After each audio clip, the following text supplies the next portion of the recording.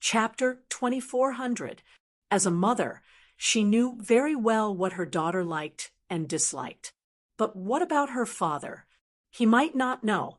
Holding the peach blossom branch in her hand, Sun Dongqing looked coldly at her ex-husband. His clothes were neat and tidy, and he walked out with a large entourage. Nothing had changed, but she knew that the entourage today was different from the usual. In the past, it was normal to be surrounded by attendants, but today, Sun Dongqing laughed. She laughed so hard that it was as if her laughing acupoint had been pressed. Even tears came out of her eyes. But today, ha ha ha, he was taken away by the Discipline Inspection Committee. After waiting for a whole week, she finally got it. Yi Jifan. Oh, Yi Jifan, you want to have a son with that *TCH outside? Ha ha ha, you made me so miserable. How can I let you go? What did the Discipline Inspection Committee not find? Ha, that's because they didn't find anything. You want to get away with it and continue to have a bright future? Bah, there's no such thing. Several cars started to move. Yi Jifan, who was sitting in the front car, looked outside calmly. When the car drove past the greenery, he saw a bright color in the greenery. At this moment, Yi Jifan's calm eyes suddenly narrowed. It was Sun Dongqing. She held the peach blossom branch in her hand and stood in the greenery. A huge wave of panic spread from the bottom of his heart. Yi Jifan, who could still talk cheerfully in front of the Discipline Inspection Committee, finally showed a trace of panic. Sun Dongqing. It was her, it was her. Her fingers trembled slightly. Yi Jifan could even feel her gaze falling on the car. This lunatic, she wants to destroy me. It was my mistake not to get rid of her sooner. What did she tell the Discipline Inspection Committee? There were some things that he didn't hide from Sun Dongqing. Even the matter with Yi Qian was handled by him and Sun Dongqing together. Other than that, there was nothing else. Corruption, taking advantage of others, receiving benefits from others. He dared to guarantee that he had never done anything like that, nor did he let Sun Dongqing do anything like that. As the car sped along, Yi Jifan, who was flustered, gradually calmed down.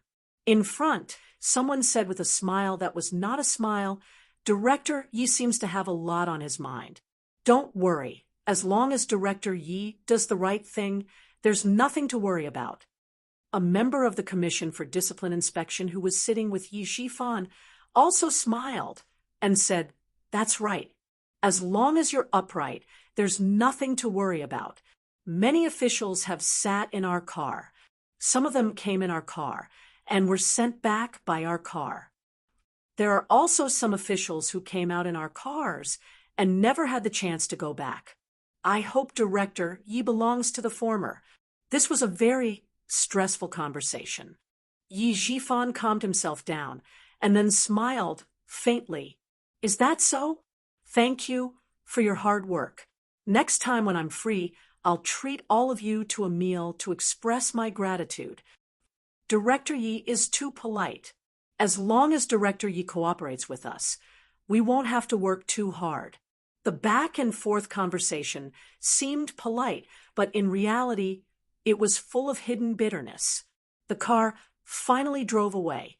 Sun Dongqing, who was laughing until tears came out of her eyes, looked away. She had to go to the station to visit her daughter. She hadn't seen her for a week and didn't know how much weight she had lost. She also wanted to tell her daughter that she wouldn't let her stay in the station alone. Sun Dongqing, who was leaving in a taxi, didn't know that she was coldly watching her ex-husband, Yi Jifan, being taken away by the Commission for Discipline Inspection.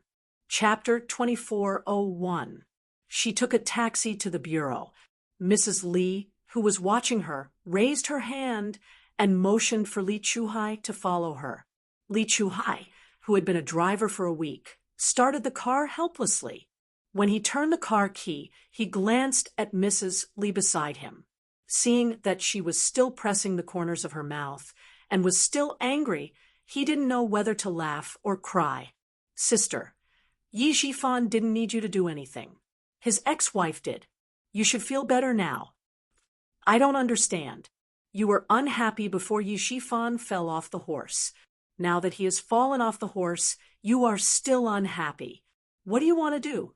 Mrs. Li was even more certain that Sun Dongqing was the one who reported Yi Jifan to the Commission for Discipline Inspection when Sun Dongqing arrived at the Urban Construction Bureau early in the morning. Seeing the sneer on Sun Dongqing's face, Mrs. Li, who was smiling, couldn't smile anymore. She didn't want anyone in this family to be smug, even if the whole family killed each other. She didn't want anyone to feel comfortable. Vent the anger in her heart. How could she vent it? She couldn't vent it. Because of Yi Jifan's family, Old Du was singled out for criticism and demerit. Old Du got demerit, and Xia Xinhui got credit for it. How could she not hate them? How could she vent the anger in her heart? Yi Jifan's ex-wife really made a bad move. What benefits could she get by dragging Yi Jifan down the horse? Although they were divorced, she couldn't get away with it. This time, the family of 3 is in the police station at the same time. Sister, you can go back to the capital. Li Chuhai knew that Mrs. Li was strong-willed and had to do everything according to her wishes. He joked, things have come to this point. The whole family is in the police station. What else is there to settle? It's all settled. I should go back to the capital, but there is one thing I need to do before I go back. The sun was a little dazzling. Mrs. Li took out a pair of sunglasses from her bag and put them on. The brown lenses covered the coldness in her eyes. As for settling, I don't. Drive to the station. Of course, you're the older sister. I'll take you wherever you want to go as long as your body can handle it. Li Chuhai smiled and shook his head. He stepped on the accelerator and drove towards the Southern Province Public Security Bureau. When Sun Dongqing arrived at the Southern Province Public Security Bureau, she turned around and saw the back of an upper-class woman walking elegantly into the bureau. There was a middle-aged man beside the lady. The two of them lowered their heads and said something to each other before entering the police station together. Sun Dongqing seemed to have thought of something as she watched the noble lady walk into the police station. A nostalgic look appeared on her face. Before the divorce, she was just like that woman, walking around with her head held high and her chest puffed out, not afraid of anything. But now, no matter where she went, she only felt tired. She didn't know when these days would come to an end. Endure it one day at a time. She walked in slowly and filled in a few forms as usual. She pressed her fingerprint and signed her name. Someone then led her in. After a while, she would be able to see her daughter. Wait outside. Someone is inside. The policeman who led her in said with a serious expression. He motioned Sun Dongqing to sit in the small room next door and wait for the person inside to come out. During the previous visits, Sun Dongqing had not changed her habit of being arrogant. As a result, she hit a hard wall. No one cared that she was the wife of the director of the Urban Construction Bureau. No one would give her face. They yelled at her and even directly ordered her not to make a scene. In the end, she was driven out of the police station with a gloomy face. Chapter 2402. Now, she was well behaved. She didn't dare to throw a tantrum and scold people as she used to. She did whatever the police said and didn't dare to act rashly anymore. Inside, the moment Sun Ning saw Mrs. Li, she was so scared that her whole body trembled. Her face was as pale as paper, and her eyes were full of fear. Mrs. Li looked at her as if she was looking at an ant. Sun Ning was afraid of Mrs. Li. She had been locked up here for more than 10 days. It was all Mrs. Li's doing. She had no one to help her. But Mrs. Li's appearance gave Sun Ning a glimmer of hope. No matter how scared she was, she bit the tip of her tongue and forced herself to walk step by step to Mrs. Li. Plop! Sunning knelt down in a daze. Li Chuhai, who was sitting next to her and playing with his phone, raised his head slightly. There was a hint of interest in his gloomy eyes. It seemed that Yi Jifan's daughter was quite capable. She was so scared that she wanted to turn around and run away, but she dragged her legs and walked over step by step. Without any skill, she knelt down heavily. She knelt so hard that her knees were bruised. She was ruthless enough. People who were ruthless enough to themselves were usually more successful. Li Chuhai, who was interested, put his phone back into his trouser pocket, crossed his legs, and looked at Sunning calmly. He wanted to see how ruthless she was to herself. "Madam, I know I was wrong. I shouldn't have lied to you. I shouldn't have hidden the ridiculous things I did when I was studying abroad. Madam, I know I was wrong." Sunning put her posture in the dust. She knelt down straight and slowly shrank her shoulders, like a bird with broken wings, showing the softest side. But her hands were clenched tightly. She dug her sharp nails into the flesh of her palms and continued to force herself not to faint and not to run away in fear. This was her chance. No matter whether she could leave or not, Mrs. Li's appearance was her chance. "Madam, Ying knows that she was wrong. I've done so many wrong things and made you lose face. Ying is ashamed of Madam's high praise." Sunning bent down. Her voice was choked with sobs, but she gradually said each word clearly. Her sincerity made people feel that she was sincerely remorseful. She didn't know why Madam Li was here. Before this, the person she wanted to see the most was Madam Li. Now, he was completely unprepared. Fortunately, he had thought about what to say to Madam Li. "Sunning, this is your chance. No matter what the outcome is, you have to seize it." In her heart, Sun Ying cheered herself on. Her apology did not move Madam Li. Instead, it made Madam Li smile. Her eyelids drooped, her gaze cold as she looked at the young woman who had caused her to become a joke and old due to be given a demerit. Madam Li let out a soft laugh. This laughter made Sun Ying's heart sink to the bottom of the valley, and there was an unconcealable panic on her face. What to do? What to do? What should she do? Madam Li didn't come with good intentions. She hadn't calmed down yet. It was very likely that she came here to make things difficult for her. She could tell from his laughter. Sun Ying bit her lower lip hard. She was afraid that the scream in her heart would come out from her throat. It was just a soft laugh, which made her understand that the person she had offended was not an ordinary person at all.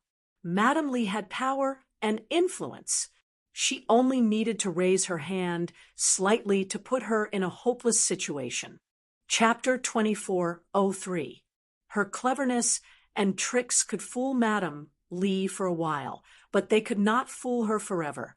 Thinking of this, Sun Ying's heart trembled so much that all the hairs on her body stood up. Suddenly, Madam Li's cold voice came from above. "Sunning, I've lived for more than 60 years, and you're the first person who dares to mess around with me. I admire your courage. You want your mother to save you? With me here, you're delusional. If you have the guts to lie to me, then you have to have the guts to bear the consequences of lying to me. What's the point of locking you up for a few days? You want your father to save you? He can't save you either. He's already been taken away by the Discipline Inspection Committee. If something happens, he'll lose his position. He'll be locked up longer than you. And the reason why your father is in trouble is because of you. Now, your parents can't even save themselves. Both of them will be locked up. Tell me, who will come to save you?" Madam Li didn't need to spend much effort to deal with someone who was just a little smart. With just a few words, she cut off all hope of Sun Ying leaving. It was enough to make Sun Ying feel desperate, hearing that Yi Jifan was taken away by the Discipline Inspection Committee. Sun Ying, who was kneeling, felt her vision turn black. Dad was taken away by The Discipline Inspection Committee? How could this be? She hadn't left yet. How could Dad be taken away by the Discipline Inspection Committee? Then who would come to save her? Who would come to save her? Sun Ying, who was kneeling on the ground, started to twitch uncontrollably. Fear, panic, despair, all came. Her mind was blank. She dug her nails into her palms until they bled, but she didn't feel any pain. Li Chuhai's lips curled up. Despair was a wonderful feeling. He liked to make others feel despair. When people saw a glimmer of hope after despair, it was even more wonderful. Feeling Sun Ying's fear, Madame Li's cold eyes finally had a faint smile. That's right. She stepped on her face like that and made her the joke of the entire upper-class society in the capital. She still wanted someone to save her? What a delusion! Now that the General Staff Department had their eyes on Old Du, the Great Hall had some movements. She really needed to restrain herself. Then, let the Yi family kill each other. Then, let's see if she could dispel the hatred in her heart. Madame Li's ruthlessness was not an ordinary kind of ruthlessness. Her ruthlessness would make the other party so afraid that it would leave a mark in the depths of their soul.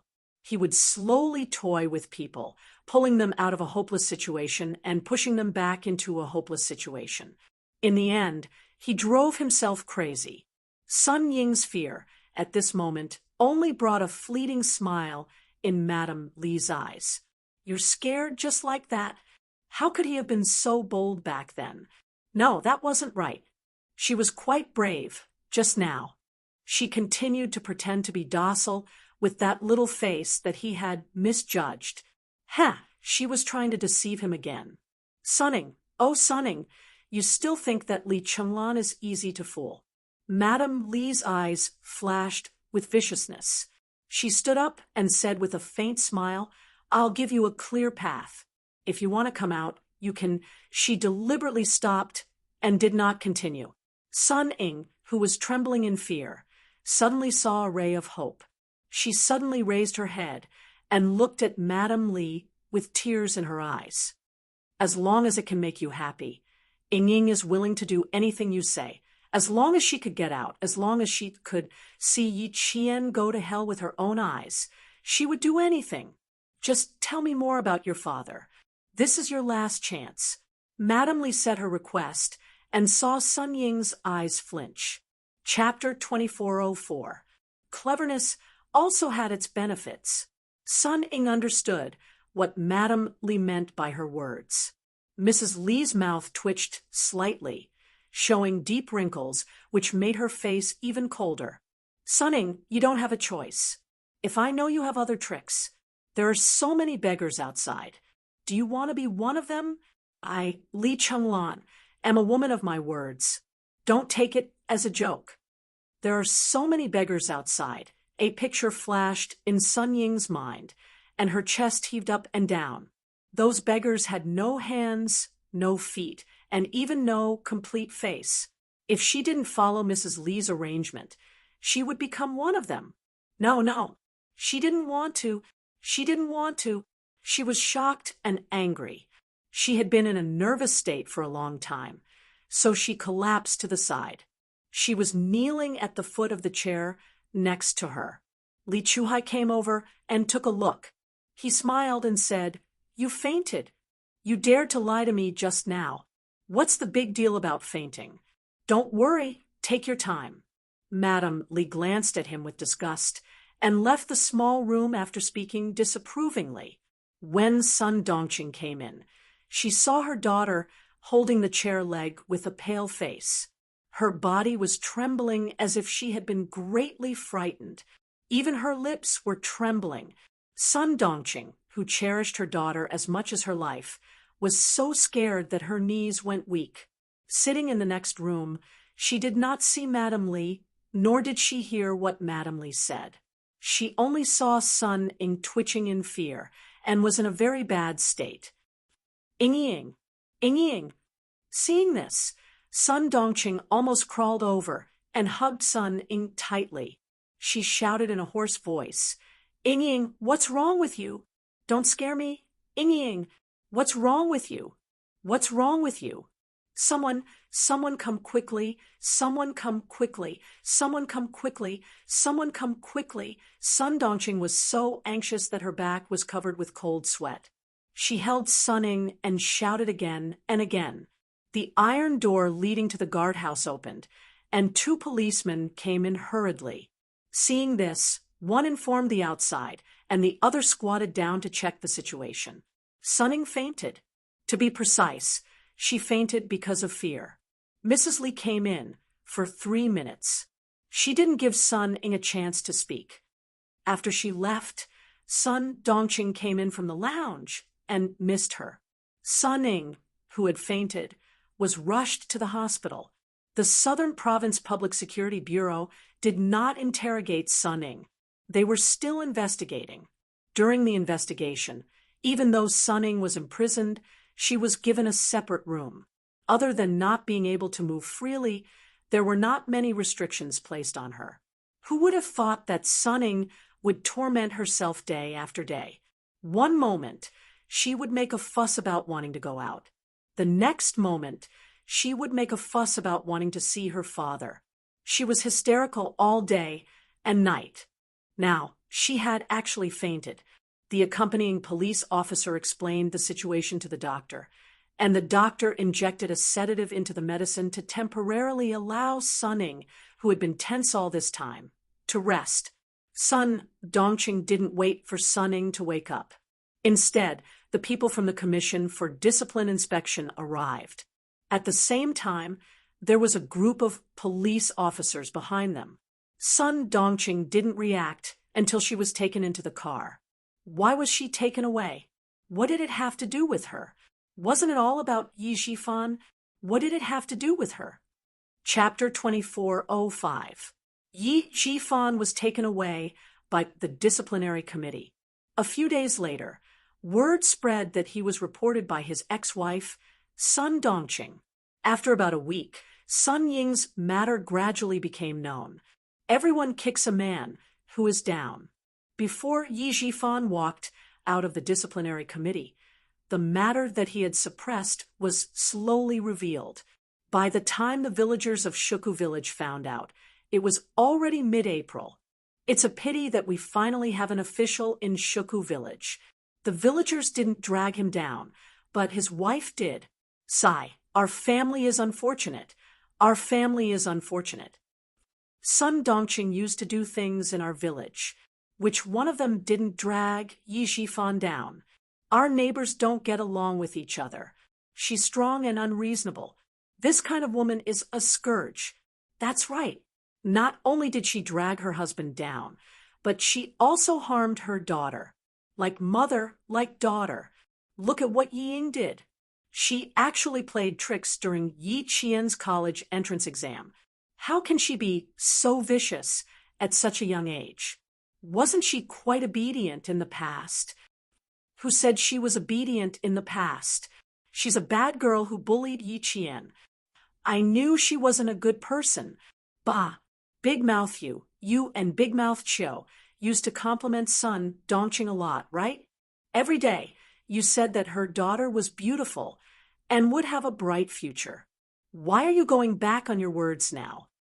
She was a famous gossip in the village. She used to say bad things about Yi Qian. Now that she was being mocked by the village's woman, she looked a little embarrassed. Isn't Sun Dongqing the wife of an official? People don't fight with officials. If I don't compliment her, what if she makes things difficult for me one day? Her words made the villagers who were gossiping roll their eyes. This Big Mouth you was even more shameless than Big Mouth Chiu. Yi Zhifan's family is ruined. His wife reported him, and his own daughter reported him. Sigh, he's really unlucky to have such a mother and daughter. Yi Ying is too cruel. How could she treat her own father like this? What Yi Ying? Her surname is Sun now. She's called Sun Ying. If she hadn't reported her father, how would she have had the chance to come out? Using her father's matter to claim credit in exchange for herself. This girl, we can't let her come back to the village in the future. She's a bad influence on our village. Yes, yes, yes. What you said makes sense. We can't let such an unfilial thing come back. We have to tell the village chief that we can't let her come back to the village in the future. The weather at the end of April was neither hot nor cold. After finishing their farm work, the villagers sat under the big trees in the village to rest. They chatted until Sunning was not allowed to return to the village. Some of the villagers passed by the Yi family's imposing two-story villa, but no one lived in it. Their previous envy turned into sighs. What's the use of building a beautiful house? The Yi clan was disbanded. Yi Qian knew nothing about what was happening in the village, Yi Jifan, or what was happening outside the school. After the end of April, it was May 1st, and the drill for the freshmen and seniors began. All personnel took the train to the northern part of the province to complete the 3-day and 3-night exercise. The freshmen were participating in the drill for the first time. It would be a lie to say that they weren't nervous. They didn't admit it, but their hearts couldn't calm down. The students sitting on the hard seats swayed along with the train. Not many of them could sleep peacefully. Yi Qian was an exception. Sitting by the window, she slept soundly. When the train was about to arrive at the station, she slowly woke up. Chapter 2406. Su Wen, who had panda eyes, kept yawning. Seeing Yi Qian so refreshed, she was so envious that her eyes almost popped out of their sockets. Jane Eyre, you're amazing. You fell asleep right after getting on the train and only woke up after getting off. How can you still sleep? After getting off the train, all the freshmen and seniors were pulled to the drill base. The freshmen took up a few carriages while the juniors took up the rest. When the train stopped, the instructor blew a whistle. Regardless of whether it was the freshmen or juniors, they all neatly grabbed their backpacks, lined up, and got off the train. The school often held drills. There were drill bases in the 4 directions of the province: the east, west, south, and north. If it was a large-scale drill, a temporary overtime train would drag the students to the drill base in one night. Su Wen pursed her lips and yawned again. After getting off the train, the soot-laden wind blew over. She whispered to Yi Qian, "Why does it feel so cold?" This time, we're at the drill base in the northwest. The weather forecast is light to moderate rain. The temperature in the mountains is 18 degrees at night and 21 degrees during the day. Yi Qian moved forward with the large group and asked Su Wen softly, "Did you bring the thermal underwear that I asked you to bring?" After a while, he still did not hear Su Wen's reply. Yi Qian, who was walking in front, looked a little pale. Su Wen was now considered a problematic student in their class. Perhaps it was because of her family. She had been spoiled by the elders since she was young. When she first came to the military academy, she had been filled with novelty. Now that the novelty had worn off, her negative emotions began to show. Yi Qian thought about what the dean, director, and instructor had said to her before the drill. His expression became a little serious. If Su Wen continues, the academy may consider asking her to transfer schools. She is not suitable to stay in the military academy. Let's observe the drill again. If it doesn't work out, we'll contact her family. This was what the dean had said to her. When she had heard it, she had been shocked. Because of this, she had done some research and found out that there were indeed such cases. It was not just 1 or 2 students who had been asked to leave, but many of them. Cheating in exams, failing a course, failing in military affairs, violating school rules, having a low attendance rate. All of these could lead to expulsion.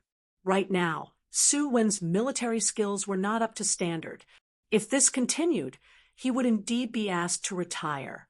Su Wen didn't dare to answer Yi Qian because she thought it was too heavy for her to carry, so she secretly took it out. She did not answer, and Yi Qian did not ask again. He was somewhat disappointed.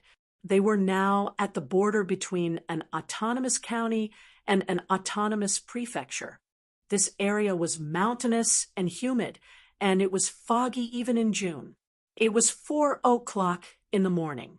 Fortunately, it was still daytime when the car arrived at the maneuver base. When it was nighttime, Suwon knew what it was like to not bring thermal clothing. This exercise was called Target High Ground, Rush Attack. This was a field training exercise. The Red and Blue armies would compete for the high ground, and both sides would win first. The freshmen and juniors would carry out actual combat training at the exercise base, which would also include electronic warfare. The train station at 4 o'clock in the morning was very quiet. The other trains coming and going stopped for about half an hour, waiting for all the students to leave the station before starting again. There were more freshmen and juniors, but half an hour was enough for them to leave the station. Within 15 minutes, everything was completed, including exiting the station and boarding the trucks. Each truck dragged about 20 people and headed towards the training base. Chapter 2407. He-Jing purposely sat beside Yi-Chien. As the car rocked, she said softly, "When Z has been having a lot of problems recently. When you were away, she was called to talk to the instructor every day. After you came back, she restrained herself a little. Forget it. Don't worry so much. I've told her all the good and bad things. She's an adult and doesn't need anyone to control her. She should restrain herself. If this goes on, it'll be difficult for her to stay." The main thing was that she might not appreciate it if she said too much. He-Jing didn't say it out loud. She only said it in her heart. After a while, Yi-Chien nodded gently. "Try to persuade her if you can. If you can't, then it's useless." If she was not controlled and allowed herself to do as she pleased, she would not be a good soldier if she forced herself to stay. In that case, it would be better to persuade her to leave early and go back to a local university to continue her studies. He-Jing knew that even if she didn't say it, Yi-Chien would be smart enough to understand. She smiled and said softly, "I'll sleep for a while more. Qian Yanjun is sitting beside me. That kid looks gentle, but when he snores, damn, he's a pig. I can't sleep even if I want to." Hearing her description, Yi-Chien smiled and looked away. Actually, she didn't sleep all the way in the car. She woke up a few times on the way, but she was always woken up by the snoring of the male students. Other than the 3 female students, everyone else in the car was male. It would be strange if they didn't snore. The car drove for 2 hours and arrived at the base at 6 o'clock sharp. All the freshmen got out of the car and lined up. There were hundreds of people in the car. Just looking at the ostentation, it was big enough. Soon, each class was given a military map and a set of drill rules. Yi-Chien took the map and scanned the drill rules. His pupils shrank slightly. The drill was still about fighting for the high ground. However, the rules were not what they knew before. The freshmen will fight for the high ground between the red and blue teams. The winning team will fight for the high ground against the winning team of the 3rd year. Yi-Chien sat cross-legged in the middle. Around her were more than 40 students from her class. With a solemn expression, her voice was steady and calm as it traveled to the ears of every student. "There's electronic warfare inside. Brothers and sisters, this is our weakness." They were commanders, and electronic warfare was indeed their weakness. For example, if someone wanted to intercept their radio waves, it would be a matter of minutes. However, it would be difficult for them to intercept the other party's communications with technical means. But we also have our strengths. Battle commanding is our forte. We use coercion to win. Yi-Chien smiled and looked around at all the students in the class. "Now, we're divided into red and blue teams. We're in the red team. One is from the School of Science. The other is from the School of Aerospace Engineering. and the other is from the School of Optoelectronic Science. The 4 academies are in the red team. Although electronic warfare is our weakness, we still have a chance to win, since we're in the same red team as the top 3 academies. On the other hand, the first-year blue team consisted of the School of Computer Science, the School of Humanities and Society, the School of Information, and the School of Mechanical and Electrical Engineering. On the other hand, the School of Computer Science in the National University of Science and Technology was a group of experts who specialized in various fields. They were also the main attacking team. Although the red team had a chance to win, it would be quite difficult. Soon, the 4 red teams gathered and began a battle discussion. Yi Qian and the other commanders opened the discussion. Each class sent 2 representatives to discuss the battle. Chapter 2408. Yi Qian was a famous person in the military academy. She was the red team's highest commander for this exercise. She spread out the battle map and began to deploy. The high ground that we freshmen will fight for is here. Now, all of us freshmen are here. She picked up a tree branch and used it as a teaching stick. She slowly drew it across the battle map. We will send a 15-man team to this high ground and secretly monitor the blue team's movements. The blue team is the main attacking team, and this is an electronic battle. I suspect that the blue team has some secret advanced weapon that the red team doesn't know about. We have to be careful. The 15-man team will be the first team to go to the high ground. It's equivalent to an assault team. Next, we will send another 15-man team to distract the enemy's line of sight. Remember, the 15-man team can't walk in a straight line or stay in one place for too long. You have to walk in circles, but you can't split up to avoid being caught alive by the blue team. At the mention of being caught alive, Yi Qian sneered. I have to remind everyone that if we are caught alive, we can only choose to die bravely. We can't let the blue team get information out of us. The heavy atmosphere was suddenly broken by Yi Qian's words. The top students from the 4 departments couldn't help but laugh. There weren't many students in the National University of Science and Technology. Unlike the translation department of a local university, there were many classes.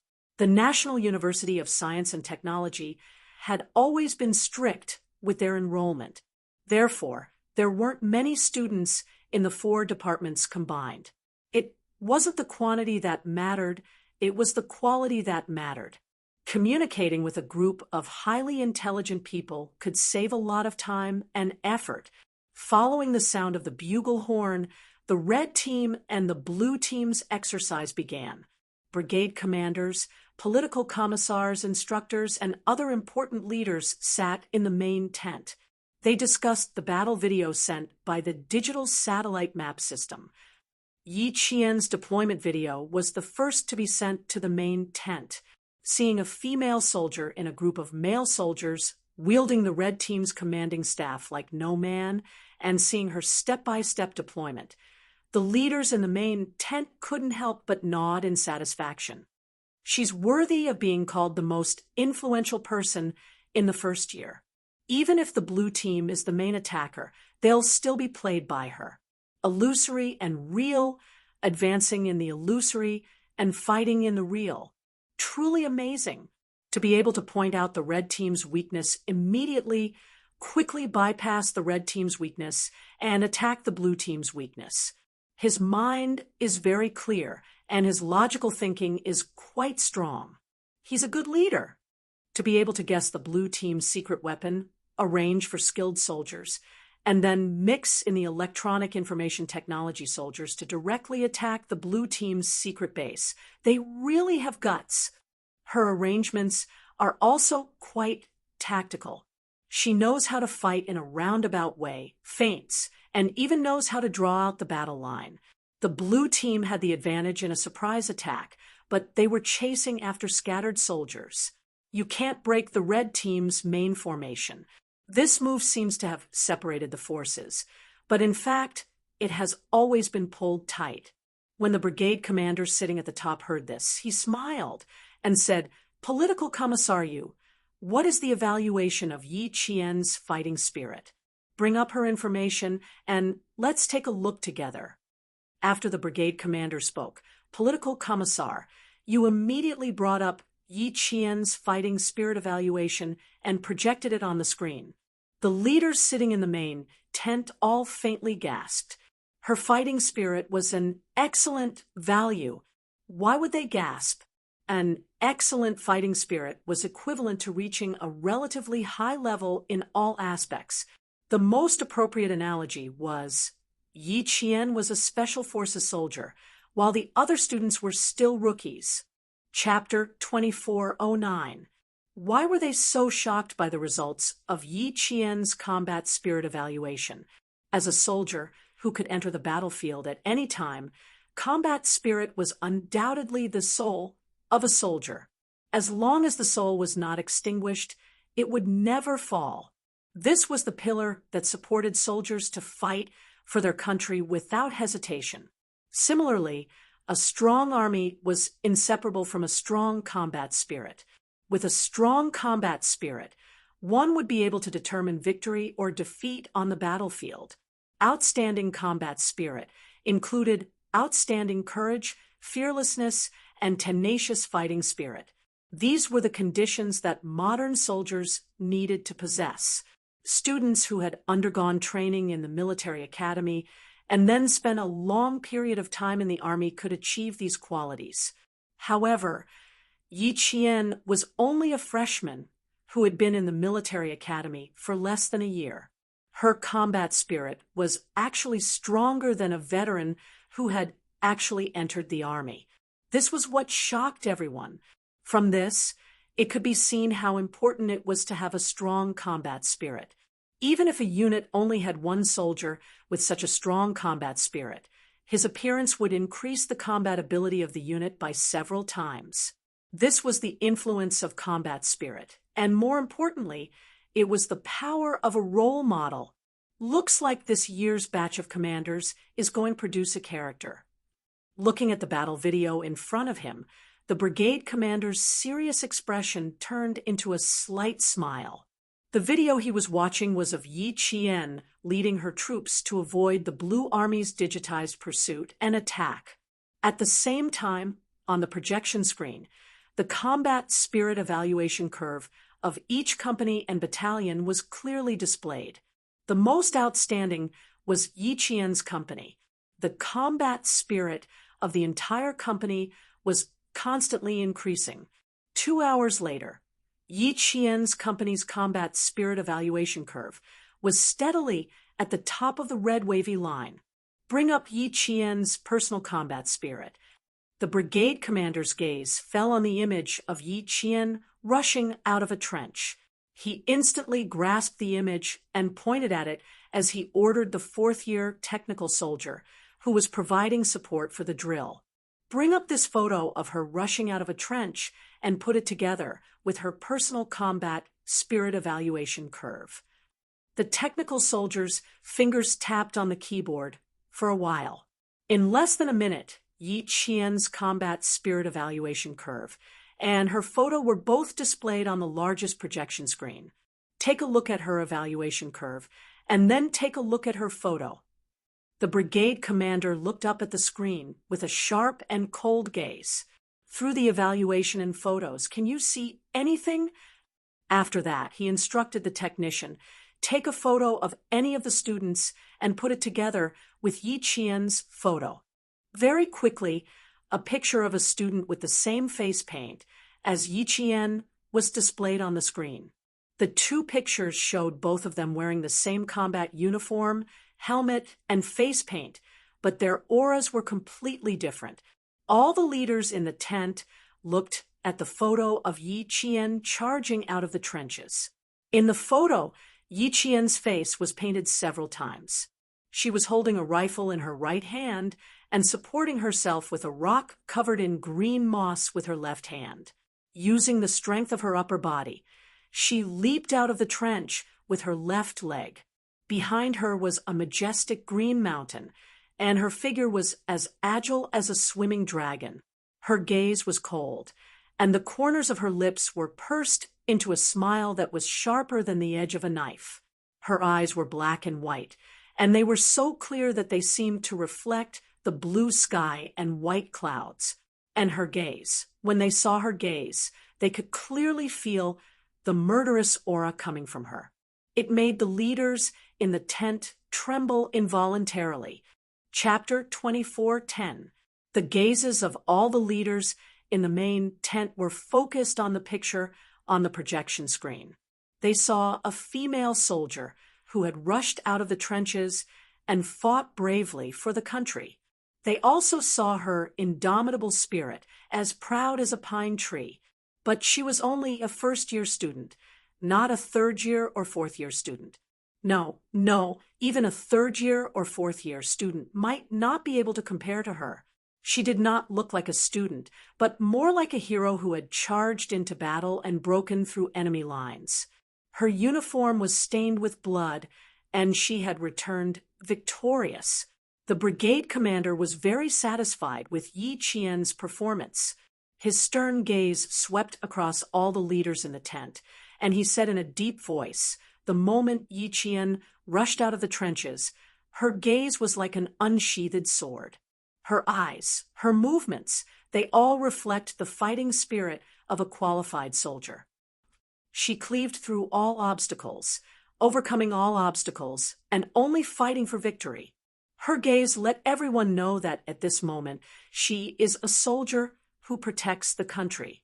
The brigade commander's words made the leaders nod slightly in agreement. Indeed, the fighting spirit that Yi Qian displayed was indeed shocking. Her existence was like a dazzling star, directing the red team in the right direction. For this practical exercise, our starting point is to first stimulate the fighting spirit of the students and inspire them to have the awareness that a soldier should have. The second is to let them know how important it is to fight for every second on the battlefield. Third, let them fail in all aspects.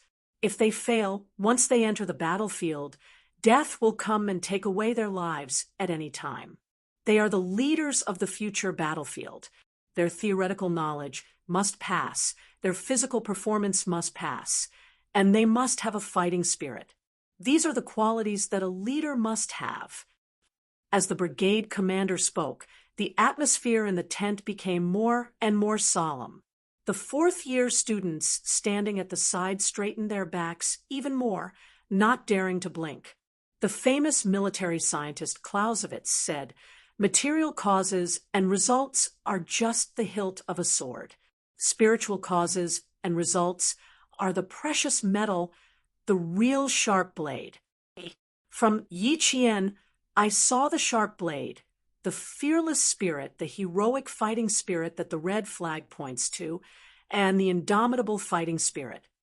Everyone, this student has the spirit that many modern soldiers lack.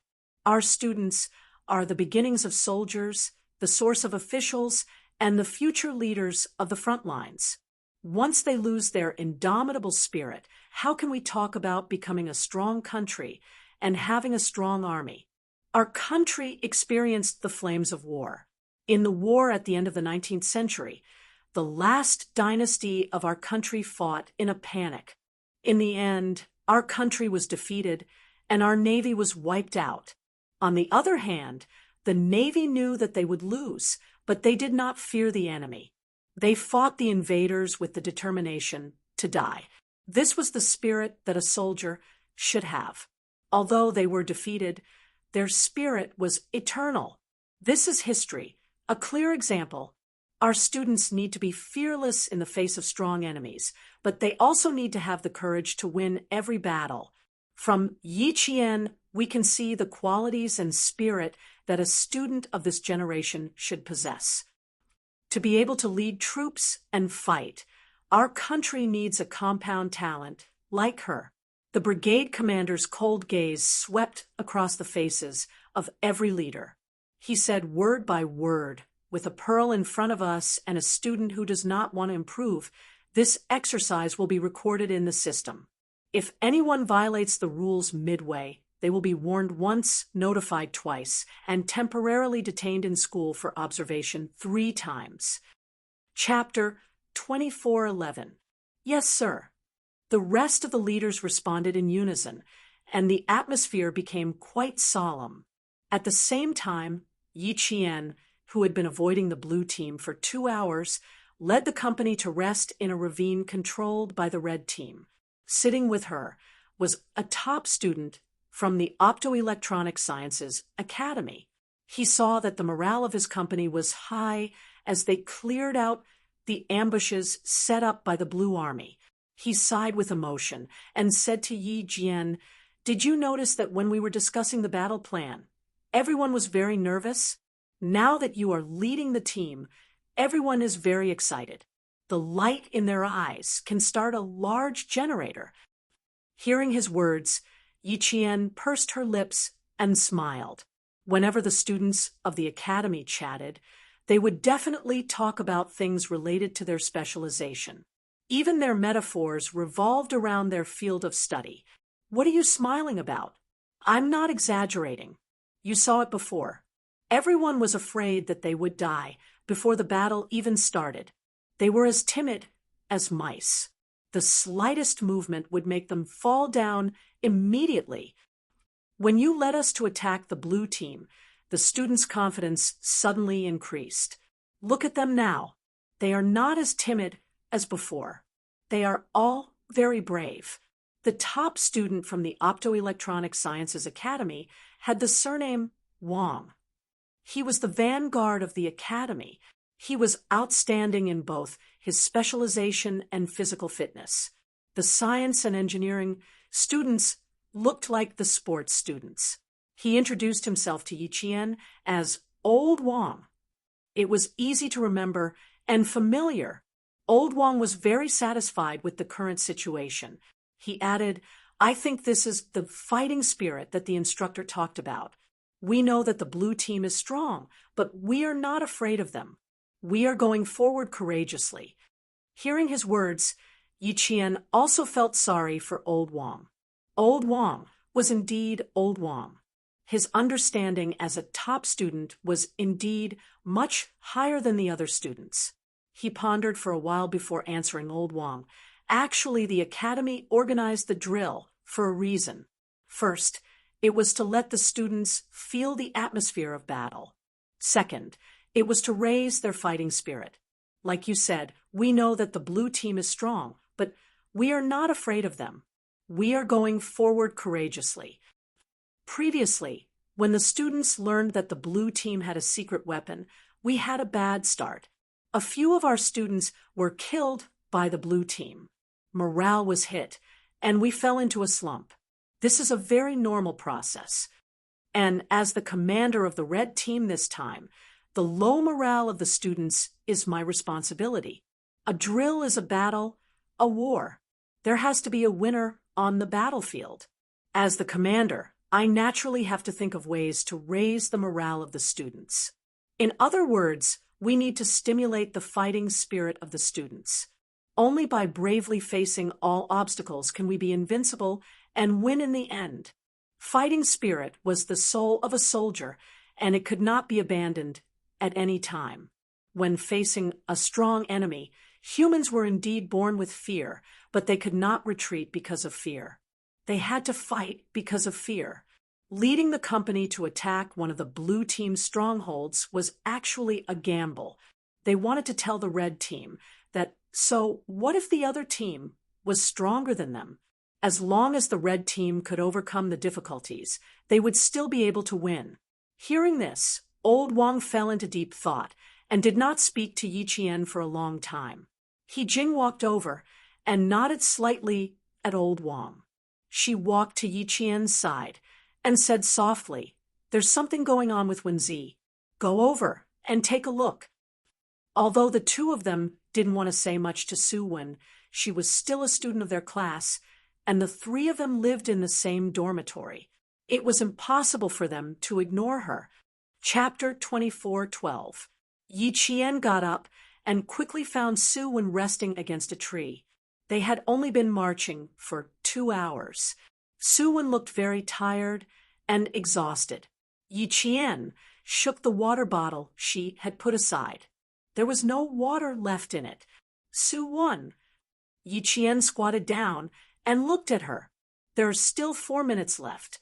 Get up and move around to refresh yourself.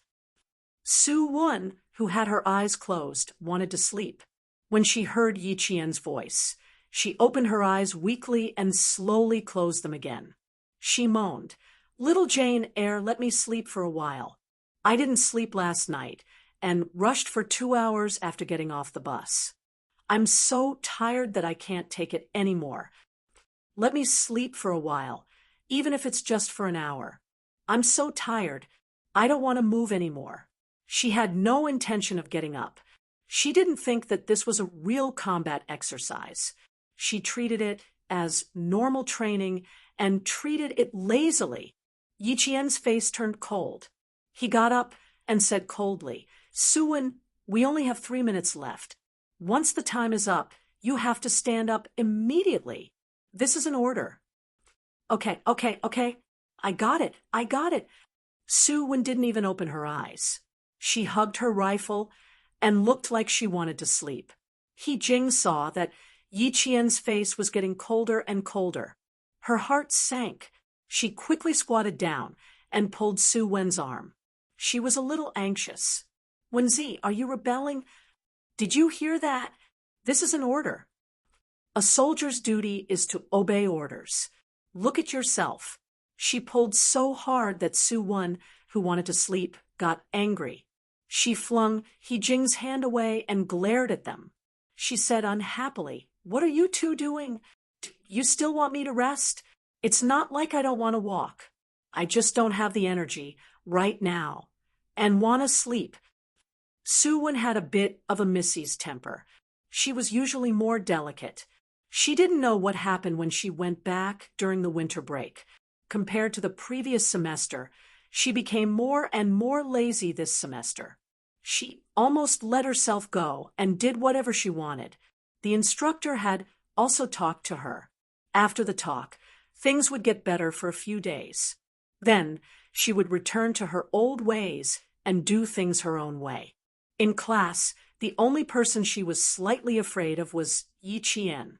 Now she was angry, but because Yi Qian was standing right in front of her, she did not dare to speak loudly.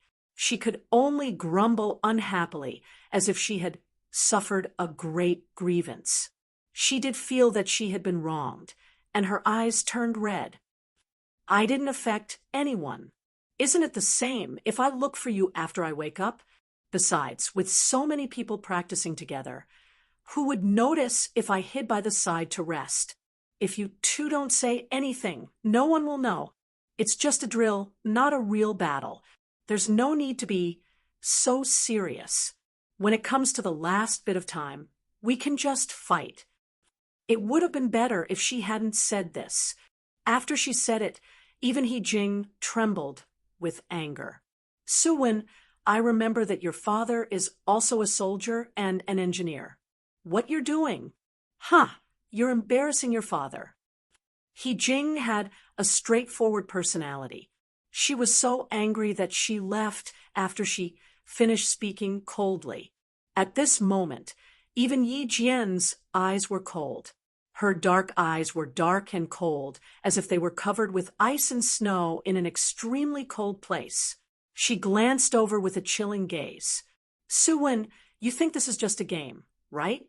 A game where you can do whatever you want, and all of us are just playing along with you." Chapter 24:13. You didn't affect anyone? Suwon, your actions have already affected our fighting spirit. Based on your current behavior, you can be directly dragged out and executed by firing squad. Sleep a little longer? You're really amazing. Our comrades in front were fighting with their lives on the line, yet you're sleeping peacefully. In the end, our comrades charged and broke through the enemy lines to obtain results. Then you slowly popped up and shamelessly shared the results. Suwon, I feel ashamed that our red team has someone like you. The better the relationship, the more disappointed he would be if she said that he couldn't do it during training. Then he would persevere with her and wait for her to finish before clapping and celebrating. It didn't matter. They would fight side by side, grow together, and train together. However, what Yi Qian didn't expect was that Su Wen would shamelessly say things like, "Sit back and enjoy the fruits of others' labor." At this moment, Yi Qian was completely disappointed. If her physical fitness wasn't good, she could still train. If she couldn't do it, then training would be useless. Su Wen didn't expect Yi Qian to be angry. Looking at her cold and expressionless face, Su Wen's heart thumped. She stood up in a panic. "Little Jane, don't be angry. I'm just really tired. I really want to sleep. Don't be angry, don't be angry. I'll leave now. I'll follow you immediately." This time, Yi Qian didn't forgive her. Her eyes were cold as she said calmly, "Those who like to fight will die. Those who forget to fight will be in danger." Normal combat preparation and acting are based on actual combat requirements to improve the combat effectiveness of troops. Su Wen, this is what the instructor said during the first period of our military theory class. And you've already forgotten all of this. Su Wen, you've disappointed all of us. After Yi Qian finished speaking, he didn't look at Su Wen's shocked expression. He turned around and left. Su Wen anxiously chased after him. Then she heard Yi Qian say, "Do you think that the military camp won't know that you're sleeping alone? Touch your armband. There's an all-weather tracker inside. There's also an automatic sensor on the metal frame nearby. Our battle situation will be sent back to the military tent in the form of pictures and videos at any time." Su Wen, do you really think you can have a good sleep? Do you think that everything will be fine just because you've been admitted to the military academy? Su Wen, who was chasing after them, suddenly froze. At the same time, her eyes were extremely flustered as she looked around. When she saw that there was a high-voltage tower less than 100 meters away from her, the panic on her face could not be concealed. She just wanted to slack off secretly and not work so hard if she could. Grandma had already said that there was no need for a girl to work so hard. The most important thing was to marry into a good family. Given her current school, she would be a grassroots officer in the future, and it would be easier for her to find a boyfriend with a good family background. Recalling Yi Qian's last words, "Do you really think that everything will be fine now that you've been admitted into the military academy?" Su Wen's heart skipped a beat. Realizing that she might be in trouble, her face turned pale. The 10-minute break was over. Yi Qian continued to lead the troops towards the high ground. He Jing met up with Yi Qian midway. When she mentioned that Su Wen was not acting recklessly, she couldn't help but ask Yi Qian, "How did you understand all of a sudden?" Look, just now when she ambushed the blue team, she was even braver than the male students. "Su Wen isn't stupid. She's just lazy. I told her that everything will be fine now that she's been admitted into the military academy. She's smart, so she naturally understood what I meant." Yi Qian sighed softly. Seeing the change in He Jing's expression, Yi Qian smiled and said, "We're in the same class after all. She's not a bad person, but..." Chapter 24:14. She just likes to play a little tricks to avoid the hardships, right? He Jing spoke up for Yi Qian. She patted Yi Qian's shoulder lightly and sighed, "Little Jane Eyre, I realize that you are actually a very soft-hearted person to the people around you. You forgive people very easily." Yi Qian raised an eyebrow. "Am I?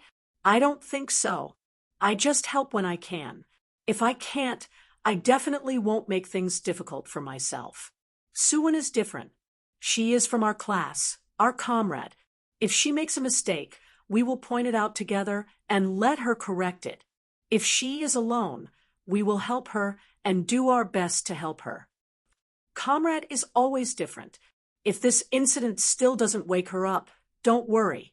I won't say anything else and let the Academy handle it.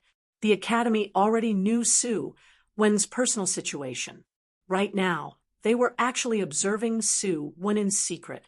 If she still didn't want to improve during this exercise and really wanted to find a place to sleep, then wait until the battle for the high ground. What awaited Sue Wen would definitely be expulsion.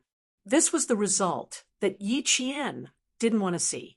She would do her best to help Sue Wen once more. If Sue Wen was still the same as before, she wouldn't care anymore. The latest news came from the front lines. 2 of the red team's battalions were ambushed by the blue team. The red team's 2 battalions immediately came to their aid. In the end, the blue team didn't have much of an advantage. The blue team's commander immediately adjusted his tactics and cut off the red team's communications. This caused the red team to lose contact with the command center. The blue team then took the opportunity to attack. The red team had already analyzed the blue team's strong points. Yi Qian made it clear that even if they lost contact, their goal wouldn't change. Even if they lost contact, they would still continue to move forward. Therefore, when the other battalions lost contact with Yi Qian, they didn't panic and stubbornly fought with the blue team. They tracked our route. 2 of our students were alone and were ambushed by the blue team. They are now dead. From the side came the latest battle situation from one of the battalions. They were already engaged in close combat with the blue team. I suspect that the blue team has already cut into our communications to steal information. A call from one of the red team's camps reached the blue team's camp.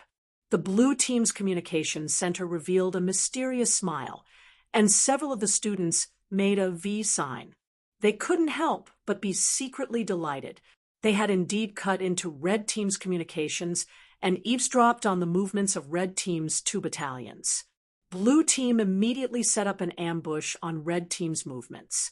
The only bad thing was that the red team had dispersed, which meant that the blue team's forces were also dispersed. Both sides' marching speed was delayed. There's no need to rush. Just follow our original plan. A clear female voice came through the earpiece. It was like a spring breeze, exceptionally pleasant to the ear. Thank you for your hard work, Brother Blue Fawn. See you later. The first sentence was for the brothers on the red team, while the second sentence was for the blue team. The blue team technical students, who had just made a V sign, looked at each other. They felt that something was wrong. Soon, the communication with the red team was interrupted, and the technical students of the red team took action. Rebuild the firewall. Quick! The technical students of the blue team didn't have time to think about what was wrong. They hurriedly guarded their communications. If the red team counterattacked, the blue team would be in trouble. The red team's movements sped up, and the blue team followed closely behind. The command in both camps was in full swing. The brigade commander, political commissar, and other leaders in the main camp all had serious expressions on their faces as they watched the first-year freshmen begin their actual combat training. Chapter 24:15. The first-year drill was to occupy the high ground before 5 p.m. First come, first serve. Right now, the advance of both sides was delayed by each other's tactics, so the movement speed of the majority of the troops was quite slow. The early sun slowly rose. At noon, the clear sky suddenly changed, and dark clouds gathered. Half an hour later, it actually began to drizzle. Downhill, it's all green moss. Slow down. The blue team ambushing the red team carried their guns and slowly made their way through a steep hill. The hill was facing away from the sun, so there were more rocks and a thick layer of moss growing on them. If one was not careful, they would slip and fall. The blue team students at the front carefully climbed down a rock and reminded their comrades behind them to be careful of their footsteps. Don't just look at your feet when you walk. Remember to pay attention to your surroundings. Don't let the red team counterattack. The blue team's movements were similarly cautious. The blue team communicators in charge of communications were constantly reporting their latest movements to the blue team's military camp so that the military camp could tell the red team how far away they were. The experts from the computer science department had hacked into the satellite system of the main military camp. Before the fourth-year students had noticed, they had actually intercepted the red team's current movements. The blue team commander immediately deployed his troops to ambush the red team in advance. However, they did not know that the target of the ambush was none other than the Red First Company, led by Yi Qian. It was drizzling, although the rain was not heavy, and even though they had put on their raincoats in time, they were still soaked from the long march. Yi Qian slowly bent down. Her slender hand gently pushed aside a clump of grass. A footprint on an ant's nest was clearly visible, and it had been left not long ago. Following Yi Qian's reminder, the various groups of communicators quickly learned that the blue team had ambushed them ahead. They immediately passed the information to the red team students. In the drizzle, a group of young faces that had been in the military academy for almost a year all revealed cold and solemn expressions. From their youthful faces, one could already see that they were beginning to have the coldness that a soldier should have. The blue team never would have thought that they would be exposed with a single step in the main military camp. The video of Yi Qian observing the footprints in the grass once again appeared on the projection screen. Seeing her calm command, precise and powerful battle deployment, and her experienced observation, even the brigade commander could not help but be surprised. He asked Political Commissar Yu, "Has Yi Qian participated in military exercises before?" Why did he look like an experienced veteran? The military academy did not know much about Yi Qian. Therefore, Political Commissar, you could not answer this question. No, she did not participate in any battle drills in her file. Then that's godly. Every step and move of hers is exquisite. Lan Fang has such a great advantage, but in front of her, it's actually useless. In that case, I'm looking forward to the drill with the third-year students the day after tomorrow.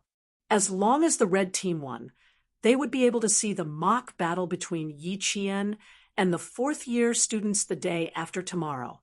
Up ahead, the blue team students were a little confused. They were the ones who had ambushed the red team. So why was it that the red team had surrounded them instead? Break out of the encirclement first. Don't get entangled with them. This way, go around them. No, the road ahead is blocked. We can't get through. The blue team was in a state of panic. When the student leading the team saw that a company of red team had arrived, he knew that there was no way for him to rush out. He gritted his teeth and said, "If we can't rush out, then let's keep them close. No matter what, we have to bite off a piece of meat. 15 people, one person each, we can still take out 15 people from red team." It was no different from a fight to the death. It was still better than being directly surrounded and disarmed. Chapter 24:16. 15 people killed 15 students of the red team. This score was very clear. However, the reality was cruel. The 2 male students had just come out and were killed by Yi Qian in seconds before they could do anything. The 2 male students on the other side found out and quickly came to help. Similarly, they were subdued by one of their hands before they could make a few moves. Song Jiqiu, who was with Yi Qian, saw everything clearly. She was really shocked to see that she killed one student in a few seconds. When she directly threw the student of the blue team, who was at least a head taller than her, over her shoulder, Song Jiqiu and the other red team students couldn't help swallowing their saliva. It was too scary. How could she throw such a tall male student over her shoulder? The student of the blue team, who had been turned upside down, didn't come to himself for a long time. He didn't even realize what was going on. His lower body was unsteady, and his upper body was locked. He felt the sky and the earth were spinning. He screamed, "Ouch!" and fell into the grass. It was raining, and the grass was full of water. The student of the blue team's back was all wet after he fell. His hands were even stained with the grass fragments. Seeing so many people, the red team swallowed their saliva. No wonder Yi Qian said there were only a few people, and it was a waste of time to set up a minefield. With her speed of killing people, even a simple minefield would be a waste of time. Although there were no real swords or guns in the actual combat exercise, there were real minefields and so on. Of course, they were all fake minefields. Fake minefields didn't have explosive power. After all, they were only freshmen. There were many things they hadn't learned yet. Even if the school wanted to promote the fighting spirit of individuals and teams, they wouldn't joke about the lives of these future army leaders. The real military exercise with a certain casualty rate would only have a real casualty rate when they joined the army exercise in their senior year. The students of the blue team wanted to kill one student of the red team each. In the end, they couldn't accept the fact that they were killed in action. Among the people they met, 2 of them were the most powerful. A petite female soldier directly killed 6 people by herself. A tall male soldier killed 3. As for the rest, it was not worth mentioning. They were hugged, dragged, and pounced on. In the end, only 1 student of the red team was killed in action by a student of the blue team. Reality was so cruel that they couldn't accept it. When the other blue team student saw that something was amiss, he immediately sprinted away. In the end, before the red team student could chase after him, he tumbled to the ground and let out a scream that was even more unsettling than spring thunder. Yi Qian quickly finished off the last 2 blue team students and immediately came over to check. At around 3 o'clock in the afternoon, news came from the front line that the blue team students had been ambushed by the red team. One of the students accidentally fell while escaping, resulting in a broken leg. Once the location was determined, troops were immediately sent to rescue the student, sending him to the nearest hospital. "Give me the straps and cut a few more bamboo branches." Yi Simple knelt on the ground, skillfully and quickly dealing with the fractures of the injured blue team students. He pulled up the trousers and pressed lightly with his fingers. Based on the student's reaction, he determined that the student's calf was fractured and needed immediate treatment. During the ambush, Yi Qian did not make a sound. Now that he was treating the fractures of the blue team students, the moment he opened his mouth, he forced the wounded to swallow their screams. The surrounding blue team students asked uncertainly, "Are you the commander type Yi Qian? That super strong physical Yi Qian?" Yi Qian was binding the wounded to prevent a second fracture. Hearing this, he smiled and said, "I am indeed the commander type Yi Qian. As for the super strong physical Yi Qian, I don't know who you are." Chapter 24:17. It must be Yi Qian. Among the female students, you are this one.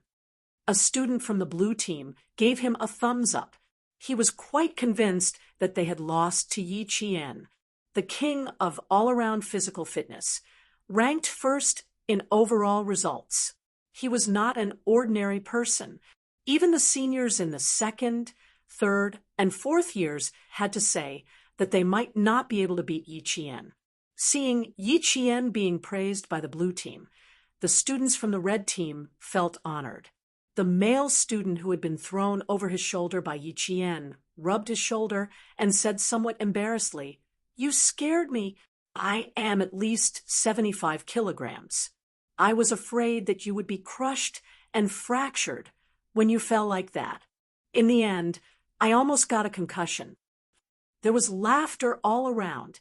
Yi Qian reminded them, "Red team, be more alert. Don't be killed by the blue team the next second when you are laughing." After being reminded, the red team students kept a serious face. Even the blue team students did not dare to say anything. Yi Qian cut off the thumb-sized bamboos around him with his dagger. He cut off the branches and fixed them in place for the student. He used a bandage to fix one layer first. Then he asked the student to cut a few more bamboo branches and fixed another layer with a bandage.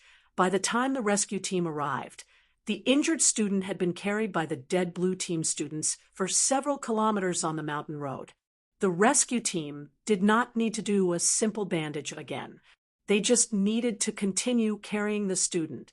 The rain was not heavy, but it had a great impact on the freshmen. Among them, except for Yi Qian, even the commanding male soldiers, such as Song Jiqiu, could not stand it. It was 2 o'clock in the afternoon. There were still 3 hours before the end of the actual combat training exercise for the freshmen. The blue team took advantage of their advantage again and attacked a camp of the red team. At the same time, the red team's scattered forces began to gather. The blue team was used to dispersing. The red team's sudden change made the blue team's military tent very busy. What? Did you not see them? Didn't you keep a close eye on them before? They ran away. Where did they run to? Don't you know how to chase after them? They didn't come? That's impossible. Their mobile route is here. How could they not come here? You battalions gather immediately and concentrate your forces temporarily. There are still 2 hours before the end of the exercise. We still have time. Let's concentrate our forces and advance towards the highlands. Quick, you guys, come and look at the battle map. Red team's movements have changed. Something's wrong. Throughout the entire exercise, both the red and blue tents were filled with freshmen. Other than them, no one else helped them.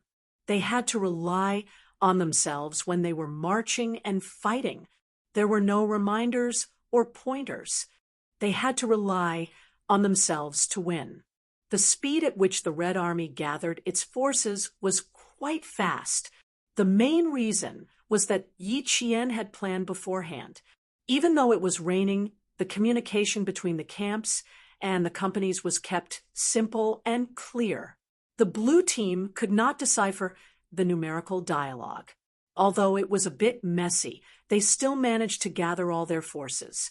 At 4 o'clock in the afternoon, the red team launched an all-out counterattack. Only then did the blue team realize that they had been led by the nose by the red team from the beginning. The red team's forces were fully concentrated, but the blue team's reaction was a few beats too slow. They were swept away by the red team's main forces. Even if they had a satellite map tracking system for electronic warfare, it was useless at this time. It's over. They're coming in full force. Second Company can't stop them. Chapter 24:18. First Company, reinforce them. Slow down their march. 3 battalions were wiped out. We lost. 90 people. 4th Battalion fled and regrouped with 2nd Company. In the main tent, the combat spirit evaluation curve of each student fluctuated intensely. In the red team, led by Yi Qian, the combat spirit evaluation curve of all the students rose. Their collective combat spirit reached an unprecedented level, and the thick and red curve at the top remained in first place from start to finish. There was not much fluctuation in the middle. This proved what the brigade commander said at the beginning. A soldier with a strong combat spirit could influence the entire army. This was the power of a role model. Fight for the final high ground. Wipe them out. 1st Company, charge. 6th Battalion, 5th Company, bring up the rear. 2nd Company, sweep them out. Yes. Roger. Execute immediately. Following Yi Qian's orders, the red team, whose morale was high, advanced towards the final high ground. At 4:34 p.m., the red team achieved total victory with a suppressive attack. This was a roundabout battle. It was also a battle where the red team jumped out of their weakness and scattered the blue team's forces. They jumped out of the blue team's strong suit and achieved total mobility. In the end, the scattered forces quickly gathered and caught the blue team off guard. By the time the blue team reacted, the red team's mobility had far surpassed the blue team's. They had finished gathering the scattered forces and gathered the main force. At this point, the outcome was clear. In the end, there was conflict, there was rear guard, and there was restraint. The various battalions and companies worked together to form 3 major forces to seize the high ground. The blue team's morale was damaged, and they were forced to retreat.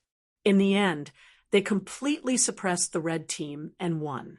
A single drill was enough to determine the winner and loser. The blue team lost. The 8 schools regrouped. All the students stood in the drizzle. Even after a day of drills, their backs were straight like unbreakable pine trees. The brigade commander announced the results of the drill. The red team had won. The blue team's commander could not see through the red team's strategy in time. Even with the support of the satellite system, it was useless. At 5:30 p.m., the freshmen set up camp. The commanders of both sides gathered in the main tent. The commander of the blue team could not help but feel nervous. When he passed by Yi Qian, he could not help but ask softly, "Do you think we'll be scolded?" "I don't think so." Brigade commander looked fine, just now. Yi Qian knew the blue team commander who was talking to him. He lowered his voice and comforted him. He should be pointing out where we are lacking, where we need to correct, and where we have made mistakes. That's right. It would be great if that was the case. The male student pursed his lips uneasily. After all, he was only a freshman. Although he had changed a lot, he hadn't been through enough training and couldn't remain calm. The main military tent was right in front of them. There were 2 fourth-year students standing guard outside with rifles in their hands. They stood upright and solemnly on the left and right, watching the first-year students walk past without looking sideways. They were extremely professional. As he walked past the military tent, the first thing Yi Qian saw was the projector screen hanging at the most prominent part of the tent. The reason why he noticed it first was because there was a picture of himself on the projector screen. Judging from the position of the photo, it was taken in the morning when she led her troops to destroy the blue minefield and rushed out of the trench. Yi Qian had never seen a photo of himself in combat before. When he saw it, he was a little stunned. Chapter 24:19. He looked a little different. The other students had already seen Yi Qian's photo. When they first saw it, their hearts skipped a beat. They were stunned by Yi Qian's gaze in the photo. It was full of sharpness and killing intent, as if he would point the gun in his hand at their heads in the next second and fire a fatal shot. Some people were stunned by Yi Qian's murderous gaze. Even their pupils constricted. After one glance, they did not dare to take a second look. There were also some students who were stunned by the sharpness, standing in place without moving for a long time. Other than the brigade commander, there were also the political commissar and other leaders of the military academy in the main tent. The tables and chairs in the tent were all folded up and put away. No matter who it was, they were all standing and facing the projection screen. Take a look at this photo. Do you see anything? The brigade commander asked in a low voice. The question he asked was the same one he had asked the leaders when he first saw Yi Qian's photo. What do you see? Start with the blue team camp. The blue team camp's commander-in-chief stared at the photo that made his heart skip a beat. He was even a little afraid. Pursing his lips, he steadied himself before saying, "I see the killing intent. Her gaze is like a bullet, making me not dare to look directly at her." Another blue team camp student said, "I see the killing intent, the drive, the fearlessness of sacrifice." The blue team camp had a total of 6 commanders. None of them spoke a word. but the one thing they had in common was that they saw the terrifying killing intent in Yi Qian's eyes. That was a gaze that made them not dare to look directly at her. Just one glance was enough to make them lose half of their confidence. The brigade commander nodded slightly, then asked the red team camp. Compared to the blue team camp, the red team students were more talkative. The red team student, Old Wang, said with a solemn expression, "It was precisely because of the determination in Yi Qian's eyes and the fearlessness in her actions that our morale was greatly boosted, especially when she led us to destroy one of the blue team's strongholds. We red team students seemed to have seen hope. There was really not much fear in our hearts. We only had one thought, and that was to continue fighting with Yi Qian. There would definitely be no problems. We would definitely win."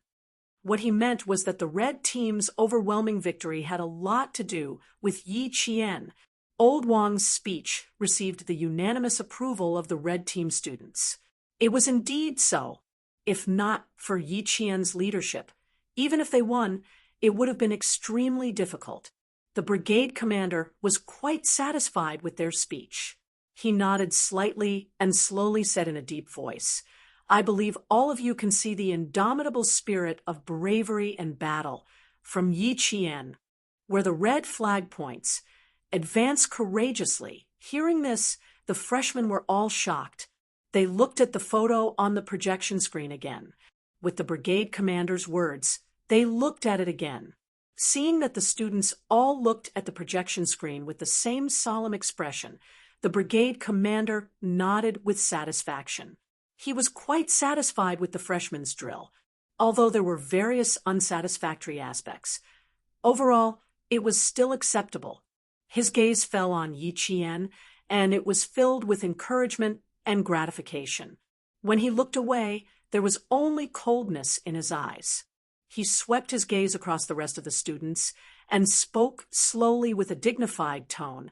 Just now, the red team students said that because of Yi Qian's existence, they saw hope and no longer had any fear. This is the fighting spirit that all of you must have as soldiers. I hope all of you can continue to work hard, and I look forward to your next performance. Chapter 24:20. Facing the young students who were still young but had the temperament of a soldier, the brigade commander carefully guided them. He spoke with a majestic voice, making the young students present feel as if thunder had struck their ears. They did not dare to be distracted at all. He looked forward to the drill the day after tomorrow. He looked forward to the wonderful performance of each student. He also looked forward to the future of them shouldering the responsibility of the country and fighting for the country. Therefore, students, you need to have the fearlessness of not being afraid of strong enemies, but also the courage to win every battle. From Yi Qian, you can see the quality and spirit that the current generation of students should have. This is what you need to learn. Why did the red team say that with Yi Qian leading them, they think they will win? This is the influence of the fighting spirit. It will subtly influence you and stimulate the part of you that has not awakened yet. The purpose of this exercise is to train your fighting spirit. It is to see if you have the courage to compete with the strong enemy. Can you see the strong points of the strong enemy and further improve your fighting ability? Students, the future of national defense depends on you, and the future of the future will depend on you to take the hard work of your seniors and pass it on from generation to generation.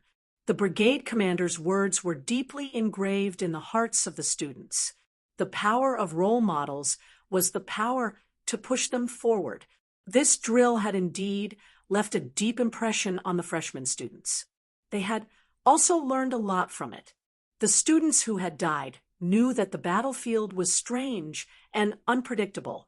They did not know how they had died. They were very glad that this was a drill. If it was a real battlefield, they would not be able to return. The students who were shocked knew how they should develop in the future. Only by improving their abilities in all aspects could they face a real war calmly. Only then could they be fearless of strong enemies and overcome all difficulties. Yi Qian in the photo also shocked the freshman students. It also made them know how big the gap between them and Yi Qian was. However, Yi Qian was indeed a little embarrassed by the brigade commander's praise and the students' praise. She did not like to be too ostentatious, nor did she like to be compared. In addition, her starting point was different from the freshman students. Yi Qian was embarrassed and guilty at the same time. Therefore, when the meeting was adjourned, Yi Qian found Political Commissar Yu and softly explained his purpose for coming. Take down the photos? Why?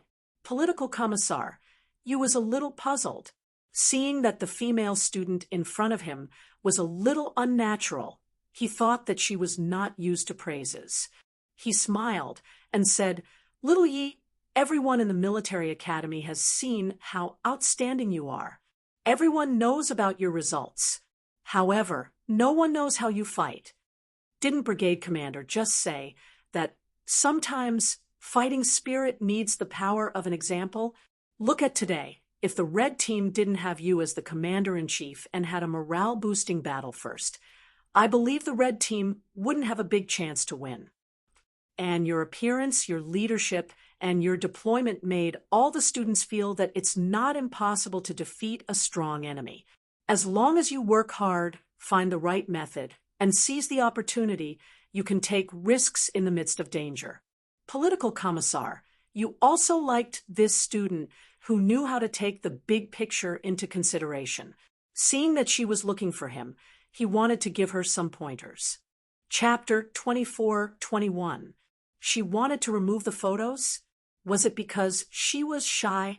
Political Commissar, you smiled. You also told all the students that if you want to defeat a strong enemy, you have to defeat yourself first. If you want to have the courage to face a strong enemy, you have to have the confidence to do so. And to defeat yourself and have the confidence to do so, it all comes from your hard work. Little Yi, you have taken the lead. There is a power in your body that makes us feel shocked. This is a power that pushes everyone forward, a power that can let people see hope. It was strange for this power to appear in a little girl. She was like a hero who came back from a bloodbath, giving hope to those who fell into despair.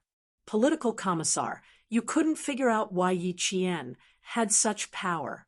But if he knew that Yi Qian had lived 2 lives and knew about the twists and turns of the 2 lives, it would not be hard to understand. Living was hope, and hope was always for the living.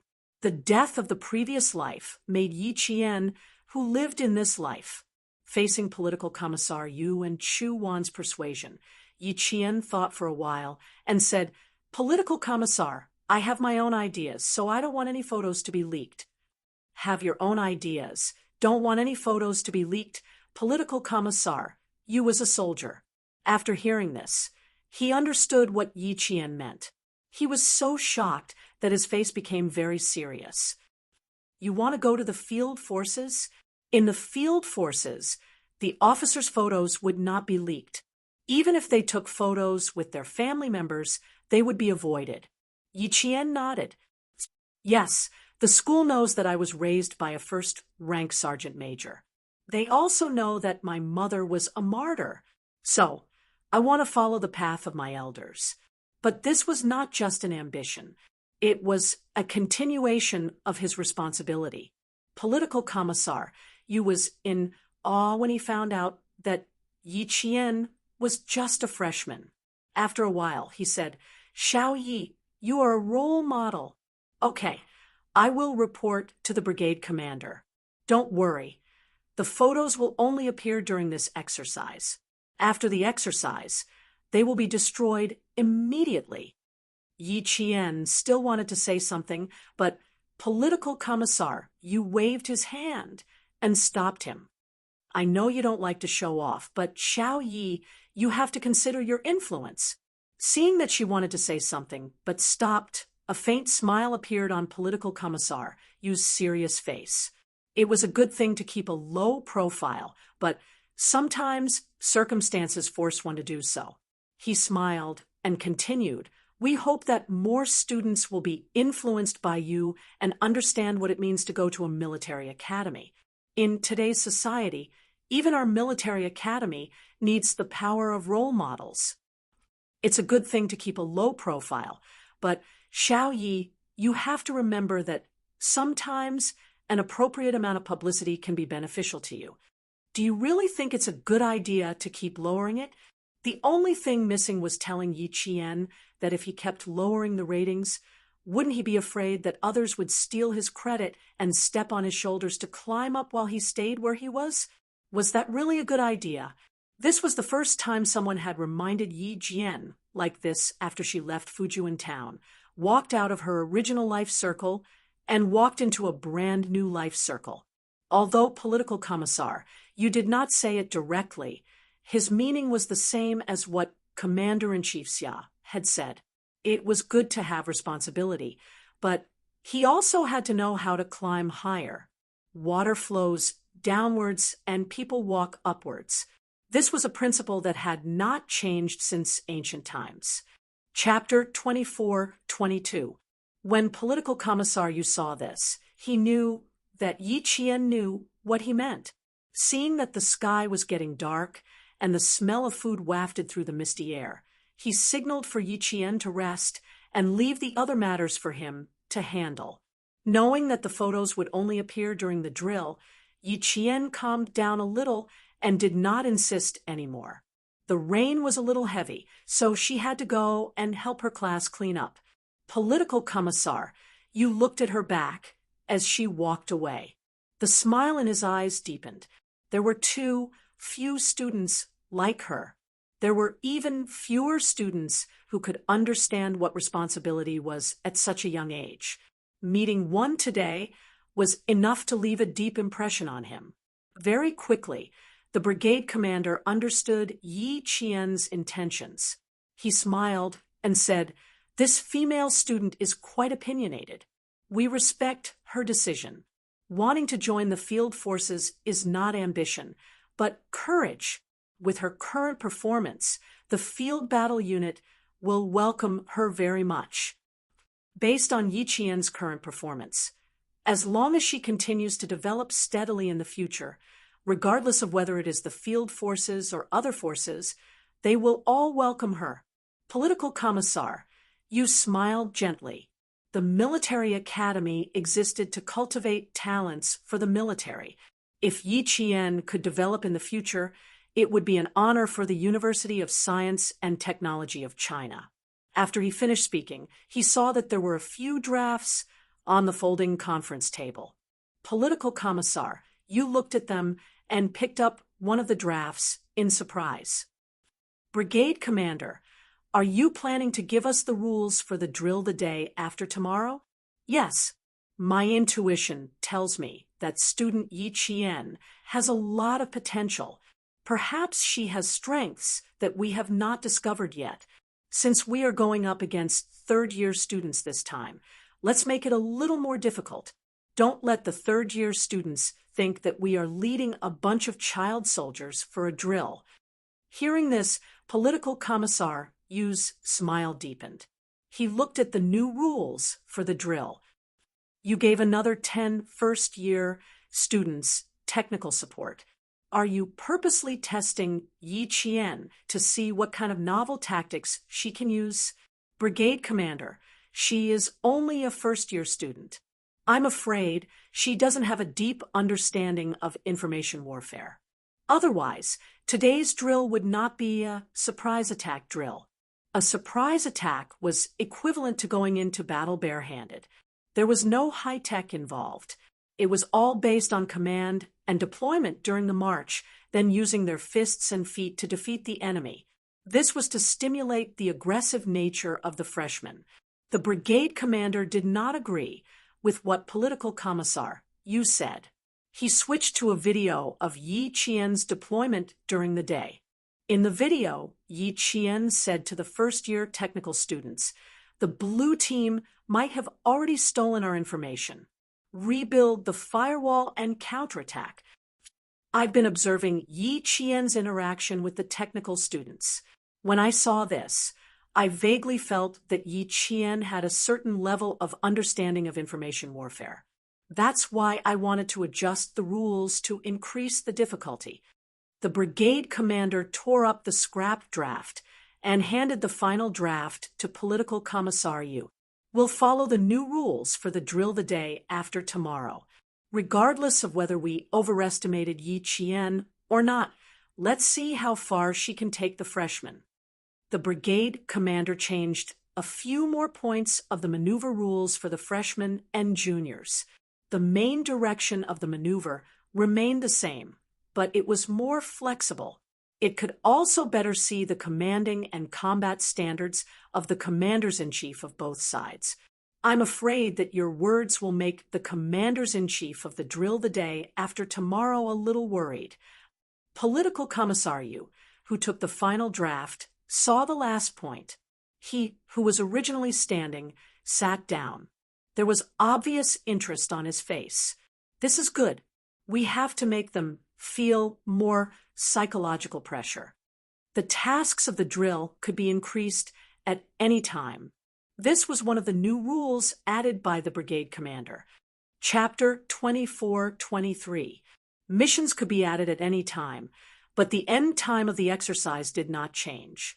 This meant that the red and blue teams would have less time to prepare for the exercise the day after tomorrow. They needed to be more careful and faced more pressure. Strength can only be shown when there is pressure. Student Yi Qian is a rising star in this exercise. I want to see how dazzling this star is. After the brigade commander finished speaking, he and Political Commissar Yu looked at each other and smiled. The third-year and first-year students standing guard in the main military tent had a bad feeling. Yi Qian did not know about the conversation between the brigade commander and the political commissar. She returned to the large tent in class. The basic large tent for the exercise in the northern part of the province was a basic facility. A large tent could accommodate an entire class of students. The female students slept in the innermost part of the tent. Then a curtain would be pulled out from the rain, and the four sides would be fixed to form a small independent space. When Yi Qian went over, the students in the class had already set up the entire tent in the rain. The tent was still in the process of being tidied up. Soon, everyone worked together to pull up the waterproof tarpaulin and used about 10 minutes to pull up the tent for sleeping tonight. They then spread out the waterproof tarpaulin inside, and a simple shelter from the wind and rain was completed. After they finished, He Jing pulled Yi Qian to a corner and said softly, "The instructor called Wenzi to talk to her not long before you came back. It's been almost 20 minutes. Why hasn't she come back yet? Could something have happened?" She was very worried. Yi Qian pursed her lips slightly. She hadn't come back in such a long time. She was probably being trained. Previously, she had made a scene in order to sleep. Perhaps she had been caught on camera. Sighing softly in her heart, Yi Qian said, "Don't think too much. Let's wait for her to come back and ask her. Let's see if she's willing to take the initiative to mention it to us. If she doesn't, we don't need to ask." She was already an adult. She had to bear the corresponding responsibility for her actions. He Jing saw that Yi Qian's expression was slightly cold. She nodded in response and absent-mindedly tidied up her bag. "Yi Qian, He Jing, you two see if there's enough space. If there's not enough space, move the curtain out a little more." The male student, who was in charge of drawing the curtains for the female students, raised his voice and said, "Come and take a look." There were around 40 students in the class. Even though the tent was big enough, it still had to be slightly squeezed together. Yi Qian looked at it and smiled. "There's no need to make it so wide. Just make it 8 meters wide." She had left a space of 3 meters. The male students sleeping outside were going to be crowded. Yi Qian and He Jing took the initiative to shrink the space to only 8 meters, which was just nice for the 3 of them. They just needed to sleep quietly and not move around. Suwon didn't come back until bedtime. Feeling down, she took off her wet clothes in the dark. When it was time to put on the clothes to keep warm at night, her hand froze in her backpack. She didn't bring a thermal jacket. The temperature in the mountains was already low. With the addition of the rain, the temperature at night was even lower. Even the male students wore thin thermal jackets to prevent themselves from catching a cold. Suwon, who was so cold that she had goosebumps, subconsciously looked at the two people sleeping next to her. Just as she was about to open her mouth to ask, she suddenly remembered what the instructor said. With red eyes, Suwon bit her lower lip and crawled under the blanket in her wet clothes.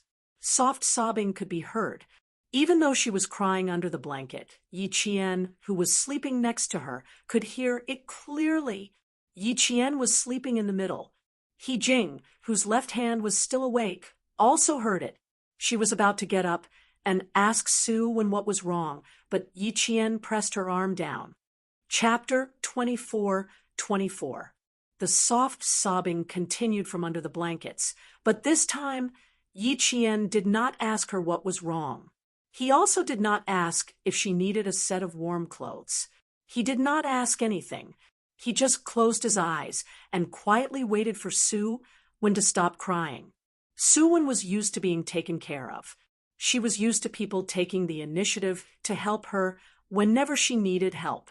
In the end, it became a terrible habit. It wiped away her sense of responsibility and the responsibility she should have. As he listened to her crying, Yi Qian also reflected on whether he had helped her too much and ended up making things worse. He slowly thought about it and found the problem. Gradually, Yi Qian found the problem with himself. He could help Suwon, but he could not help her like he did with his classmates in high school. The military academy placed more emphasis on personal independence. If he helped too much, it would hinder Suwon's growth and make her dependent on him. She did not help Suwon solve her problems. She helped Suwon discover her own problems and solve them herself. Just like how Captain Xia treated her, he never took the initiative to help her. During training, he was even cold and cruel. He would watch her make a mistake and then use an even crueler method to make her remember what her mistake was and what it would affect. Grandpa Jen and Uncle Chun were the same. They chose to stand by the side and never take the initiative to remind her that she was in the wrong. She had to do this and that. Realizing his mistake, Yi Qian closed his eyes and looked a little cold. Suwon needed to change. Similarly, he also needed to change. After about half an hour, Suwon's sobbing finally stopped. Yi Qian heard He Jing let out a soft sigh. She did the same. Yi Qian tilted his head and looked in the direction of Suwon. He slowly reached out his hand and gently patted Suwon's shoulder. Go to sleep. We still have training tomorrow. After a while, Suwon grunted in a nasal voice. Her heart was in a mess. Then she closed her eyes. Yi Qian's actions made Suwon, who had finally stopped crying, burst into tears again. Fortunately, she bit the blanket in time to stop her tears from falling. I can't think anymore. I can't cry anymore. I still have training tomorrow. I can't affect Yi Qian and He Jing. Suwon bit the blanket tightly and forced herself to fall asleep as soon as possible. The sound of the wind and rain came from outside. The dripping sound of rain was like the best lullaby. It was late at night and quiet. It was the best time to sleep. Yi Qian slept very soundly. However, most of the freshmen couldn't sleep well. It was their first time participating in an exercise, so their cerebral cortex was relatively active. They would think about what happened during the day at night. While they sighed, they would also sum up their shortcomings. As a result, they were more energetic. After the excitement passed, they fell asleep in a daze. Because the place they slept in was uneven, they were either woken up in the middle of the night by the brothers next door. They had never known the pain of sleeping, but for the first time, they felt the pain of sleeping. At 5:00 in the morning, Yi Qian opened his eyes. As soon as he moved, Su Wen, who was sleeping next to him, also got up and said softly, "In the future, I'll wake up early with you for morning exercises." At 5:00, there was a faint light in the mountains. However, there wasn't much light in the tent. Yi Qian, who was dressed, smiled and nodded. "Okay, but you have to take the initiative." In his heart, Yi Qian breathed a sigh of relief. This meant that Su Wen hadn't been expelled by the university, or rather, she was temporarily staying on campus for observation. Chapter 24-25. Su Wen did not mention last night's incident again, and Yi Qian did not ask again. At 6 p.m., all the students got into formation and started exercising. They ran around the drill grounds and completed a 10-kilometer-long run. The students who did not sleep well were still a little tired at first, but after running for a while, they woke up and started chanting 1, 2, 3, 1, 2, 1 in unison. On the second day of the holiday, in addition to their normal physical training, the freshmen watched the red and blue teams' drills. Compared to the freshmen, the third-year students' drills had a much higher level of technical content. In the end, the third-year blue team won. They fought for the high ground at 3 p.m. and defeated the red team. Yi Qian had been sitting in the commander's tent the entire time and watched the entire drill from beginning to end. The third-year students' combat thinking was much more active and incisive. They changed their maneuver route midway and were able to quickly complete the following maneuver route. From this, it could be seen that they had a high degree of adaptability to the terrain. After watching the drill, Yi Qian had a better understanding of the third-year blue team. He loosened his clenched fists. Tomorrow was the duel between the freshmen and third-year students. As the third-year students were stronger than the freshmen in terms of electronic information warfare, the brigade commander sent out 10 third-year students from the Computer Science Institute to support the freshmen. At 7 a.m. the next day, the first-year red team and the third-year blue team officially started their drill. Similarly, the winner would be determined by fighting for the high ground at 5 p.m. When the red team's commander-in-chief, Yi Qian, received the rules of the drill, he pursed his lips slightly. The difficulty had obviously increased. This time, it's really going to be a little tricky. Old Wang from the Optoelectronic Science Institute said to Yi Qian, with a serious expression, "Yi Qian, our chances of winning are very, very small." The third-year blue team was the victorious team in yesterday's drill. When they watched the drill, they knew that the other team was very strong. Now that the third-year blue team had become the main attacking team today, if the first-year red team bumped into them, there was no way for them to survive. When Old Wang saw that Yi Qian's expression was equally gloomy, he thought to himself, "It's over." If even Yi Qian felt troubled, then the red team probably had no chance of winning at all. Yi Qian's finger tapped on the last rule of the maneuver. During the maneuver, additional tasks can be added at any time. He said in a low voice, "This is the biggest unknown factor, and also the key to victory. The difficulty lies in this." The difficulty was here. It felt like Yi Qian was focusing on something else entirely. The blue team had deployed their advanced technology, and their technological level was much higher than the red team's. This was not because this was the difficult part, but because all the rules were difficult for the red team. "Yi Qian, what are your chances of winning?" They didn't ask about anything else. The few students in the red team tent who were in charge of deploying troops directly cut to the main point. They just wanted to know what the chances of the commander-in-chief winning were. Yi Qian looked at the third-year technical support senior she had just met, then looked at the first-year students. She smiled and said, "It's fine as long as everyone works hard. Let's make some arrangements first." Did that mean they could win? Seeing the faint smile on her face, the first-year students from the red team felt their spirits lift. Meanwhile, the 10 third-year students who were providing technical support looked at each other secretly. There was a faint light in their eyes. His junior sister in her first year of university seemed to be quite confident. But today, they were facing the third-year blue team that even the third-year red team had lost to yesterday. Even they had lost by a bit. Could these first-year juniors win? Chapter 24-26. Let's listen to her deployment first. This is Junior Yi Qian. We're talking about not just anyone. A third-year technical support student said in a low voice. There was a hint of curiosity in his tone. "I've heard so much about her. Since we can work together today, we can watch her up close." Another student nodded and smiled. "That's right. There's nothing to be ashamed of even if you lose. After all, they're only freshmen." If the third-year students lost to the first-year students, that would be embarrassing.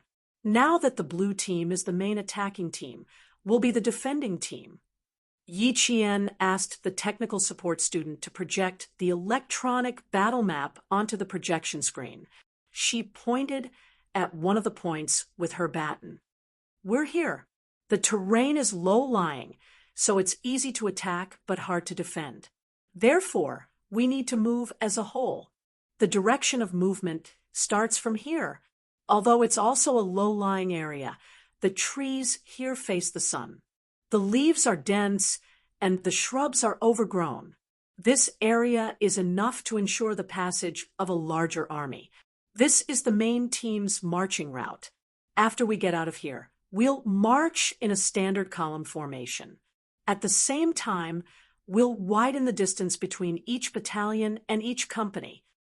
And here, Yi Qian drew another marching route. This is the route that our knife-sharp battalion will take. We'll be responsible for the march of the main team and the timely reporting of any enemy movements. Look over here. The main attacking team is the main force of the blue team. We need to send out a battalion of assault troops. It's equivalent to a suicide squad. We have to draw the attention of at least 3 battalions of the blue team.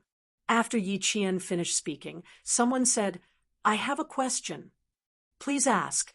Yi Qian turned around and smiled at the first-year student who asked the question. If 1 battalion of soldiers draws the attention of 3 battalions of the blue team, we have to trick the blue team first.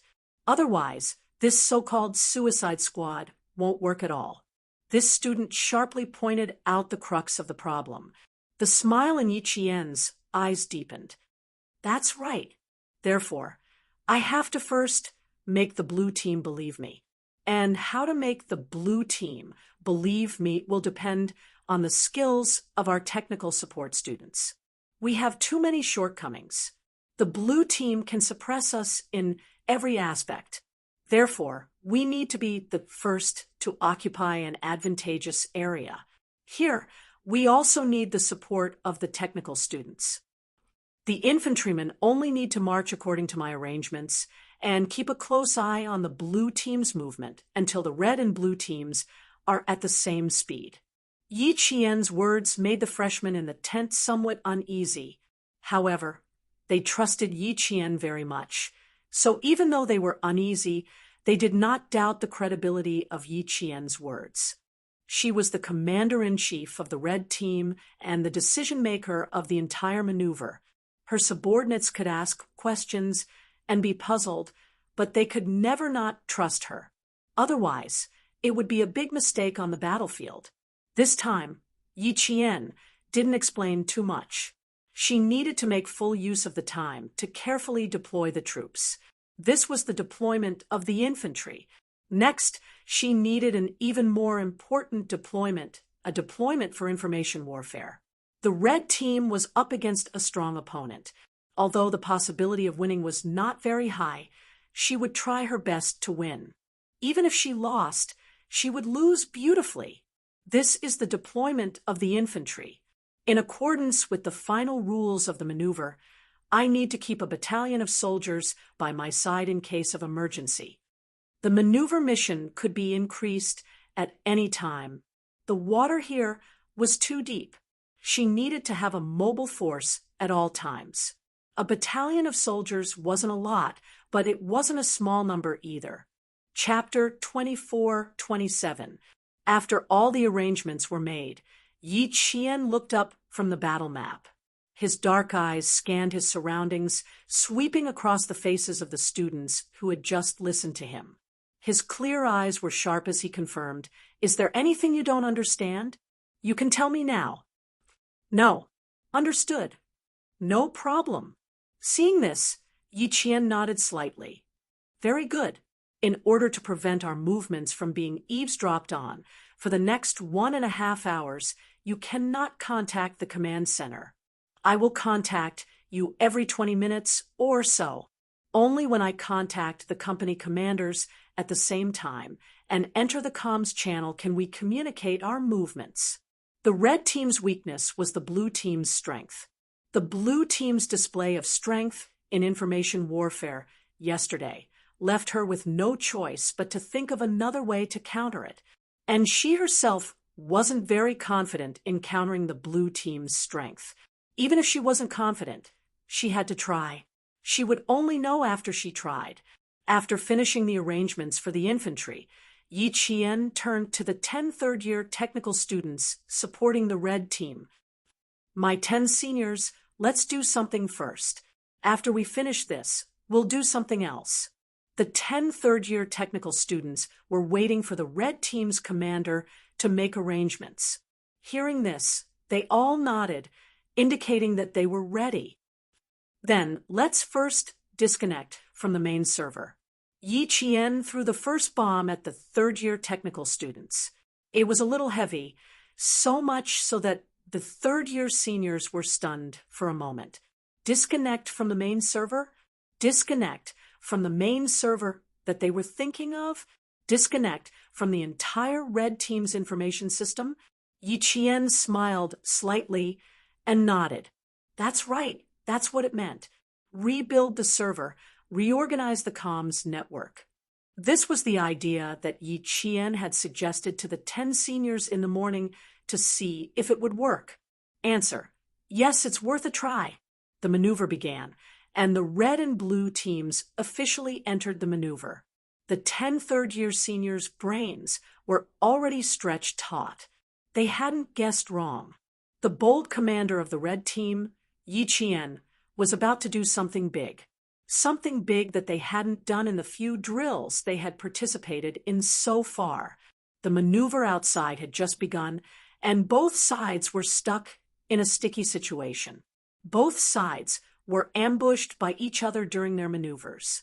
After half an hour, the red and blue sides had the same number of casualties.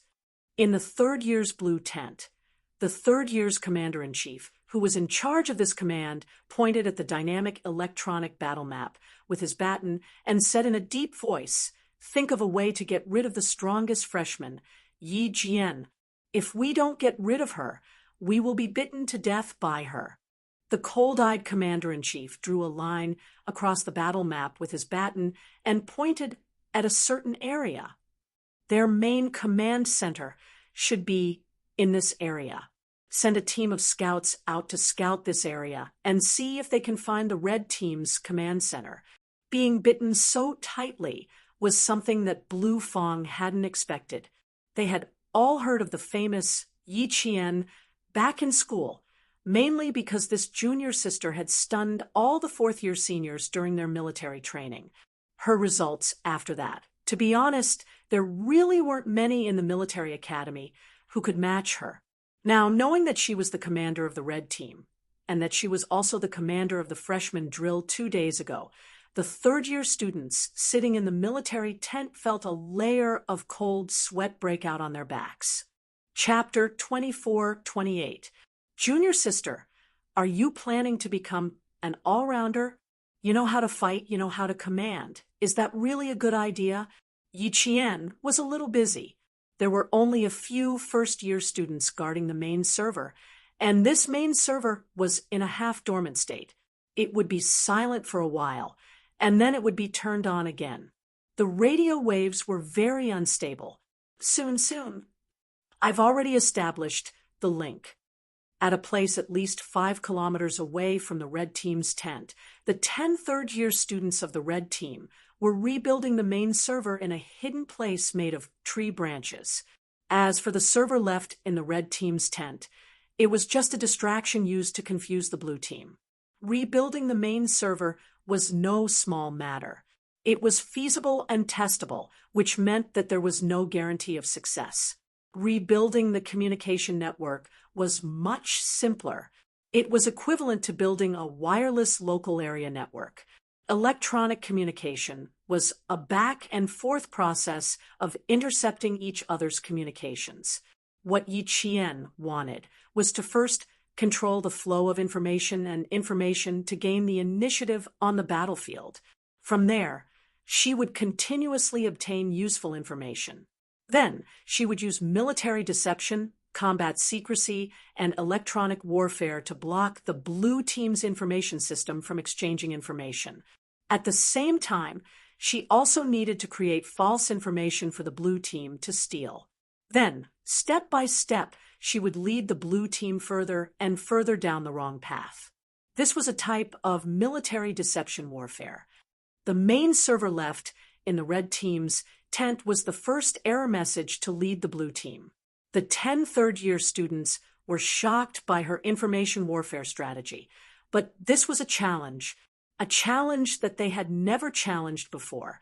Whether it succeeded or not, they wanted to try band connection testing, sharing testing connected, server migration testing, firewall reconstruction, information reorganization.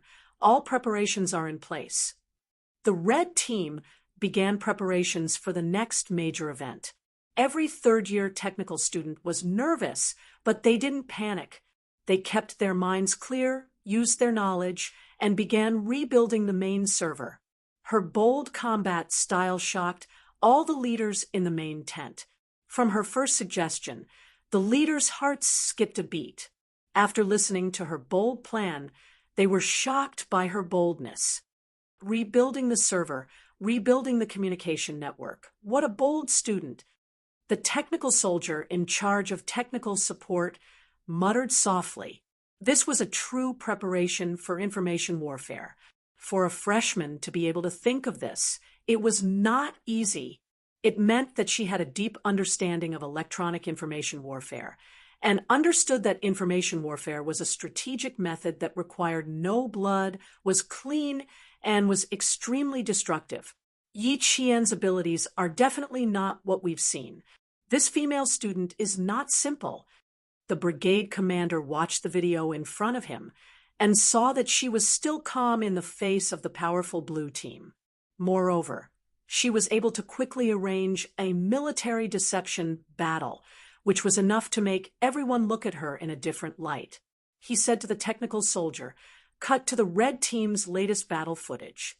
The entire performance base in the northern lands had a digital satellite map that could provide timely feedback of the latest battle from various locations to the main tent. Following the operations of the technical soldiers, the image of the Red Team's command center was cut into the system and transmitted to the projection screen in the main tent.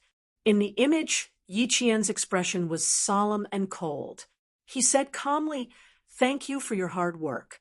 Now that we have completed the first step, let's move on to the second step." Chapter 24-29. Yi Jian, who had a cold expression on her face, seemed to have noticed that the screen had switched to the inside of the military tent. She glanced at the front of the screen, intentionally or unintentionally. Her cold and sharp gaze seemed to have swept across the faces of every leader in the military tent. She smiled slightly, and there was a certain look in her eyes. The second step is to set up a wireless interference signal and a fake base station.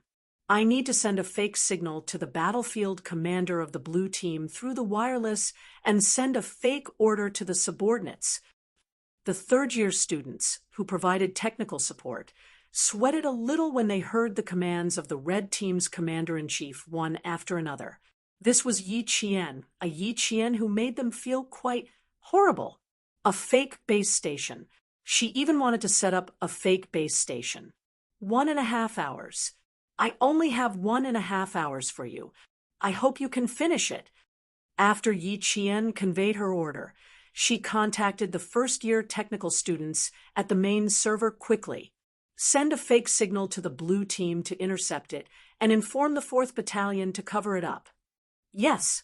In the red team's military tent, the technical students conveyed Yi Qian's order to the 4th Battalion right away.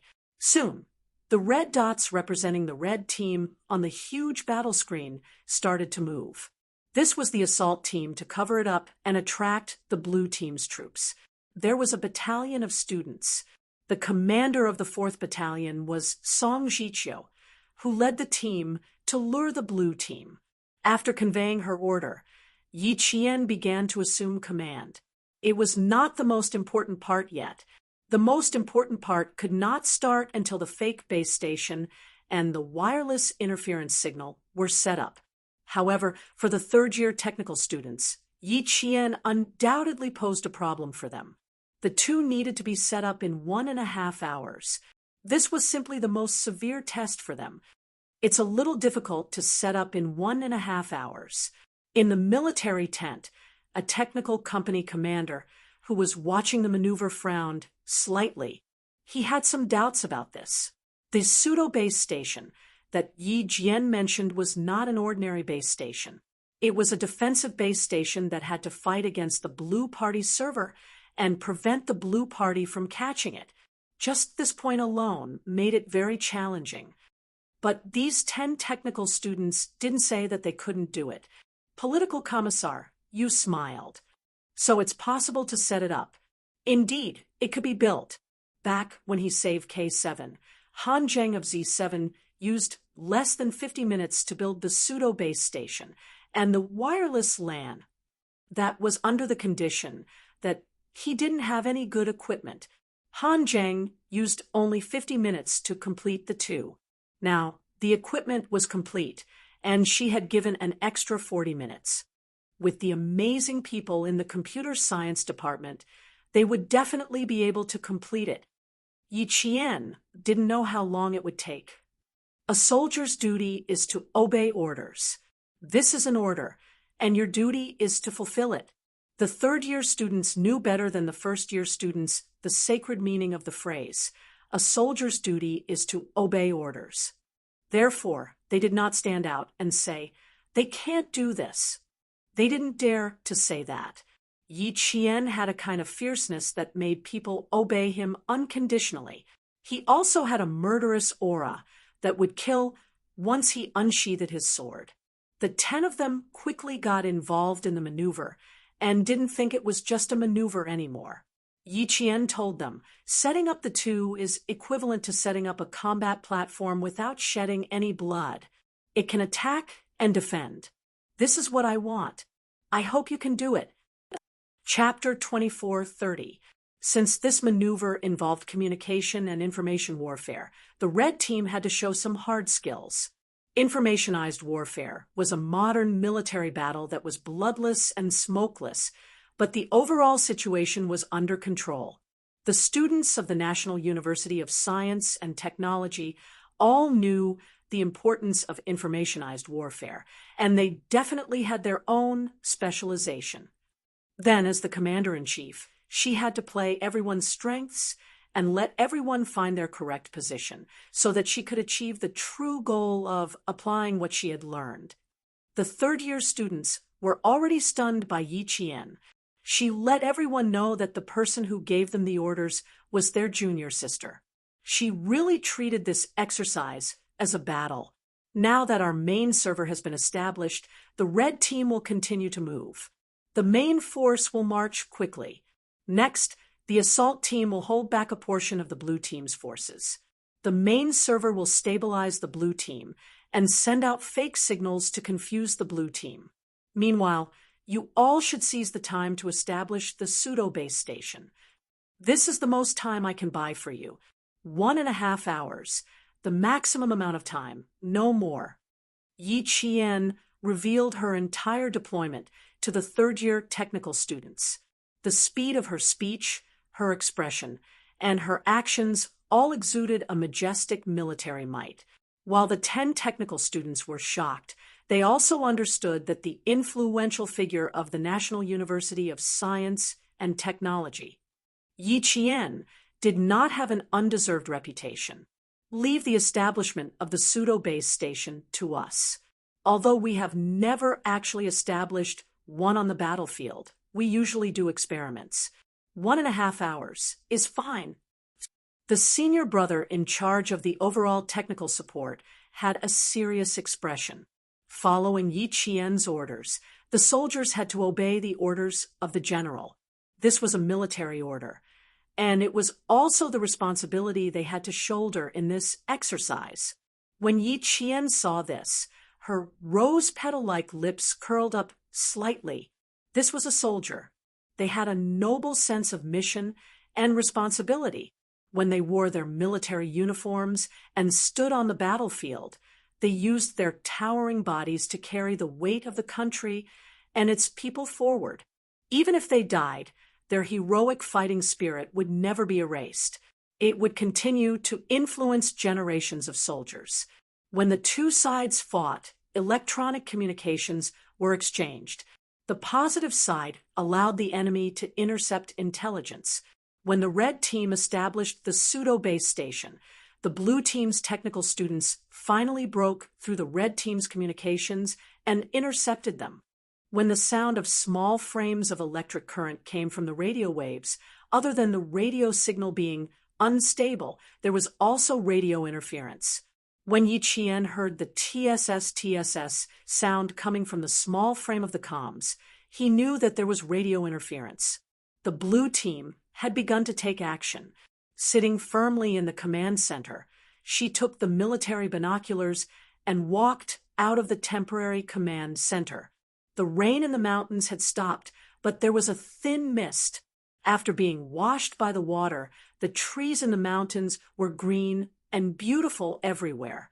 Scanning through the binoculars, there were no red or blue trainees in the maneuver. There were only a few birds flying across the valley, leaving a string of crisp bird cries.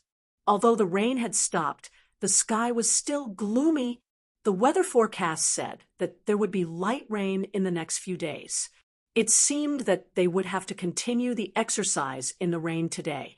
With the wind and rain, they would probably take down a few more people. Last night, there were 4 freshmen who had diarrhea in the middle of the night. The accompanying military doctor didn't even sleep as he checked on the students and gave them intravenous drips and medicine. At this time, it was actually the best time to see if the students' physical fitness was strong. Chapter 24:31. He didn't know how Su-Wen was doing. She was one of the students who had been knocked out last night.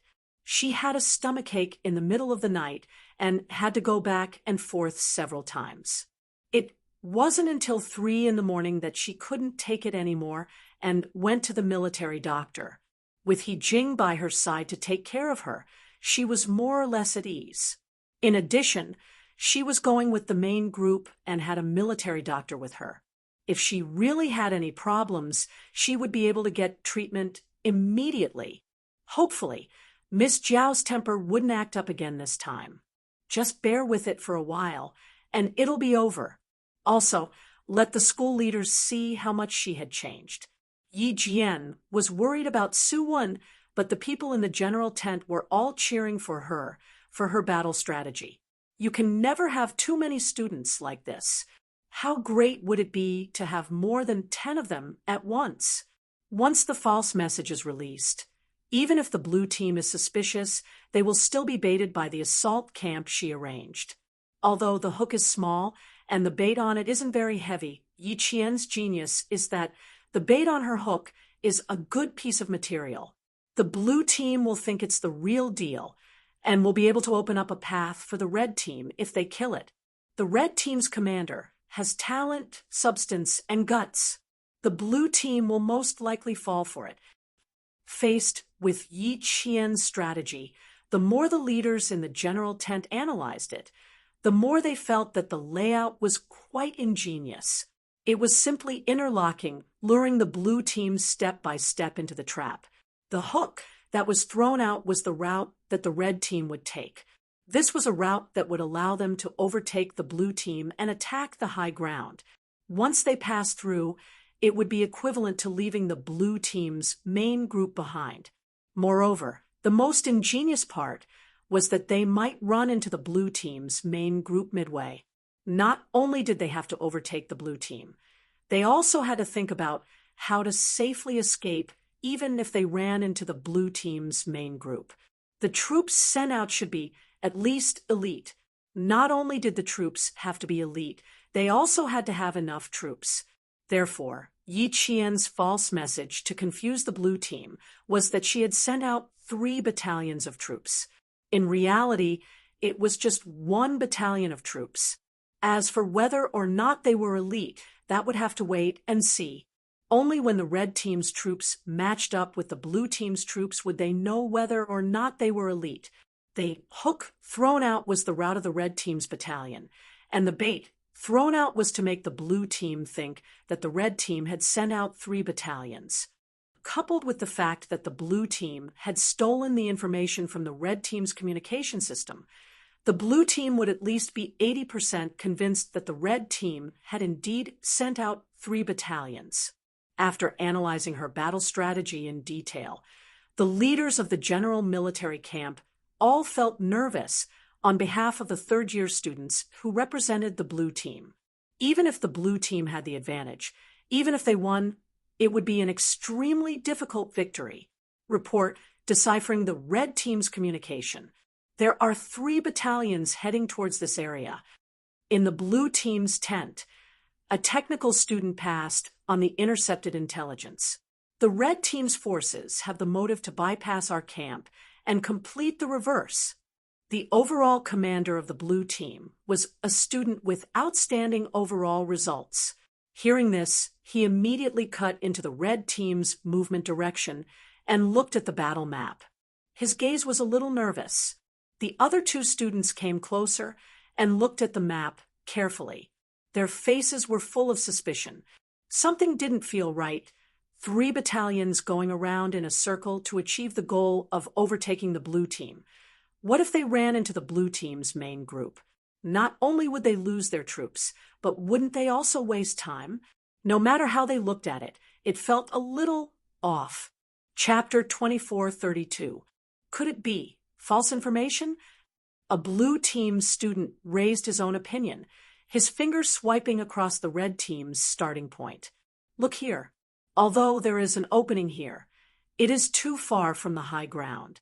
If 3 battalions were to go around it, it would undoubtedly be a waste of time and resources. No, that might not be the case. Another student expressed his opinion. Do you see that? Right now, the red team's movements are 1 left, 1 right, and 1 in the middle. It is equivalent to an arrow-shaped movement. Once the forces are gathered here, it means that all of the forces have been gathered. Our blue team has not finished gathering all of our forces yet. You can't believe it completely, but you can't not believe it either. This is the first piece of information that the blue team has intercepted from the red team. It has already been 2 hours since the exercise. 2 hours had passed, and they had only intercepted 1 piece of information. It was clear how tight the red team's communications firewall was.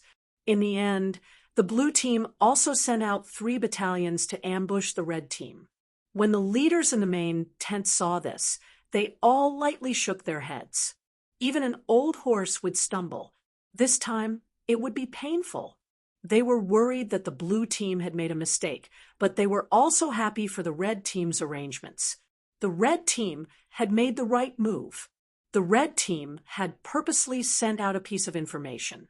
After the blue team had deciphered it, after some debate, they were still misled and made a fatal mistake. And this mistake affected the entire battle. It was equivalent to the red team controlling the flow of information first. By the time the red team's fake base station was established, the blue team could have made one wrong move, and then another, and finally be defeated. Up until now, the blue team had not discovered that the red team had even changed their main server. Although the server they had stolen was the red team's main server, it was actually bait that the red team had placed for the blue team. They had given the blue team a taste of the sweetness so that the blue team would continue to bite. In reality, the blue team had been biting very tightly. They had not discovered that the main server they had hacked into was only bait. It was not that they were not as skilled as the red team, but that they had not expected the red team to have such a strategy. The leaders in the main tent nodded in approval of Yi Qian's remarkable performance. During the discussion, they cheered for the red team's military deception battle strategy. They also felt sorry for the blue team's error in their analysis of the information. In this way, the red team's first step was correct, while the blue team was misled and took the most important step. The brigade commander couldn't be more satisfied with Yi Jian now. She could weaken the enemy's command and control ability and ensure that her own command and control system wouldn't be destroyed by the enemy. She knew how big the gap between the red team and the blue team was, so she tried her best to be one step ahead and control the whole situation. Following Yi Qian's order, the blue team made a wrong move, and the main military tent once again fell into an abyss of heated discussion. One wrong step leads to many wrong steps. It all depends on when blue team realizes that they have fallen into red team's trap. If we don't find it, there is a 40% chance that the red team will win. The probability of winning was only 40%. It was clear how powerful the blue team was. I didn't expect Yi Qian from the red team to be so bold, and I didn't expect. A leader with a serious expression looked at the blue team and sighed. And I didn't expect that she actually wanted to control the entire informationized battlefield. This leader was a senior colonel of a military academy. He was one of the teachers sent by the school this time. He was mainly in charge of the arrangements for the third-year students. Therefore, they couldn't help but worry when they saw the blue team lose. Chapter 24:33. Who would have thought that Yi Qian, who was still in her first year, would be so capable? She made a prompt decision and boldly arranged for the third-year students to face a challenge that was both mentally and mentally stressful. This deployment set off a small tornado in the military tent. Some agreed, some disagreed. The discussion was particularly heated, and it still hadn't ended. Just her deployment of the battle made the leaders in the military tent argue until their faces turned red. Being too bold isn't a good thing. If you're too bold, you'll be called a brave man and lose your wisdom. Since the main server has been rebuilt, we should focus on marching and raiding. Building a fake base station is too risky. It's very likely that all our previous efforts will be wasted. This was the leader who questioned Yi Qian's deployment in the later stages was too dangerous. His words were echoed by another leader. That's right. Since the first step has been a narrow victory and a path has been created, for the sake of stability, we should take advantage of the situation and use the bait we threw out to distract the blue team's forces. The red team's main forces will take the opportunity to complete the raid and seize the high ground. This way, the red team's chances of winning will increase by 5%. Senior Colonel Yu did not agree with his colleague's opinion. He calmly argued, "The two of you are wrong. This is an information warfare. Since the red team has already won one round and knows how to use military deception to complete the next step of deployment, as long as the fake base station is built, the red team's chances of winning will definitely be equal to the blue team's." Political Commissariu, who was still standing and watching and did not jump to conclusions, joined the discussion. "We can't say that the red team's chances of winning will be equal to the blue team's. The blue team's strength is right in front of us. The combined strength of all the students is far superior to the first-year Red Team students. We can only say that Yi Qian's commanding skills are equal to the Blue Team's. Deployment is important, but the strength of the troops must be able to keep up with her commanding skills. After this leader finished speaking, another leader continued. The fourth-year students, standing in the military tent, all secretly exchanged glances several times when they heard this. First-year junior sister, Yi Qian, was really godly. Every time he appeared, he would set off a storm of debate in the general tent. He had completely become the center of discussion among the leaders. A lieutenant colonel with the surname Jia, added political commissar, use words. Therefore, Yi Qian knew from the very beginning that Red Team's military strength could not compare to Blue Team's military strength. Therefore, she needed to rebuild the main server, rebuild the local area network, and finally build a fake base station. From this, it can be seen that she has no intention of using the Red Team's forces to fight the Blue Team's forces head-on. She wants to seize the initiative on the battlefield by controlling the flow of information and intelligence.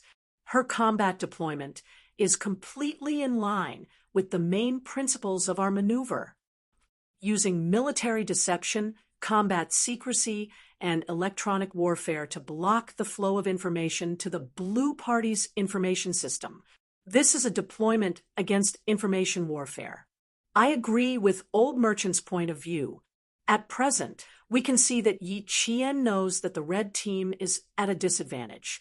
She also knows that the possibility of winning is very small.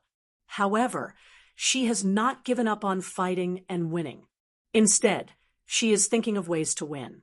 I'm guessing that this unyielding student must want to lose beautifully even if she loses.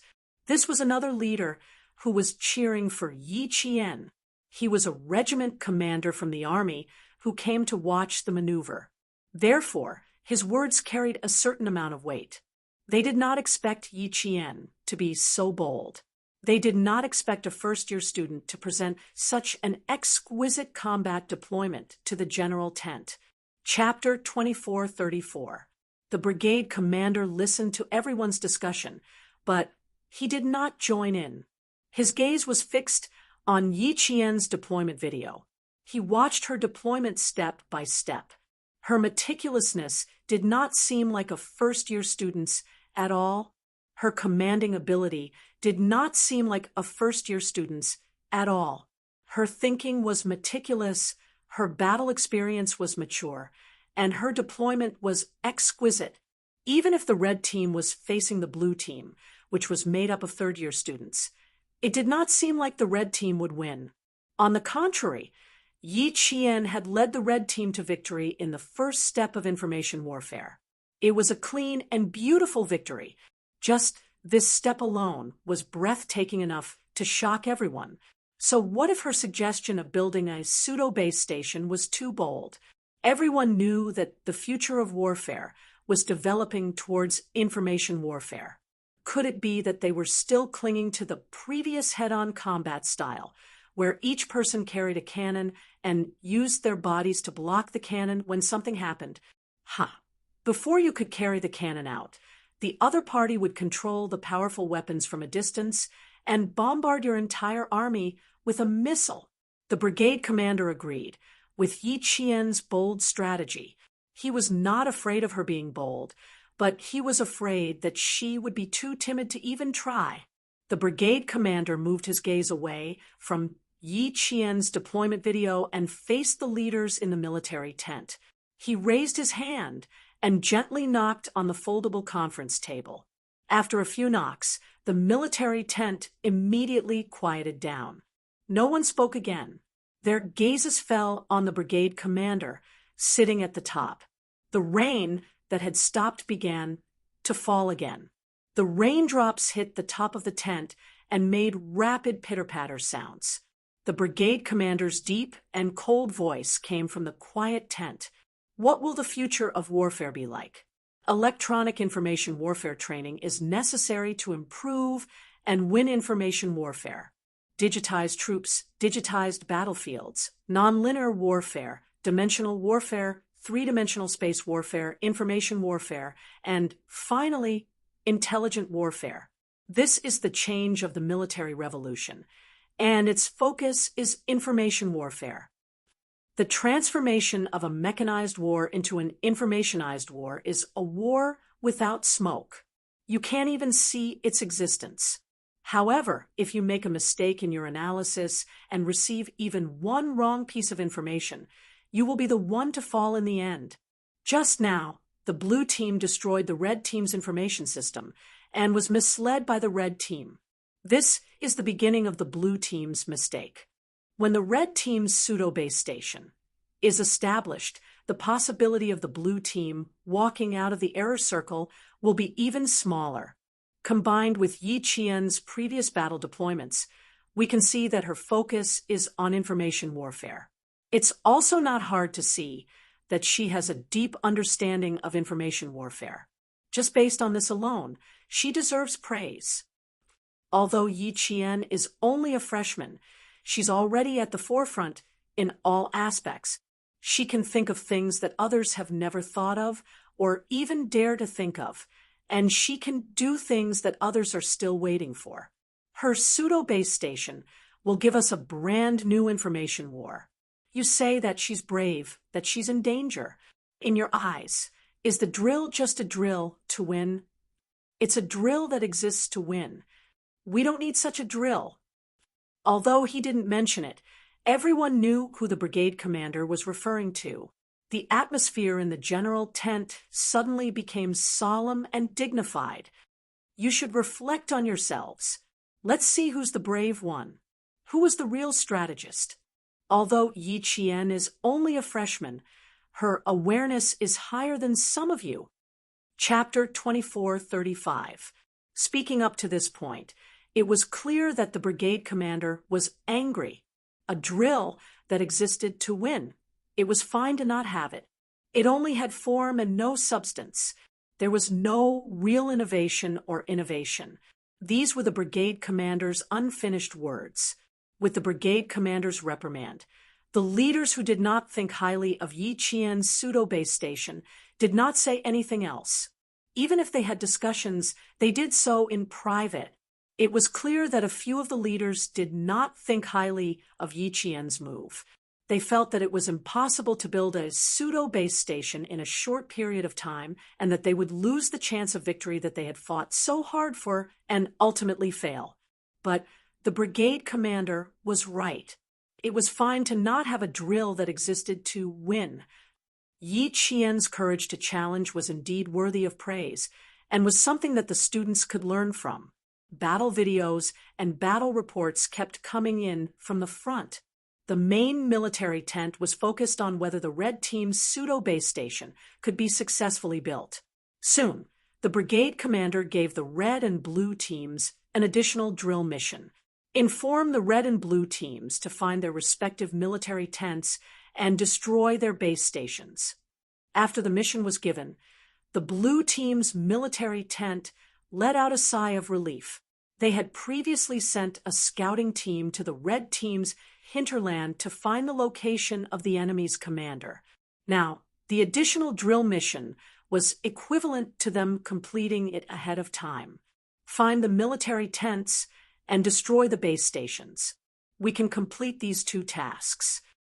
A blue team student suggested. The red team can also complete it, so we have to be careful here.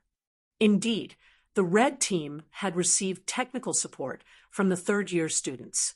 They also had the ability to destroy the base stations, so they had to be careful. The red and blue teams had to complete the drill mission given. Inform the scouting team to find the red team's military tents as soon as possible, and tell them that there is no backup, the blue team's commander ordered. Yi Qian did not immediately take action. Even the battalion that she had left behind to be ready to move at any time did not move, finding the blue team's military tents and destroying their base stations. These were not the top priority for Yi Qian. She needed to complete the tasks at hand first. following the blue team's orders. Yi Qian also received the latest reports from the various battalions and companies at the front. The blue team has increased their speed. We have already split up. Most of our troops will pass through the valley and march vertically towards the highlands. The 5th and 6th battalions were ambushed. The current situation is not optimistic. The comrades of the 2nd Company are on their way to support us. They will arrive in about 10 minutes. The Sharp Knife Battalion has successfully crossed the blue square crouching ground and arrived at the destination. News from the front line came in one after another, some good and some bad. After Yi Qian finished listening, he calmly gave his orders. The Sharp Knife Battalion will head straight for the highlands. Set up an ambush along the way. After 2nd Company reinforcements, the 5th and 6th Battalions quickly march to the destination and complete the march. The main server had been moved and the communication system had been rebuilt. She was no longer afraid that the blue team would overhear the red team's information. The battalions and companies that received her orders responded with resounding voices. There was nothing to be afraid of. No matter if they won or lost, they would continue to fight. They would not back down, just because the Blue Army was stronger. Time passed bit by bit. Yi Qian gently wiped the sweat from her palms. She was also very nervous, several times more nervous than when she was commanding the battle 2 days ago. 2 days ago, the blue team's strength was almost on the same level as the red team. She only needed to arrange the entire battle line, and if there were no accidents midway, she would be able to win. Chapter 2436. But today was different. Today was the third-year students. Based on yesterday's observation, they were all in a technical battle. This was a condition that the first-year students did not possess. It was fatal for the first-year students. If they wanted to win, they had to attack the enemy's information system. They had to know every step the blue team commander took to control the flow of information. This was her idea. Now, it was up to the 10 third-year technical students to complete the task she gave them. Distress points entered. Communications system virus completed. Test completed. Test passed. Point A completed bridging. Point B accepted virus. Roger. Point B accepted virus. Test completed. Test passed. Input successful. Terminal station, please accept point B bridging. Final test completed. Roger, Roger. Logic bomb, virus activated. Activating all points. Base station completed. Bridging all points. Following the progress of the red team's pseudo-base station, the leaders in the main tent who had been paying attention could not help but clench their fists. There were still 24 minutes left before Yi Qian's 1.5 hour. Now, the red team's progress was extremely smooth. They had already entered the debugging stage. Once the debugging was successful, then the pseudo-base station would be successfully established. The red team would have completed a challenge that some leaders thought was impossible. Even though the new exercise task had already been issued, the red team remained calm. They did not immediately arrange for people to carry out the new exercise task. All the leaders knew that Yi Qian had placed the focus on the establishment of the pseudo-base station. Once it was successfully established, it would be the red team's counterattack. Looks like there's an 80% to 90% chance of success. They've already entered the debugging stage. Once it's successfully established, even if the red team does not win the exercise, they will lose beautifully. Indeed, it will let us all know that nothing is impossible. It just depends on whether you are willing to try and whether you are willing to fail. The leaders who had not been optimistic about Yi Qian's chances heard the whispers of the leaders. They faked a cough in an unnatural manner. This was really awkward. The brigade commander gave another order. Capture the commanders of both sides alive. He wanted to see if Yi Qian, who had remained motionless even after hearing the news, would do anything about his order. He was deliberately testing Yi Qian's ability to remain calm. On the red team, the pseudo-base station entered the final debugging stage. Yi Qian received an order from the main tent. This time, he was really stunned. Capture the commander alive. Did this mean that Lan Fang was here to capture her alive? After a moment of shock, Yi Qian smirked. That meant that the Blue Army had sent out to find the red team's tent would also be responsible for capturing her. The commander could not directly join the battle, but since the enemy had already come knocking on her door, she naturally had to fight back. She could also destroy the troops sent by the blue team to capture her alive. The mobile battalion that she had left behind was ready for action. Mobility Battalion, you guys are in charge of attacking the blue team's military tent and capturing the blue team's commander alive. Yi Qian, who was staring at the computer screen, gave the command to the Mobility Battalion, who had been idling all this while.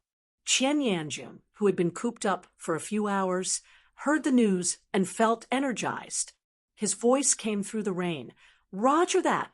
I promise to complete the mission." Yi Qian nodded encouragingly. "Good luck.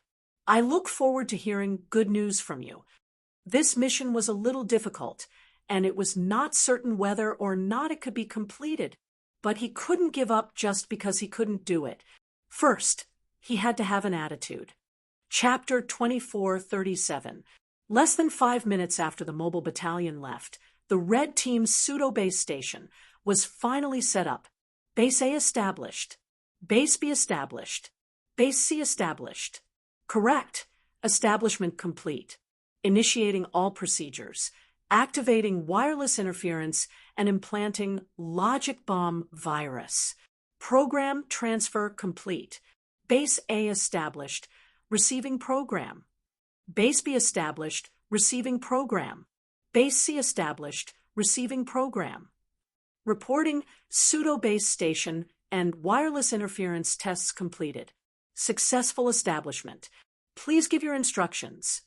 The third-year student in charge of technical support saluted and reported the latest results to Yi Qian. The red team began a complete destruction of the blue team's information system. When the leaders in the main military tent saw Yi Qian salute the 10 technical students, applause rang out. It was done. It was done. The red team had completed a task that many of the leaders did not think highly of. They had completed the challenge with their strength. Under Yi Qian's command, Yi Qian had opened a new chapter for the future exercises.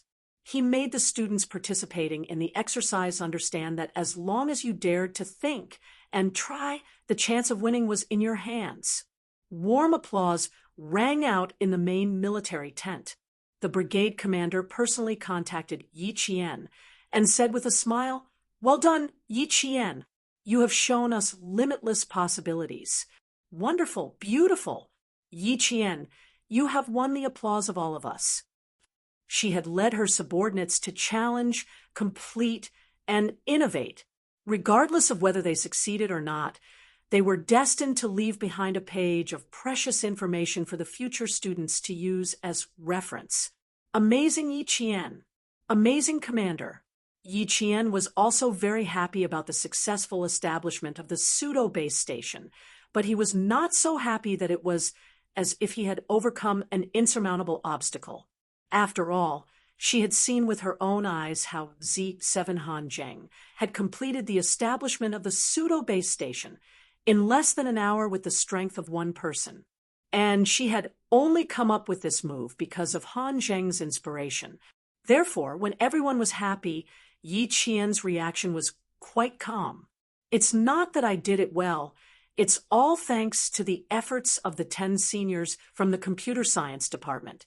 If it weren't for their strength, I wouldn't have been able to do anything even if I wanted to." He was not greedy and knew how to share the credit. The smile in the brigade commander's eyes deepened.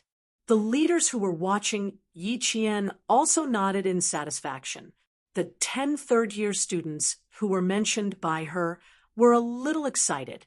Although they were the founders of the pseudo-base station, it was the commander who made the request and gave the order. When it came to the credit, the commander naturally took the lead. However, Yi Qian had pushed the 10 of them to the front and obtained the greatest merit, while he himself had retreated to the second line and did not fight for it. While the 10 third-year seniors were moved, they also admired Yi Qian even more. It was impolite not to reciprocate. Since Yi Qian was so generous, they naturally had to repay her. Although the few of us did work, if it weren't for the commander-in-chief's instructions, we wouldn't have taken the challenge, even if we had the strength. During this time, the few of us were also very nervous, but the reason we persevered was because the commander-in-chief, Yi Qian, believed in us and recognized us. If it weren't for Yi Qian, the 10 of us would indeed have found it very difficult to complete the establishment of the pseudo-base station in less than an hour and a half. Outstanding performance during the exercise would also be counted as military merit. This would be included in the graduation results. At the same time, it could also play a role in the good and bad assignments after graduation. Therefore, the 10 third-year students were very excited. Water flows downwards and people walk upwards. It was very normal to have such an attitude. Chapter 2438. Everyone in the Blue Team Command Center, who didn't know that the Red Team had set up a fake base station, felt troubled by the thought of capturing the enemy commander alive. Finding the location of the enemy's camp and destroying their base station wasn't a problem, but capturing the commander alive was something they were worried about. Everyone knew about Yi Qian's overall fitness. 2 days ago, there was a rumor that she had single-handedly defeated 6 tall and strong male students. Capturing Yi Qian alive with this ability was too difficult. Lock onto the location of their main server and send it to the reconnaissance team. Destroy the Red Team's base station, if possible.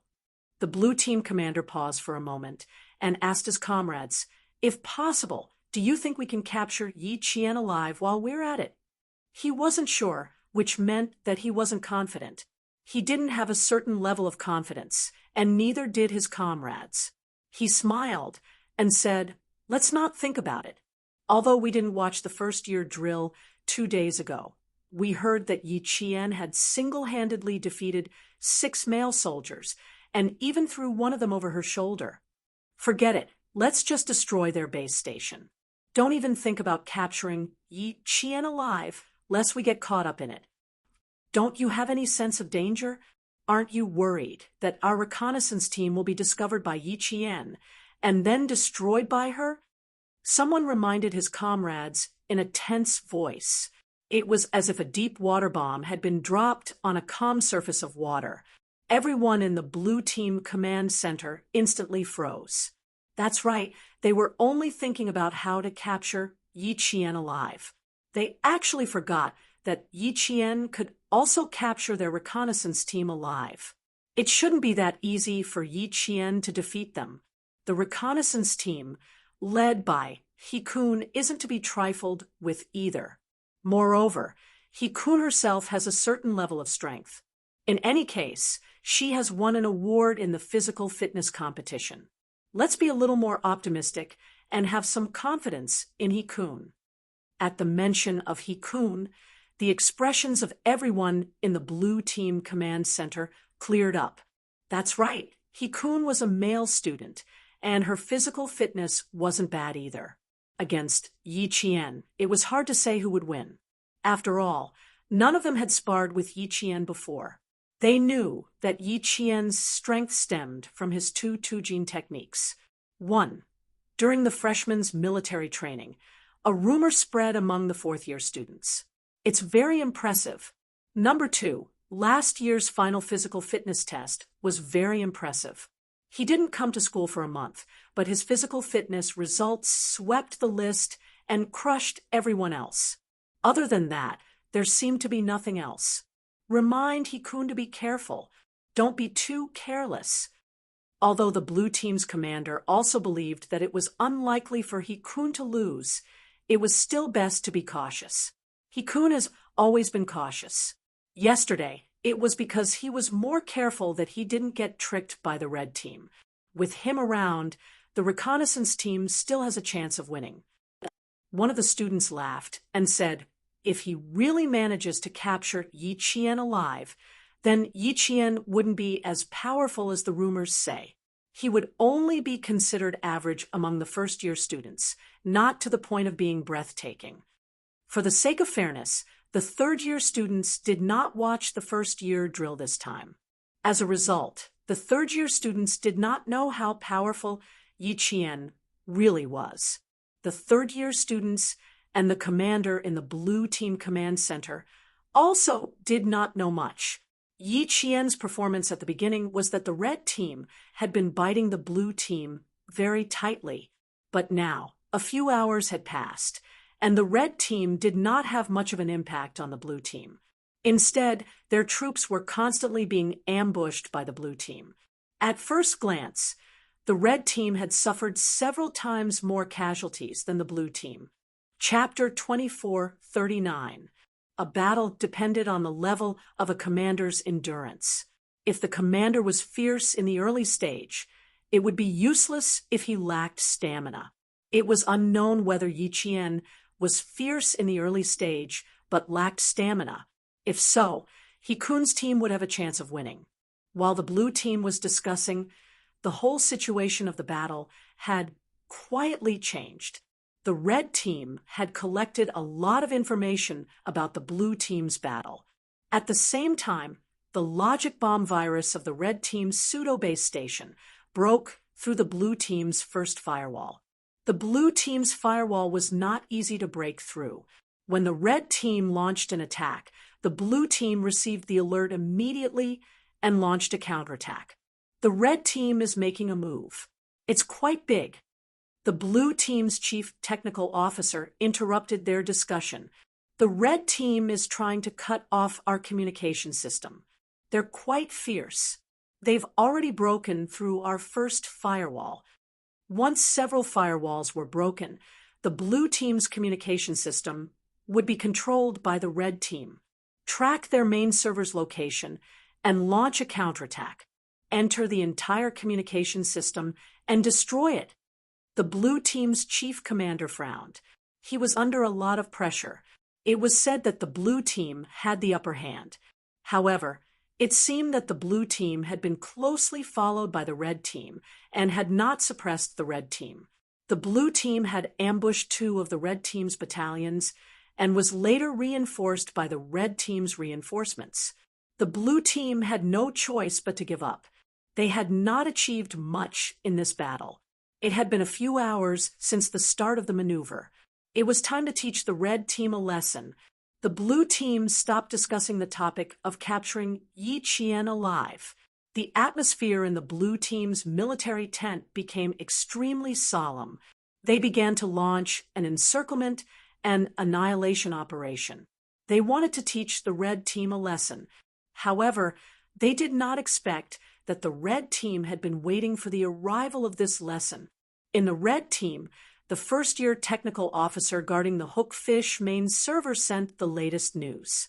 They're tracking the whereabouts of our main server. Just in time. The third-year technical officer guarding the main server said, excitedly, track them down and implant our virus into the blue team's information control center. Set the time to destroy the information resource. We lost yesterday. We have to win it back today. At the same time, Yi Qian sent the latest action order to the red team's battalions through the newly established wireless local area. Song Jiqiu sent the latest news that the 3 battalions of the Blue Party had been successfully controlled by him. 1 battalion had controlled 3 battalions of the Blue Party. Yi Qian nodded with satisfaction. Half an hour. Hold on for another half an hour. A faint smile appeared on Yi Jian's cold face. This is the most crucial hour. At this time, it was already 1 o'clock in the afternoon. The most crucial hour was when the red team's forces completed their maneuvers. At the same time, the red team destroyed all of the blue team's information systems, causing the various battalions and companies to lose contact with the blue team's command center. The red team would launch a counterattack, and when the blue team's forces were wiped out, they would take the high ground in one fell swoop. The pseudo-base station was successfully established within an hour and a half. As Yi Qian issued one order after another, the applause in the general tent grew even louder. At this moment, the applause was for Yi Qian and the 10 third-year technical officers. They had completed the commander's order and successfully grasped the main battle situation of this information war. After the order was issued, Yi Qian loosened his limbs and said to the sentries who were protecting the 10 technical officers, "You guys guard here well. I'll go back to the military tent to check the situation. The blue team will be here soon." Chapter 2440. Yes, sir. The sentries were all first-year students. Their morale was extremely high, and they had no fear at all. If the blue team really attacked, they would not be afraid. Yi Qian said a few more words to the 10 third-year seniors, then brought the 2 sentries back to their original tent. As for the blue team, who had never been weak, they quickly noticed something strange. "No, something is wrong here. Look, according to the information we stole, the red team should be marching along this route. Right now, our blue team has not ambushed the red team. Something is not right. It's been 23 minutes since we received the information. No matter how slow the red team is, they should have appeared by now." This technical student's discovery immediately alerted the blue team's decision-makers. "Contact the 2nd, 3rd, and 4th battalions. Have they already ambushed the 3 red team battalions?" "Yes, sir." "Contact the reconnaissance team. I need to know their exact location." "Yes, sir." The blue team decision-makers' response made the leaders in the main tent nod slightly. Not bad. They were able to immediately be alert and quickly investigate.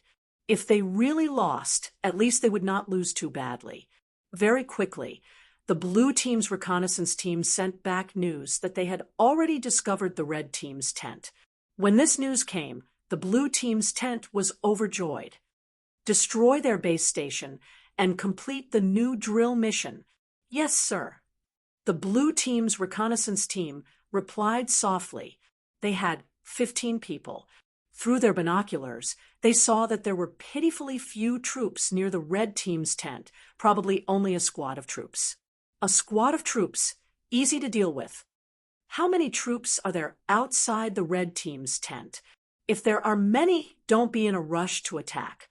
You can sneak over and deal with them. The blue team's commander-in-chief suggested. Sneaking over and dealing with them is less dangerous than directly charging in. The reconnaissance team's leader, Hikun, laughed and said, "Pitifully few, only a squad of troops. Looks like our red team's commander, Yi Qian, is really not afraid of trouble." He knew a thing or two about Yi Qian in school. There was no helping it. As a first-year commander, Yi Qian was really famous. In the entire school, there were not many military academy students who did not know of her name. There really were not many. Even those fellows who spent all their time in the labs had heard of her. Everyone said that this junior was amazing, so he had to meet her. The captain of the reconnaissance team was from the martial arts school. He was quite skilled and had even won a prize in a physical fitness competition. He had long wanted to challenge Yi Qian in school. Now that he had the chance, he was even more unwilling to let it go. The blue team's commander wasn't so optimistic.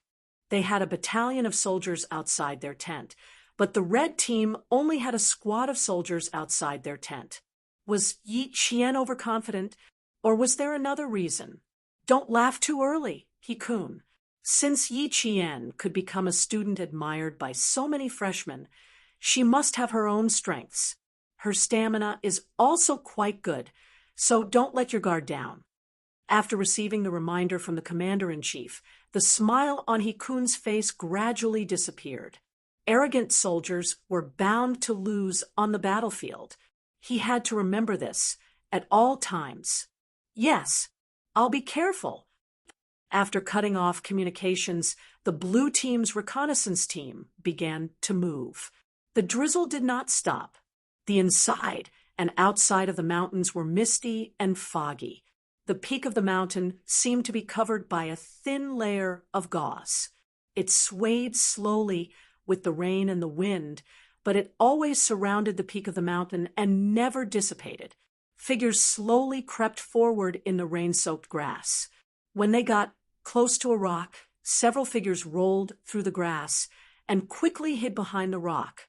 The blue team's reconnaissance team prepared to attack the red team's tent. Chapter 2441. At the same time, a student in Song Jichio's camp became anxious. Battalion commander, the blue team has started to take action. We've been surrounded. He was worried that the blue team would launch an attack. Song Jichio checked the time. There were 11 minutes left before the 30 minutes Yi Qian had said they had been holding back 3 battalions of the blue team. Now that the blue team had launched an attack, one of the red team's battalions was no match for the blue team. This was the reality that they had known from the very beginning. There are 5 minutes left. They'll attack, and we'll fight back. We have to hold back their troops first. In this way, the red team will have a chance to win. After Song Jichio finished speaking in a low voice, she started to discuss the deployment with several squad leaders. As a general, not all the battle arrangements needed to be made by the commander-in-chief. Like a marionette, they had to have their own battle arrangements. The battlefield was not the commander-in-chief's battlefield alone, but everyone's battlefield. The waiting time was undoubtedly the longest. After returning to the red team's camp, Yi Qian took a deep breath of the air with the smell of grass and trees. After exhaling slowly, he ordered Song Jichio, "Let's fight to the death." Song Jichio's camp had originally existed to hold back the blue team's troops. It was expected that they would be surrounded in the end before the battle. The blue team was shocked. They only had 1 battalion's troops, but they had sent out 3 battalion's troops. False information, military deception. A technical student swallowed with difficulty. Is this Yi Qian's arrangement? If so, she's really terrible at using troops. She's the commander-in-chief of the red team, the decision-maker. It must be her arrangement. The commander-in-chief of the blue team seemed to have thought of something. He suddenly changed his expression and shouted, "Quick, check the firewall of the information system." "No, there's no time." "Rebuild the firewall. Quick." Military deception. It was a kind of information warfare. Before the blue team could think of how to use it, the red team had already done it. This was the battle strategy that Yi Qian had come up with. She was only a freshman. Her mind was weird. It made people tremble with fear. "Quick, contact the reconnaissance team. Ask them to evacuate quickly." The commander-in-chief of the blue team realized something. When he gave the order, his face was as cold as ice. "The red team has been luring us into a trap since the beginning. Quick, check our main server." The expressions of all the blue team technical students changed greatly upon hearing the commander-in-chief's words. One by one, they quickly rebuilt the firewall with grave expressions. However, when they rebuilt the firewall, they activated the logic bomb virus that the red team had implanted. The blue team's communication nodes and command and control center malfunctioned, and all resources stopped operating at the same time. Not good. The communication node has been disconnected. It's the same for me. Communication with First Company has been lost. We've lost contact with the tracking device. The blue team's commander-in-chief's face turned green. The chief technical officer beside him said in a tense voice, "We've encountered a logic bomb virus, but the red team's main server is operating normally." What if the red team rebuilds the base station? What about rebuilding the main server? What about all the wireless local area reorganizations? It's normal to use the main server as a fishing hook. Find out where the fake base station is and cut off their information system. This is our only way, the head technician said coldly as he quickly operated the computer. When the student in charge mentioned the fake base station, the other technical students were shocked. They didn't believe it at first, but after a while, they had to believe it. Chapter 2442. The blue team's command center was in disarray. They had lost contact with all the battalions and companies. In war, this was the most fatal incident. The red team's fake base station gave a fake order. This order was given through decoding. Not long after, a few of the blue team's battalions carried out the fake order given by the red team. Yi Qian's order was not too ridiculous. If it was, it would be underestimating the enemy. The blue team's battalion commanders would definitely find something fishy. After the fake order was given, the blue team did indeed find something unusual. Something is wrong. Our marching route is the best route. The command center's latest order is for us to adjust our route. This is not normal. A blue team company commander opened up an electronic battle map and analyzed it calmly. After a short analysis, the company commander realized something was wrong and immediately contacted the command center. However, the blue team's main server was still being rebuilt. Even if they contacted the red team, they would be directly connected to the red team's fake base station. Seeing this, Yi Qian had a technician send over the decoding code. The red team's main force is heading south. We will intercept them. The blue team's battalions and companies that received the decoding code looked at the battlefield. The red team's main force is heading south. We will intercept them. If that was the case, then it was possible. There was nothing unusual about it. The blue team's main force, no longer suspicious, began to follow Yi Qian's fake order and head south to intercept the red team.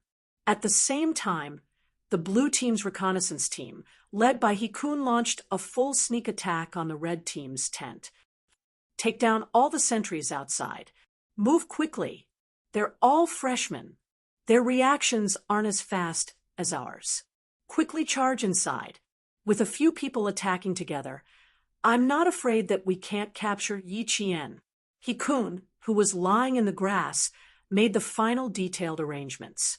After the deployment, they began to move. They followed the blue team's commander's suggestion. They did not charge out directly, but used a sneak attack method. Throw the smoke grenades. Following He Kun's signal, 3 smoke grenades were thrown from different angles near the red team's tent. Sizzle, sizzle, sizzle. The detonation of the fuse caused the explosive in the barrel to explode.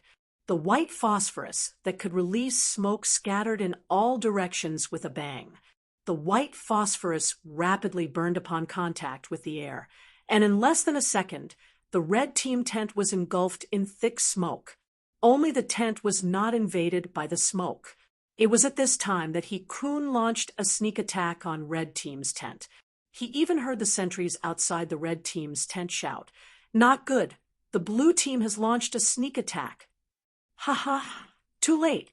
He had already brought his comrades to the door. The sentries outside the red team's tent were indeed very easy to deal with. The scouting team that He Kun had brought were all students with decent skills. A few of them rushed up and took down one in a few seconds. It didn't take long for all the freshmen outside to be taken care of. Inside, several students guarding the main servers followed Yi Qian's orders and cut off the power to all the main servers. They were to prepare for battle as soon as possible. Yi Qian was guarding the entrance of the military tent. When the first figure rushed in, she lifted her leg and lightly tripped and hooked it. The third-year student who rushed in did not stabilize himself and fell over. Hold it tight. Draw your cards. A few freshmen who were on guard immediately rushed down and held down the third-year student, who was at the front. The other party was still stubbornly resisting, so one of the students simply pressed on top of him, using his weight to completely control the other party. His armband was torn off by the freshman, and at the same time, his neck was tightened. This was definitely a death. Chapter 2443. While several freshmen were killed and a third-year student was killed, Yi Jian's side took down another person with an imposing manner. She directly threw the other person out of the door like a sandbag.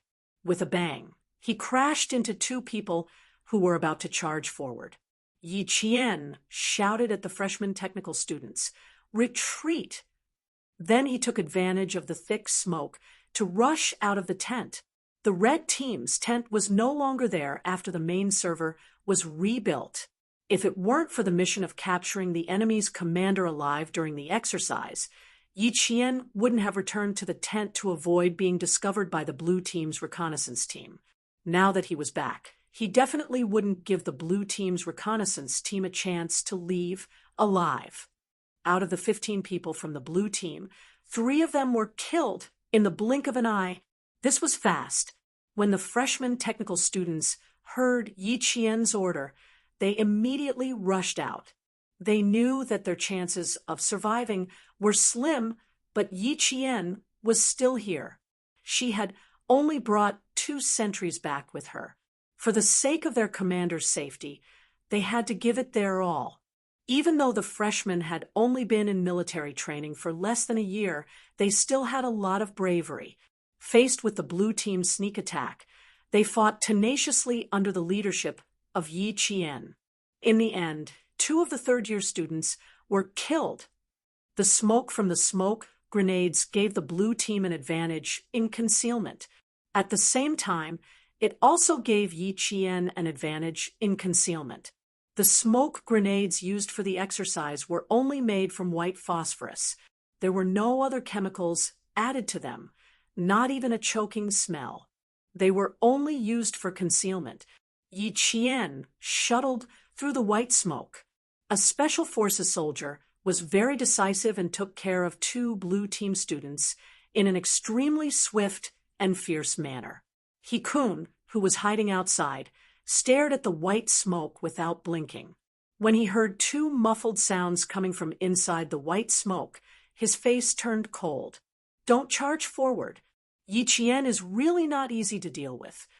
He stopped his comrades who were preparing to charge forward.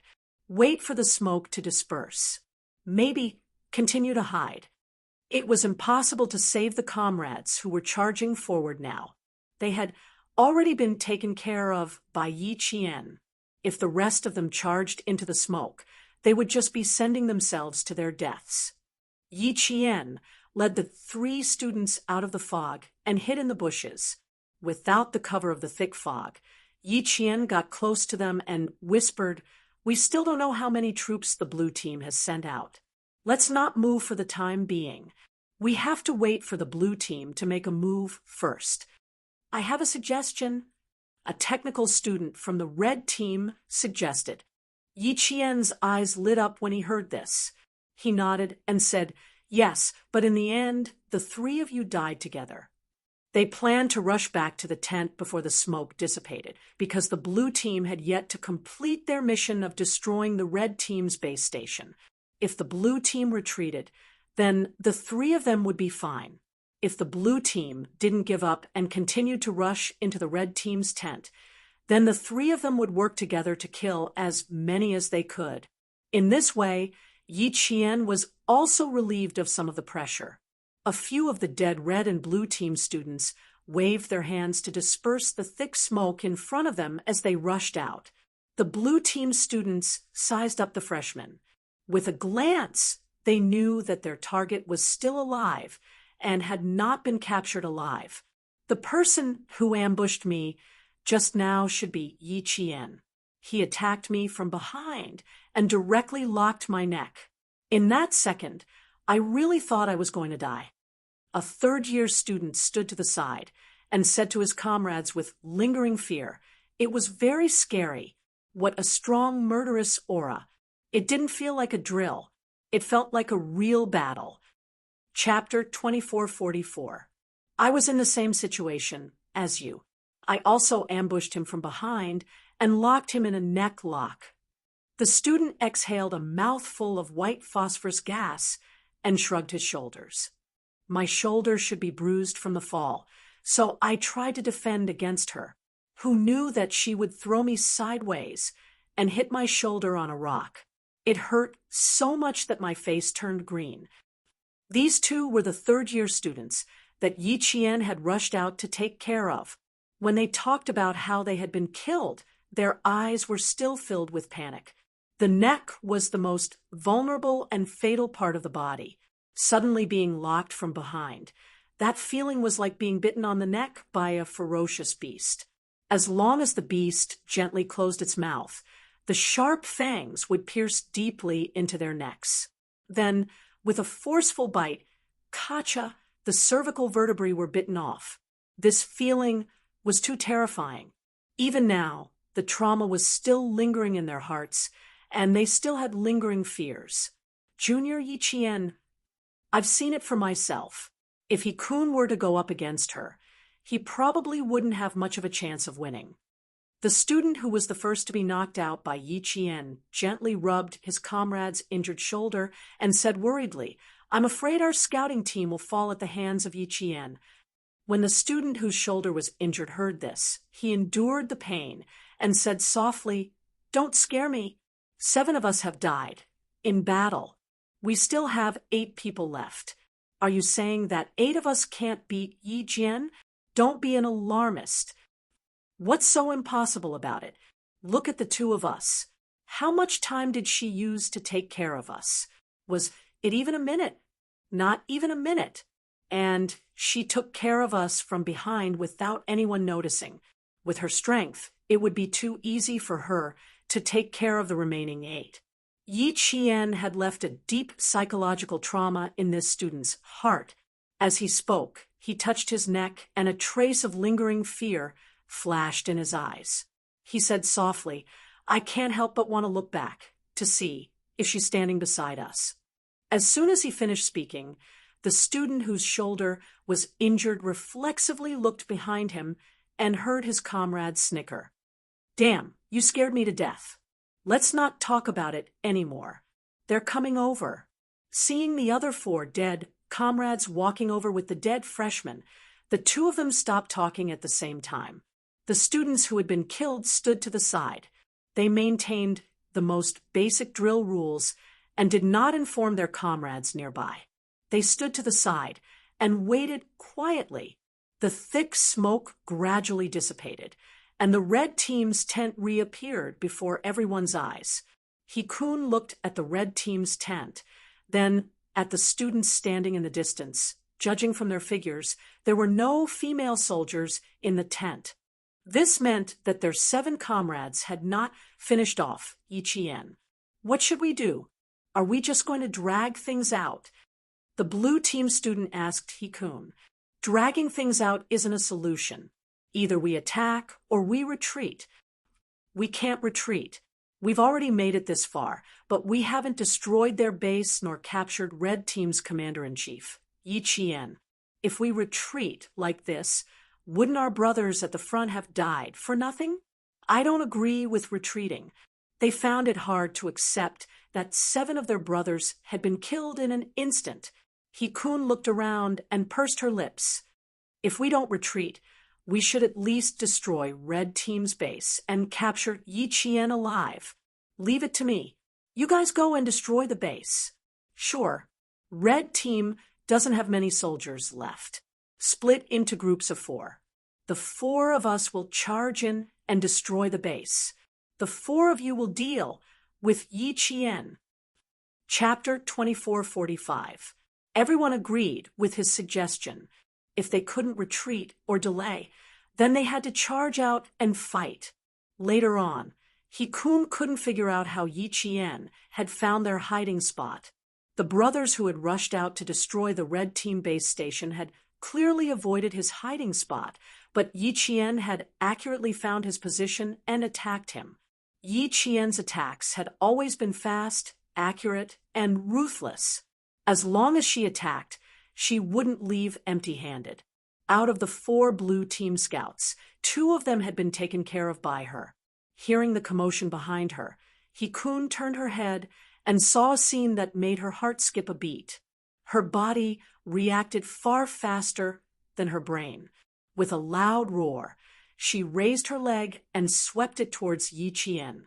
When Yi Qian saw the wind from the kick, she knew she was up against a powerful third-year student. She grabbed the student's right arm with one hand and locked it behind his back. At the same time, she used one hand to support herself on the student's back and lifted her whole body into the air. She also raised her leg and swept it back with an even fiercer stance. Hand, my hand is broken, my hand is broken.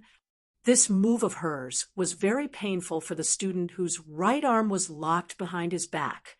The huge twist almost dislocated his arm and shoulder. The pain was so intense that he couldn't help but scream out in pain. It was probably not just any pain. Yi Qian kicked away Hikun's attacking left leg. Furthermore, she kicked the other party's calf. When the student who was locked down with one arm screamed out in pain, Hikun's back was covered in cold sweat from the pain. Her calf was trembling from the pain. Her strength wasn't just any normal amount. She wouldn't break his calf, would she? Hikun resisted the urge to bend over and grab his leg to rub it. Her heart was screaming in pain. Only her forehead was tense. She couldn't break her technique. She definitely couldn't break her technique. She had to hold on. Yi Jian, on the other hand, knew how hard she had kicked him.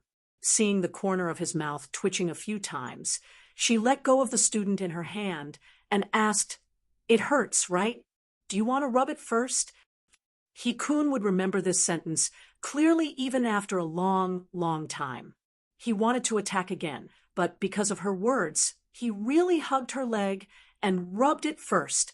Yi Qian did not expect him to really hug her leg and massage it. She had only mentioned it casually and did not really want him to massage it. The third-year student who had his arm twisted and was screaming in pain was thrown aside by Yi Jian. The dead student quickly ran to the side and was several meters away from Yi Jian. He had to run a few meters away. Yi Qian was already fighting Hikun using his fists and kicks. When he saw Yi Qian raise his leg high up and chop down like a sword, hitting Hikun's shoulder, he couldn't help but cry out, "Ayo," for Hikun. Although that kick didn't land on him, he felt pain for Hikun. Even the roots of his teeth were sore. Ouch! The dead student rubbed his shoulder and slowly turned it around. He was also in pain, but fortunately, his shoulder was not dislocated. Hikun was forced to kneel on one knee by Yi Qian. He was in so much pain that he was about to cry. How could a woman be so strong? Hikun, who came from a martial arts background, was strong. In a one-on-one fight, he was also an elite soldier. Although he was in so much pain that he was about to cry, the ferocity in his bones was also aroused. When Yi Qian pulled back his leg, he rushed over like a leopard. The dead student couldn't bear to watch the fight.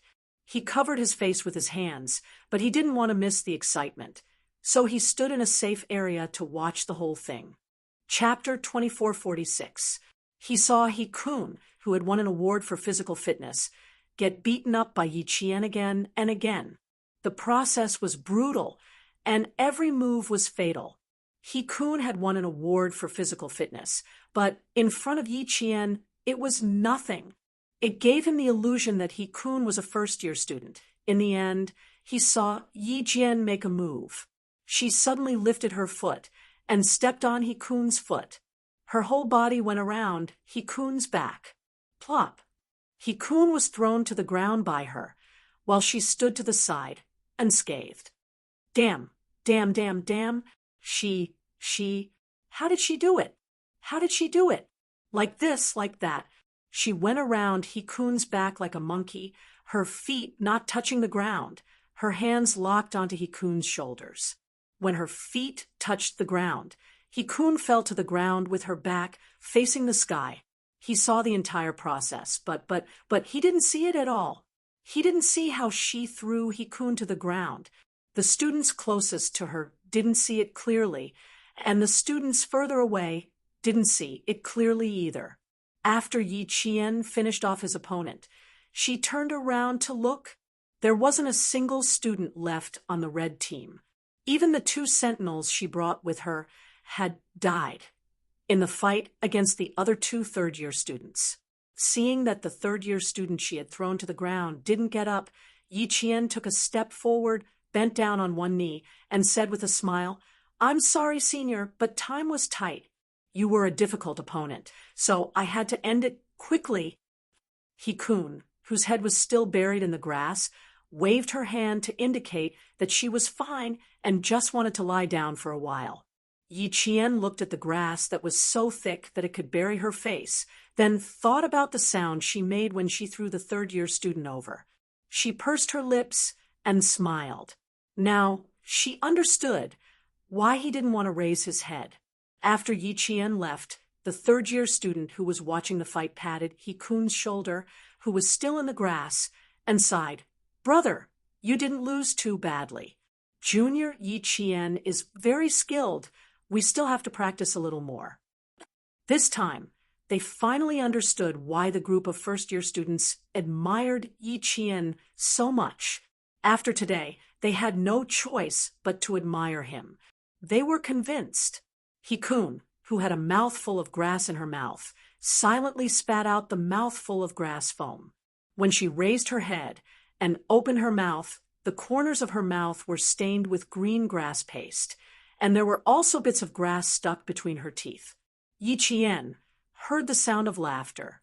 Then he heard the male student, who had been thrown to the ground and chewed on the grass, say angrily, "What's there to laugh about? I just ate a mouthful of grass. What's so funny?" It was still a little funny. At least she wanted to laugh. Yi Qian, with a slight smile, didn't stay in the red team's abandoned tent any longer. He quickly left alone. The sentries she had brought with her had all been killed, so she could only return alone. A report came from the rear through her earpiece. "The blue team has already begun to enter. The fake orders we issued have most likely been seen through. The third-year student in charge of technical support told us that the blue team's technical students have already analyzed that we have built a fake base station and will immediately rebuild their own servers. With the blue team's strength, it won't take them too long to cut off our fake base station and stop our fake orders. A conservative estimate is about an hour." Listening to the report, Yi Qian ran all the way back to the command center, which was 5 kilometers away. It took her about 40 minutes to get back. 5 kilometers wasn't a long distance, so it wouldn't take much time to run back. Chapter 2447. She also did not expect the fake orders to last for a long time. After all, the blue team's strength was there for all to see. If they really did not discover it after a long time, the leaders in the main tent would be the ones having a headache. Time seemed to pass very slowly. When the main tent saw that the blue team had finally cut off the red team's fake base station, the leaders all breathed a sigh of relief. Although there was a bad result, they did not lose their sense of direction. After reacting, they calmly carried out the next step. It was clear that they also had excellent military discipline. The blue team's technical students were very strong. After cutting off the red team's fake base station, the red team had no way to issue fake orders to the blue team's battalions and companies. Yi Qian, who already knew that the blue team's reconnaissance team had entered the red team's tent, felt that it was a pity, but he also applauded the blue team's strength. The red team's fake base station took a total of 1.5 hours, while the blue team's interception took only 40 minutes. 40 minutes was enough. The blue team's main forces had all changed directions, giving the red team enough time to move. Now, it was time to fight head-on. Qian Yanjun sent the latest news. They had already discovered the blue team's main command center and were requesting Yi Qian's instructions. No rush. Hide well first and show yourself last. Yi Qian continued the Snowfield Brigade's dark style of fighting. Compared to fighting openly, she preferred to fight in the dark and catch the enemy off guard. Qian Yanjun slowly put away the binoculars and said softly, "Their command center is very close to the battle for the high ground. If we wait until the blue team's main forces arrive, it will be too late for us to show ourselves." Showing ourselves now is suicide, Yi Qian sneered. The third-year seniors are not easy to deal with. Arranging for you guys to go over is not to send you to your deaths, but to take advantage of the opportunity to ambush. If you succeed, then you succeed. If not, at least you guys made a move. The third-year students were indeed very strong.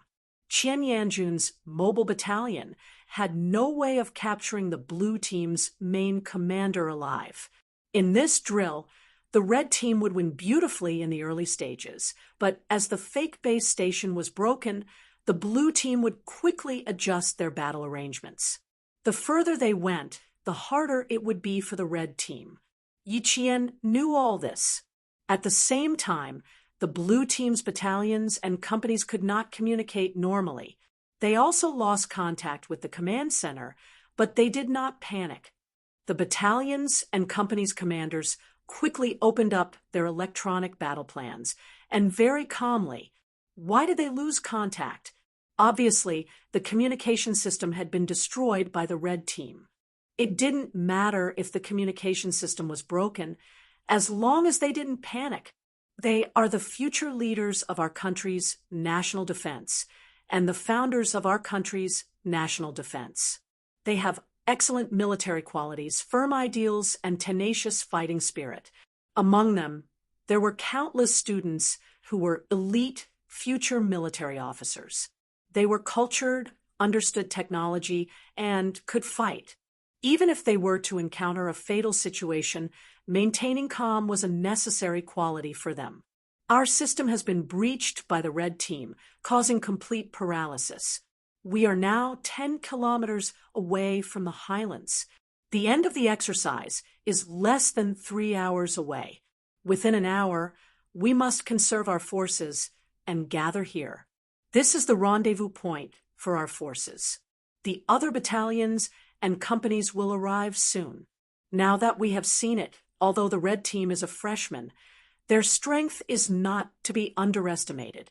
Remember, if you encounter the red team, it is best to eliminate them first. Chapter 2448. All the companies and battalions are definitely aiming for our final rendezvous point. Losing contact isn't scary. Our biggest problem now is how to break through the red team's obstruction and successfully rendezvous. The blue team battalions and companies began to discuss their battle plans. They all had a common goal after losing contact. Before communication was restored, they would all set out towards their final goal. Even though they were misled by the red team's false information, their final goal was still the same. Moving in this direction would not be wrong. This information exercise was exceptionally difficult.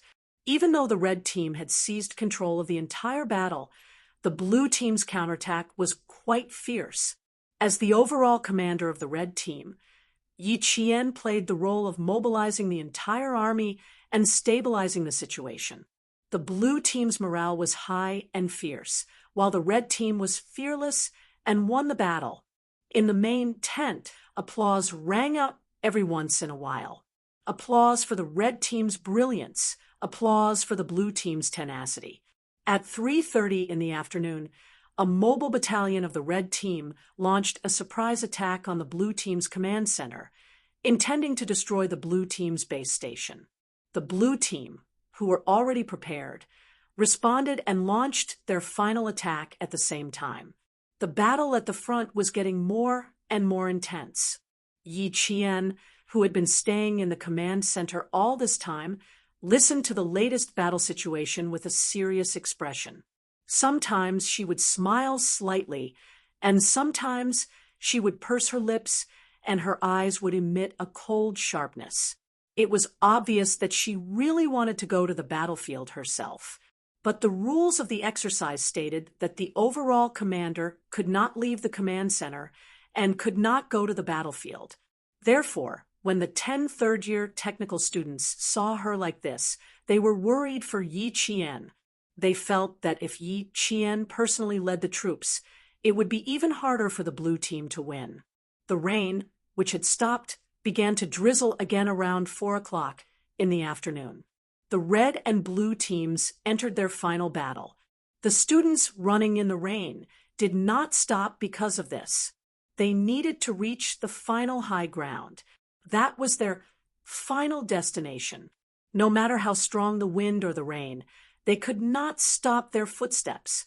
At 5 o'clock in the afternoon, the exercise ended. Yi Qian and the blue team's overall commander shook hands. In the rain, the two of them smiled at each other, and together they placed a bright red flag on the flagpole. In the rain, the color of the red flag was incomparably fresh. It added a touch of light to the gray sky. In the mountains on the plains, all the students saluted the red flags that faced the wind and rain. In the wind and rain, the students in their battle uniforms stood tall and straight, saluting the red flag solemnly. Standing in the mountains, they seemed to be one with the green mountains and rivers. Even if the rain fell into their eyes were still looking forward without blinking. Where the red flag points, advance courageously. Generations of soldiers took over the red flag and shouldered the heavy responsibility of protecting the country. Even if they died on the battlefield, they had no regrets. The construction of your pseudo-base station surprised all of us. This is a very risky decision.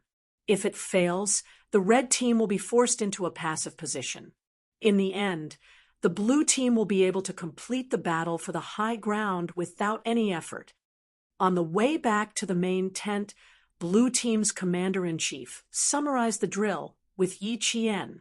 He was quite interested in the fact that Yi Qian could come up with a pseudo-base station. Yi Qian smiled and said, "A drill itself is an adventure. Discovery, innovation, change, and improvement. These are things that normal training cannot give us, but a drill can." Chapter 2449. At the end of the drill, Yi Qian slowed down his pace. Even the sharpness in his brows disappeared, leaving behind only a faint smile. "I have thought of failure, but I have more faith in the technical students' abilities. Since there is the existence of a pseudo-base station, why don't we also give it a try and challenge ourselves? If we fail, it doesn't matter. We can discover the root of the problem from our failure. If we succeed, it will be a change, an improvement, and even a breakthrough. Failure represents discovery. Success represents victory. So whether we fail or not, we are not at a disadvantage. The existence of a drill is for the sake of discovery and victory. The existence of a drill is for the sake of discovery and victory." The blue team's commander-in-chief carefully considered these words. Gradually, the expression on his face became more and more solemn. He realized the difference between himself and Yi Qian.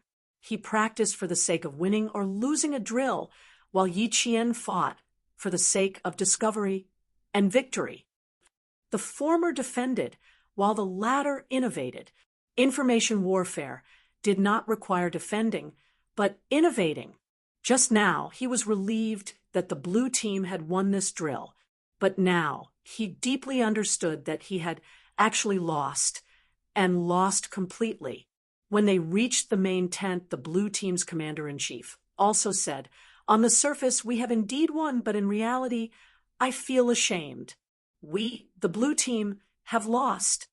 When the leaders in the main tent heard this, they could not help but look at Yi Qian. This female student's influence was really extraordinary. She could even make the winning team feel ashamed of their victory. However, this was indeed the case. Although the blue team had won, they had actually lost. They also thought so. With Yi Qian's military deception battle strategy, the blue team's conservative battle strategy had already lost. Just as Yi Qian said, the drill was not a drill for victory or defeat. The drill itself was a risk. Discovery, innovation, change, improvement. This was the meaning of the drill's existence. Failure represented discovery. Success represented victory. Yi Qian's words later became a phrase that the National Science University wrote to every freshman. It was written by graduating seniors to the freshmen, and it became a tradition after a long time. Those leaders who didn't think highly of Yi Qian's battle strategy and even thought that she was being too daring felt their faces burn. Even a student could think of a direction, but as the leaders, they were still stubbornly clinging to the goal of winning, not even thinking of innovating or challenging it. Their awareness was even worse than a student's. The 3-day exercise ended quickly. That night, the last-minute train carried the freshmen and third-year students back to school. On the bus, the students were still discussing the drill in detail. The third-year students mentioned Yi Qian the most, saying that it was too difficult for them to win. But even if they won, they did not feel very excited about winning. A few of the third-year students who had fought Yi Qian head-on during the drill spoke with the most authority. He Kun told his comrades beside him in a very serious manner, "Yi Qian is quite skilled. I lost to her in less than 3 minutes. She can fight and command. That's what a first-year junior is like." The entire bus fell silent. The only sound that could be heard was the rumbling of the train moving forward, and the 10 seniors who had supported the first-year technical team also had the right to speak, especially when they mentioned that the construction of the pseudo-base station was all proposed by Yi Qian. Later on, when the brigade commander praised her, she even pushed all the credit to them. Such behavior made the third-year students in the bus admire her even more. Chapter 2450. This was military merit. She could have taken all the military merit for herself, but she generously gave it all to someone else. She was so open-minded that it was admirable. Yi Qian was indeed worthy of her reputation. In the train, the brigade commander said to political commissar, "You, after returning to school, train Yi Qian well. Others are under a lot of pressure, but the academy will give her 12 points. Write an observation report on her at the end of the year." "You are—" Political commissar. You narrowed his eyes slightly. He thought of a possibility and asked uncertainly, "Are you planning to send Yi Qian to a higher place?" The brigade commander nodded. "Her ambition is to join the field forces." "That's good, but with her abilities, the field forces won't give her much room to show off. She should go to the special forces. Yi Qian has a murderous aura about her. I think she will like to join the special forces." The main thing was that it would be a pity if a student like her didn't join the special forces. Yi Qian is indeed more suitable to join the special forces. However, our country doesn't have a female special forces unit. Which special forces unit should we send her to? Also, we have to ask for her personal opinion. Political commissar, you thought deeper. His voice became a little tense.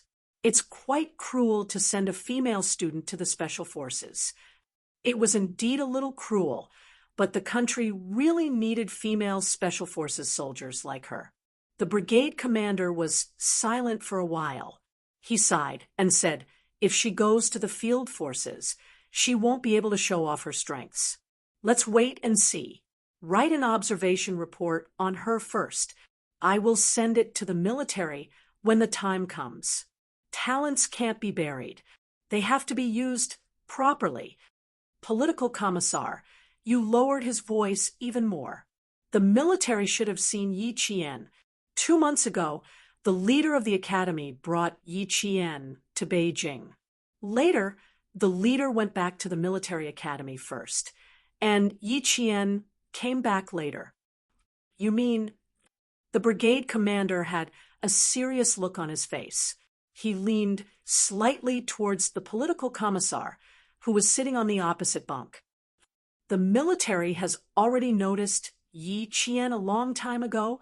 Did that mean that the military had discovered Yi Qian's abilities earlier than the military academy? Political commissar, you nodded lightly. I guess so. So please don't recommend anyone for the time being, in case they don't fit in with the military's arrangements and end up doing bad things with good intentions. If I really want to train her, I'll send her to the army with the juniors and seniors during the holidays. She'll have to endure more hardships and experience the atmosphere in the army. I think the military will be happy to see that happen. After a long time, the brigade commander nodded slightly. That's fine, but we still have to write her observation report. This female student is tough and a little indifferent. She's a student without much ambition. Since she's a top student from the military academy, the academy should take care of her a little. The premise was that in the future, Yi Qian would be able to stand on his own and be able to stand on his own 2 feet. Yi Qian didn't know about the conversation between the brigade commander and the political commissar. At the moment, she and He Jing were listening to Su Wen. On May 1st, the drill between the freshmen and the blue team ended. Su Wen was called by the instructor for a lecture and didn't come back until 9:00 p.m. In the next 2 days, Su Wen had changed. At least, she didn't deal with it casually. During the drill with the juniors, Yi Qian had specially arranged for Su Wen to be in Song Jiqiu's battalion. 1 battalion was against the 3 battalions of the blue team. During the final siege, Su Wen was so scared that her face turned pale when she heard what Song Jiqiu said.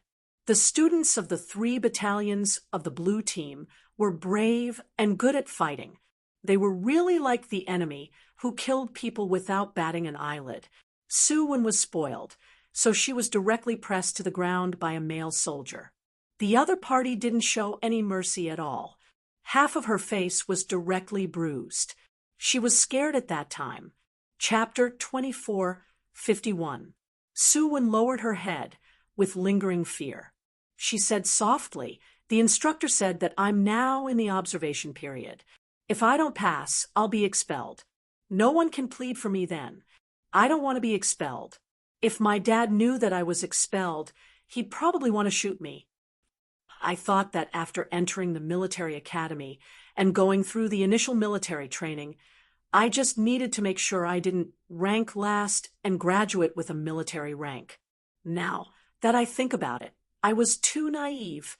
There's no time for me to muddle along. In the end, I'll cut off my own path. I signed a military pledge. If I don't improve this semester, I won't be in the dorm next semester.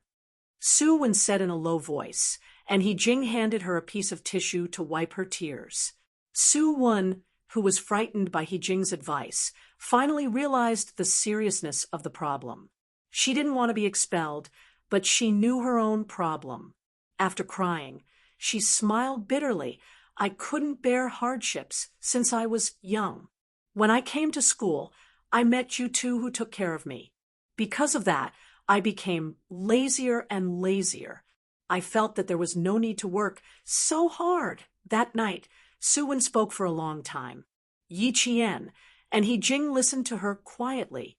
Halfway through, the two didn't express their opinions. They only said a few words of encouragement. Other than that, they didn't say anything else. What Su Wen needed now wasn't encouragement, but change. She needed to change herself and not rely on others to encourage her. Only by changing herself seriously could she be truly independent. She probably knows her mistake. Let's see how it goes in the future. He Jing waited until Su Wen fell asleep before whispering to Yi Qian. She didn't smile like before and act like nothing happened. I think she's really reflecting on her mistakes. She also didn't want her roommate and comrade in arms to be expelled, but Yi Qian was right. They couldn't take care of Su Wen like before. They had to let go. Problems can't be developed in a day or two. Even though she's reflecting now, she still needs to change. Yi Qian already knew what he should do to help Su Wen. Naturally, he hoped that He Jing would do the same and help Su Wen. In the wee hours of the morning, Yi Qian leaned his head against the train window frame, closed his eyes, and slowly fell asleep. A 7-day holiday was equivalent to no holiday for them. After the 3-day exercise, the next 4 days were mainly for work related to the exercise. Commendation and self-criticism would be carried out simultaneously. The morning sun pierced through the clouds, bringing light to the city that had been raining for 3 days. In the east, the sun was floating at the edge of the clouds, like a dancing golden dragon. It was so dazzling that one could not look directly at it. Yi Qian walked out of the campus of the National University of Science and Technology with her luggage. She arrived at the school at 4 in the morning and left at 6 in the morning.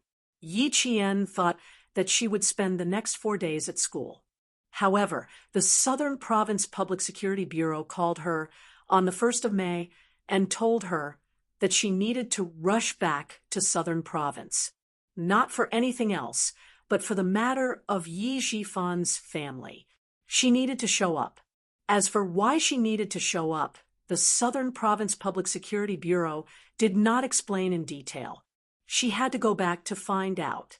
After walking out of the school, Yi Qian called Ho Zi, the Southern Province Public Security Bureau, and Ho Zi called the school.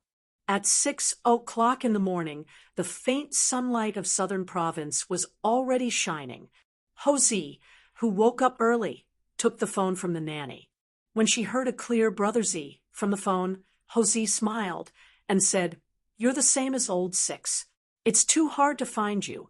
I was worried that you wouldn't be able to rush back to Southern Province on the 1st of May. Ho Zi had been paying attention to Yi Qian's situation. Chapter 2452. With Ho Zi's explanation, Yi Qian found out that Yi Zhifan had already been taken away by the disciplinary committee, and that the ones who reported him for violating the law were none other than Sun Dongqing and Sunning. In such a short period of time, so many things had happened in the Southern Province. What was even more unexpected was that the ones who sent Yi Zhifan to jail were actually Sun Dongqing and Sunning, mother and daughter. On the way to the airport, Ho Zi picked out the main points of Yi Zhifan's case to Yi Qian over the phone. After being here for 2 months, we haven't been able to find out anything. It's all thanks to Sun Dongqing's letter of complaint that your sister didn't manage to find out the contents of the letter. But now that he's been locked up for so long and still hasn't been released, it's clear that the report is no small matter. Yi Zhifan himself probably didn't expect that even though he tried so hard to guard against everything, he didn't manage to guard against the person who slept next to him. Oh, right, there's also his daughter. She's changed her surname to Sunday. She's also a ruthless character. In order to get herself out of jail, she also reported Yi Zhifan. Right now, Yi Zhifan has been deserted by everyone. Even his only sister, Yi Zhixiang, hasn't shown up. He's been left to fend for himself. When you see him, you don't have to be afraid. If there's a grudge, then there's a grudge. Deserted by everyone. Yi Qian lowered his eyes slightly to hide the darkness in his eyes. To Yi Zhifan, desertion was nothing.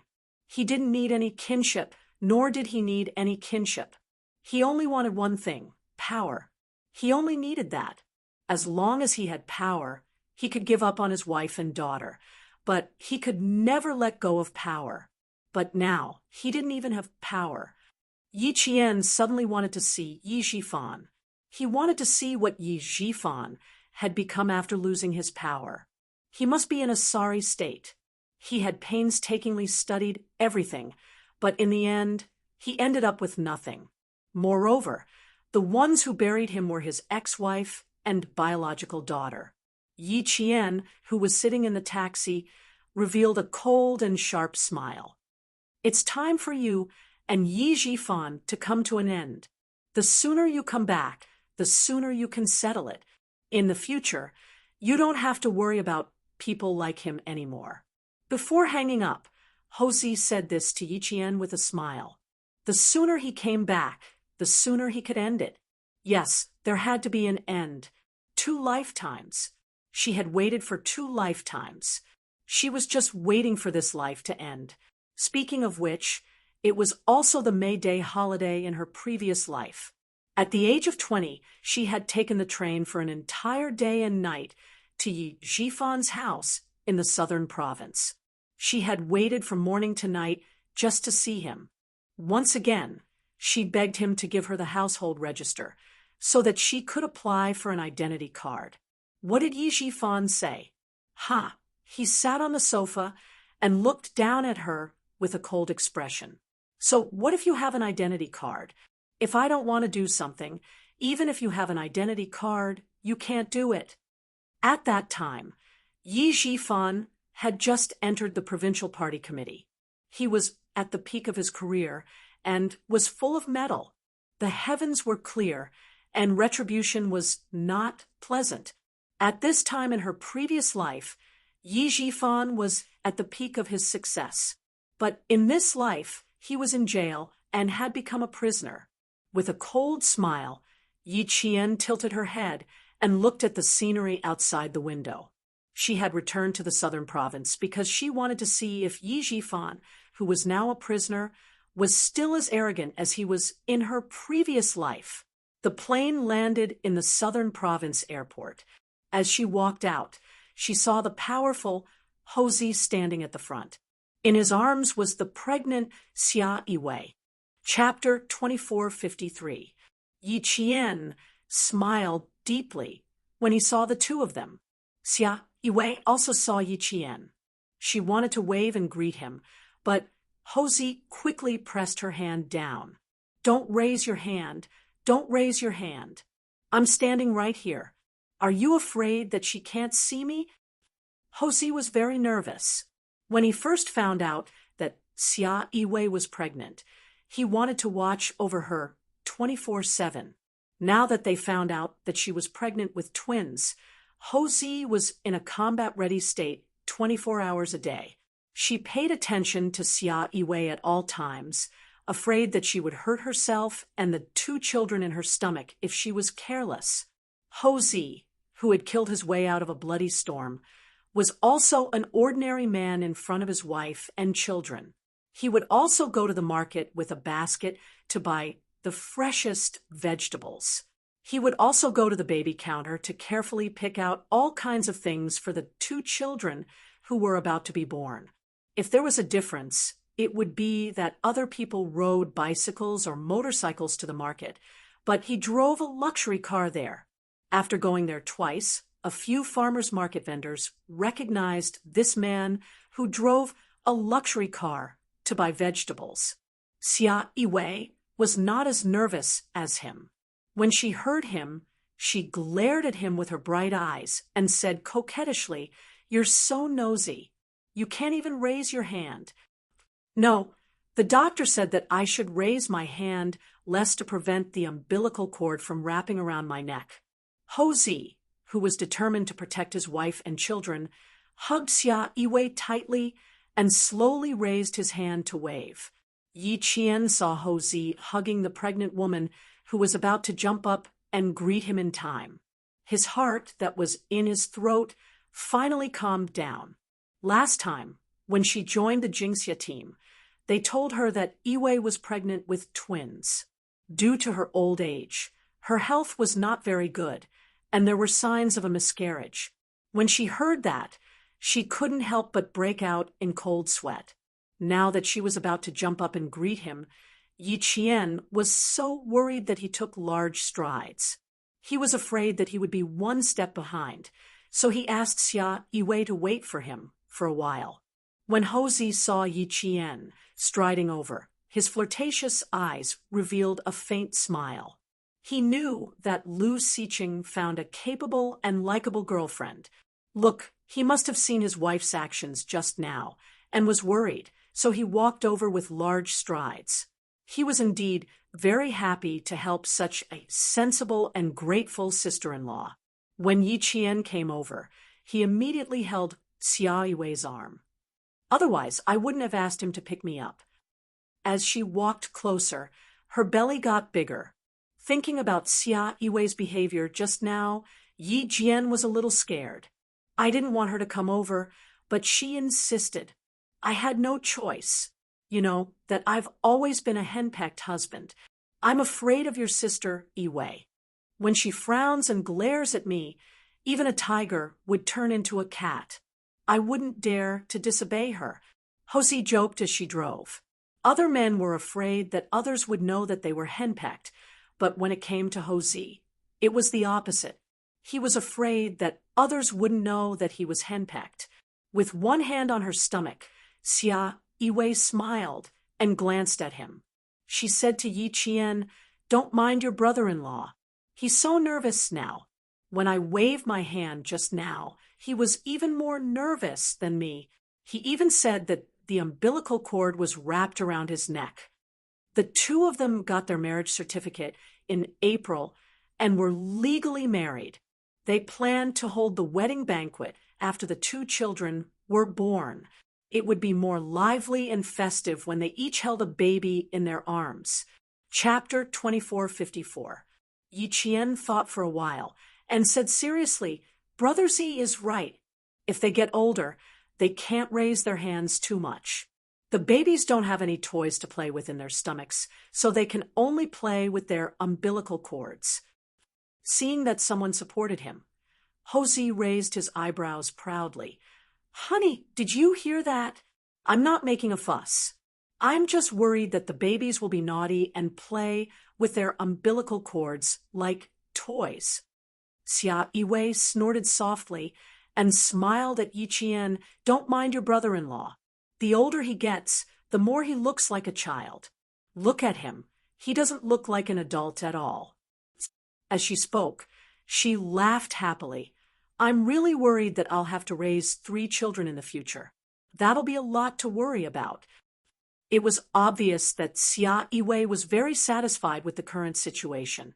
Her entanglement with Houzi for nearly 20 years had finally blossomed. She had already received the greatest happiness of her life. When she mentioned Houzi and the children in her stomach, her bright and mature face was full of gentleness. Yi Qian was also happy for the two of them. He pursed his lips and smiled. "That's good. In the future, the older child will play with the younger child. Sister Yiwei, you can just watch from the side and command them." "Ha ha ha, that's right. I think so too.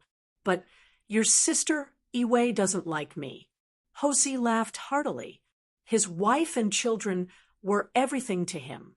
His world was his wife and children. Now, there was nothing more important in his world than making his wife and children happy. Xia Yiwei looked at her husband, who was laughing heartily. There was deep gentleness in her eyes. The man she loved was less flamboyant and less arrogant. Now, he only had a steady temperament that was as deep as the ocean. He was introverted and responsible. He had enough ability to hold up the sky for her and their unborn child. From an ignorant youth to an arrogant youth, and then to a steady middle-aged man. She had spent nearly 20 years waiting for this man to put away his crazy ambition. For her, for their love, he gave up his dark empire and stayed only for home. Xia Yiwei, who had a smile on her lips, looked at Houzi with gentle eyes. The man driving seemed to have noticed it, and his lips curled up into a satisfied smile. Yi Qian, who was sitting next to them, could feel the deep affection between the two. Yi Qian did not speak. In order not to interrupt the warmth between the two of them, she even held her breath. Looking at how happy they were, she sincerely wished them well. The tender moment was interrupted by Ho-zi. He stopped the car at a red light and turned his head to look at his wife, who was staring at the back of his head. He teased, "Honey, if you continue to look at me like that, Xiao Yi will be so embarrassed that he'll ask me to pull over and run away. If sixth brother finds out that we left his girlfriend behind, I'm really worried that he'll come to our house in the middle of the night and beat me up." Xia Yiwei blushed slightly. She glared at the guy who made fun of her and said to Yi Qian, "I was thinking about something just now. Don't listen to your brother-in-law's nonsense. He's as thick-skinned as sixth brother." Indeed, Yi Qian also noticed it. He did not expect that Master Hosan, who was feared by both the government and the underworld, would be like this in private. In his previous life, he could not find Ho-zi no matter how hard he tried. Was it because of Sister Yi-wei that he retired from the underworld and no longer participated in the underworld? That should be the case. Otherwise, the boss of the security company in his previous life would have some information about Master Hosan. Chapter 2455. In the previous life, Sister Yi-wei and Brother Zi lived the same blissful life as they did in this life. Yi Jian's gaze sneaked a peek at Xia Yiwei's big belly and realized that she was not sitting comfortably. She immediately turned around and passed a pillow to Xia Yiwei. "Is your waist not feeling too good? Pillow with this." She was very attentive and seemed to know a lot. Xia Yiwei's heart skipped a beat. Her gaze unconsciously fell on Yi Qian's flat belly. "Old six, this devil didn't bully Xiao Yi, right?" Yi Qian understood her gaze and instantly felt awkward. She and Captain Xia were still innocent. There was nothing going on between them. Xia Yiwei saw her expression and knew that she had misunderstood. Her red lips curved into a smile and said, "Old Six is really lucky to find you. If he dares to bully you in the future, give me a call and I'll teach him a lesson." Ho-zi didn't know whether to laugh or cry when she heard that. She said, "If you teach Old Six a lesson, I'm really afraid that he will teach me a lesson in the future. You shouldn't teach him a lesson. You should at least care for your husband." She was reminding Xia Yiwei not to meddle too much. Both of them had their own opinions. Plus, it was not appropriate for others to interfere because of their profession. Xia Yiwei naturally understood her meaning. She raised her hand and patted Yi Qian's hand gently. She gave her a warm smile. Old Six was indeed her younger brother, but Yi Qian was a girl that she admired. Moreover, she was an introverted girl. She was indeed afraid that Yi Qian would suffer alone if she was wronged. She could see that Yi Qian was deeply in love with Old Six. If Old Six did something unscrupulous, Yi Qian was a girl with no one to rely on. If she was wronged, no one would stand up for her. Because of her background, as a woman, she should take care of her. Although Xia Yiwei was cold and arrogant, she was kind-hearted and had a simple nature. Otherwise, she would not have been pestered by Ho-zi. Her kindness turned into a warm current that slowly flowed into Yi Qian's heart. It made Yi Qian believe that Xia Yiwei in her previous life must have been as happy and fulfilled as she was now. Ho-zi didn't notice Xia Yiwei's little movements. He drove the car on the highway and was no longer distracted. He concentrated on driving to the downtown area of Southern Province. After driving for about 20 minutes, Yi Qian said softly from behind, "Brother Zi, Sister Yiwei is asleep. You can send Sister Yiwei home. I'll go alone." "I can't let you go alone. She's afraid that you'll be at a disadvantage." Ho-zi lowered the temperature of the air conditioner in the car by 2 degrees.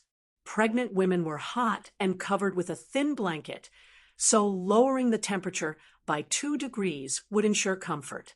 "Yi Zhifan wants to see you, so she's even more afraid that you'll be at a disadvantage. I'm also a little worried. One of them is an old fox in the bureaucracy, and the other is still a student. Although she's good, she's not as experienced as an old fox. Everyone will be at ease if she goes with you. Sixth brother will also be at ease. Hosea didn't think that he was a person who was passionate about other people's matters. However, regarding Yi Qian's matter, even if sixth brother wasn't involved, he would still help. He had no choice. When he first met Yi Qian, he saw the shadow of himself when he was young and ruthless in her. That was the kind of ruthlessness that never bowed down to fate and never admitted defeat. Even if her body was covered in scars, she would still hold her chin high and not lose her pride. This time, Yi Qian insisted on her own opinion. She smiled and said, "Brother Zi, I really don't need you and Sister Wei to accompany me. Now that Yi Zhifan is in jail, I don't know if he will say anything unpleasant. I'm afraid that Sister Wei will feel sorry for me and get angry, which will affect her mood." Chapter 2456. When it came to his wife, Hosea was naturally 100% cautious. He thought about it and nodded in agreement, but he was still worried. "We'll wait outside. If there's anything, you can call me immediately." Wei really liked Old Six as a girlfriend. When she was resting at home, other than meeting a few good friends, she would only walk around the neighborhood for the sake of the 2 children in her belly. Other than that, she would not easily leave the house. Ever since she found out that Yi Zhifan was taken away by the Discipline Inspection Commission, she kept an eye on him. When she found out that the Southern Province Public Security Bureau notified Yi Qian that he was coming back, she immediately asked him to book a plane ticket. She even instructed him to personally pick him up at the airport. She said righteously, "Your subordinates are all rough people who fight and kill. Don't scare my sister-in-law." He was a little jealous that she was so protective of him. Scare little Yi? When he dealt with Sun Yaozu, his trusted subordinates came back to report. From the beginning to the end, they were terrifyingly calm. They did not seem like newbies at all. He had no choice. His wife was so protective of Yi Qian, so he had to be more careful. Moreover, he also admired Yi Qian's way of doing things. After giving his instructions, Hosea did not say anything else. He more or less knew some of Yi Qian's private matters. When he saw the faint hostility between her eyebrows, he was relieved. She did not look like she would be at a disadvantage. If there was a grudge, then there was a grudge. If there was a grudge, then there was a grudge. When they arrived at the Southern Province Public Security Bureau, it was already 11 o'clock in the morning. In the end, Xia Wei did not accompany Yi Qian in. She sat in a cafe not far from the Public Security Bureau and waited quietly. After Yi Qian entered the Southern Province Public Security Bureau, she still needed to go through some procedures to see Yi Zhifan. She could only go and see Yi Zhifan after she had filled in the information. While she was filling in the information, the police officer who served her reported that Yi Qian had arrived at the Southern Province Public Security Bureau. The higher-ups had instructed that if Yi Qian came, they needed to report to the higher-ups. When Yi Qian finished filling out the information and went to see Yi Zhifan, Madame Li, who was far away in the capital, would know. Mrs. Li, who received a call from her old classmate, smiled elegantly. It was good that she was here. This little girl was harder to deal with than Sun Ying. However, no matter how difficult it was to deal with her, she was still a little girl. He could talk to her and analyze the pros and cons. He believed that she would make a choice. In the detention room, Yi Zhifan was sitting quietly, motionless like a statue. Yi Zhifan's eyes moved slightly. Soon, he saw someone standing in front of the metal door where he was locked up. The lock was pulled open and 2 police officers walked in. Yi Jifan, someone's here to see you. Yi Jifan, who was sitting quietly in the corner of the guardhouse, slowly raised his head and asked in a hoarse voice, "Who is it?" Ever since he was taken away by the disciplinary committee, he had never left this place. He did not go through the disciplinary committee's double standard procedure. He was taken away by the disciplinary committee that morning.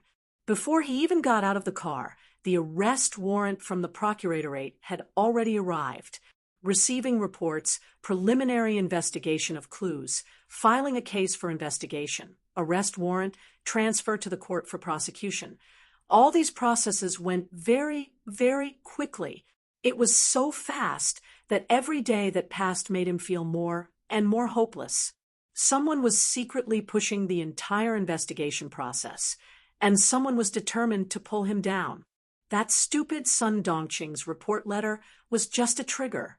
Otherwise, it would not have happened so quickly. It was so fast that he had no way to deal with it.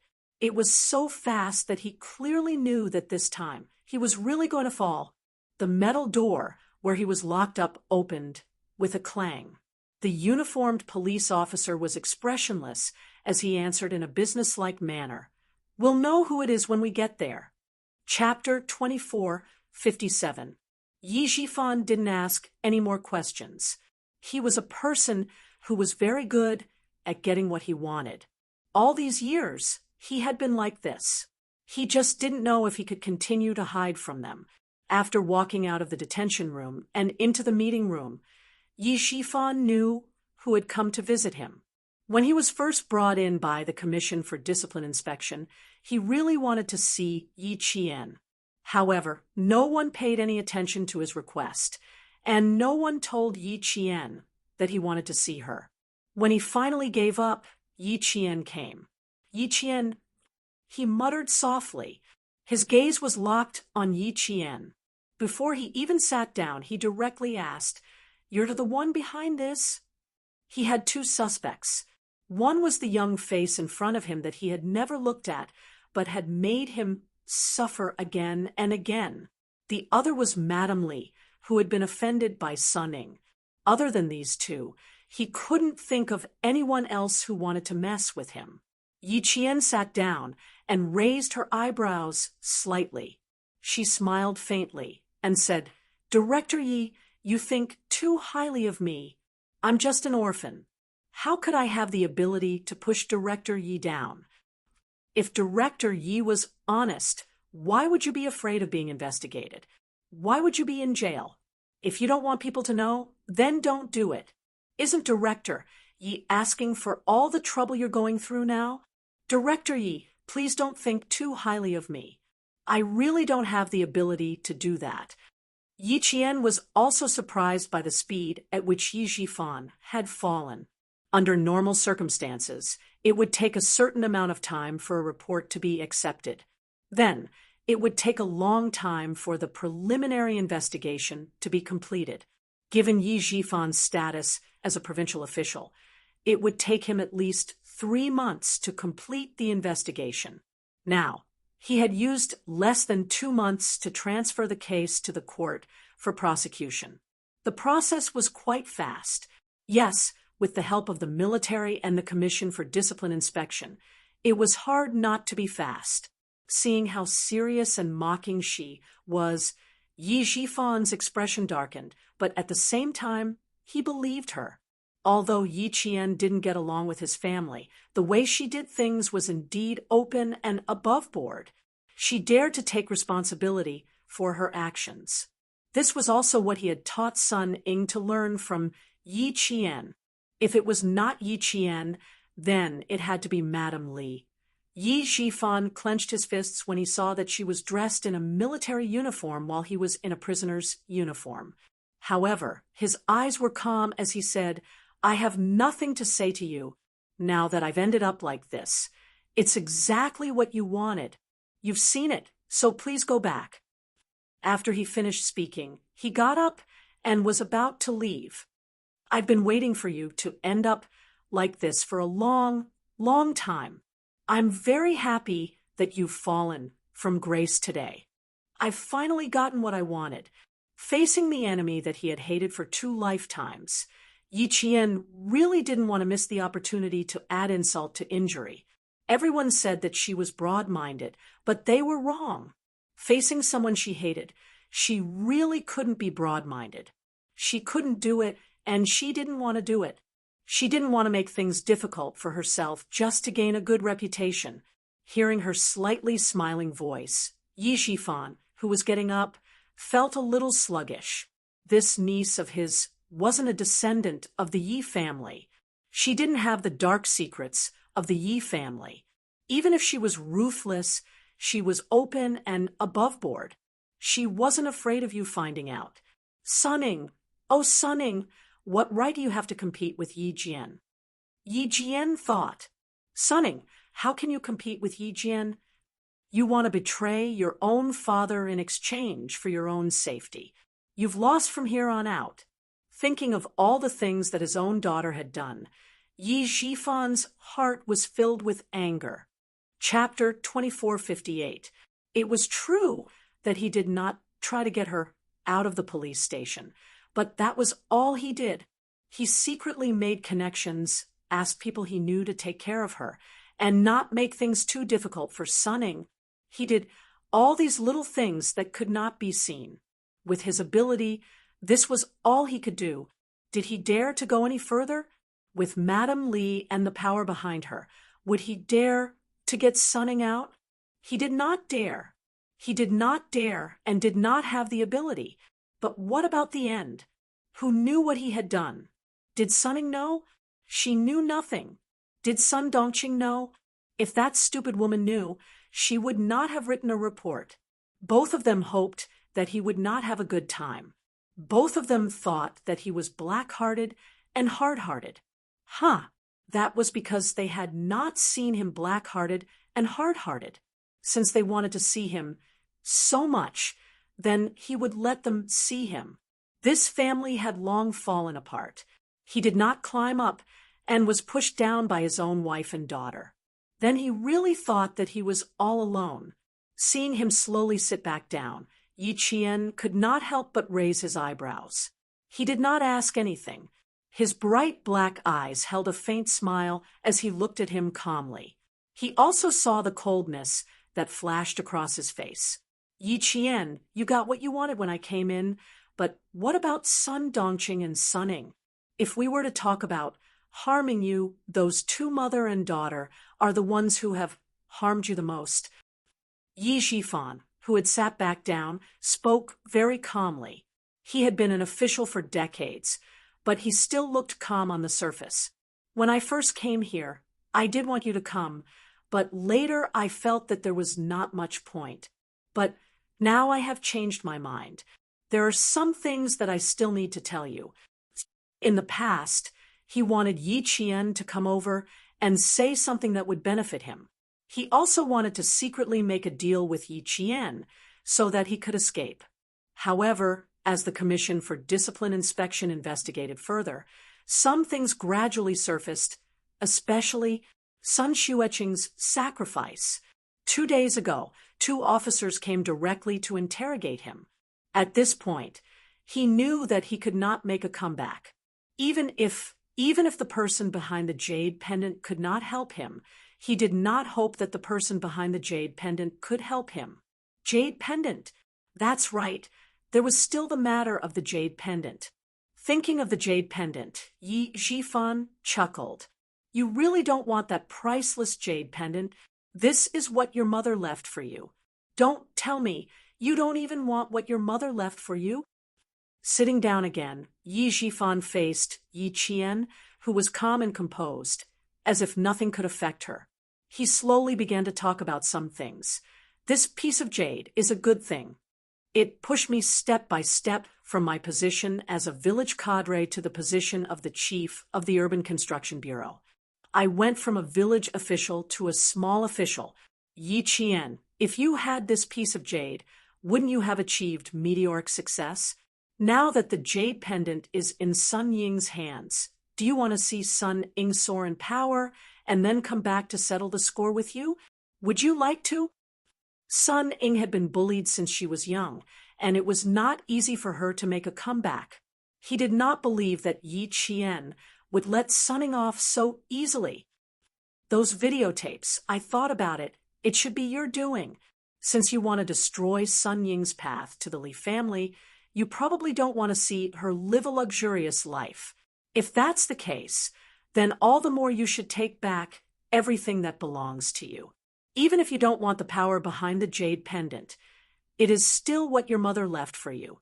Maybe Yi Zhifan paused intentionally and threw out another bait. Maybe you can use this jade pendant to find your biological father. Chapter 2459.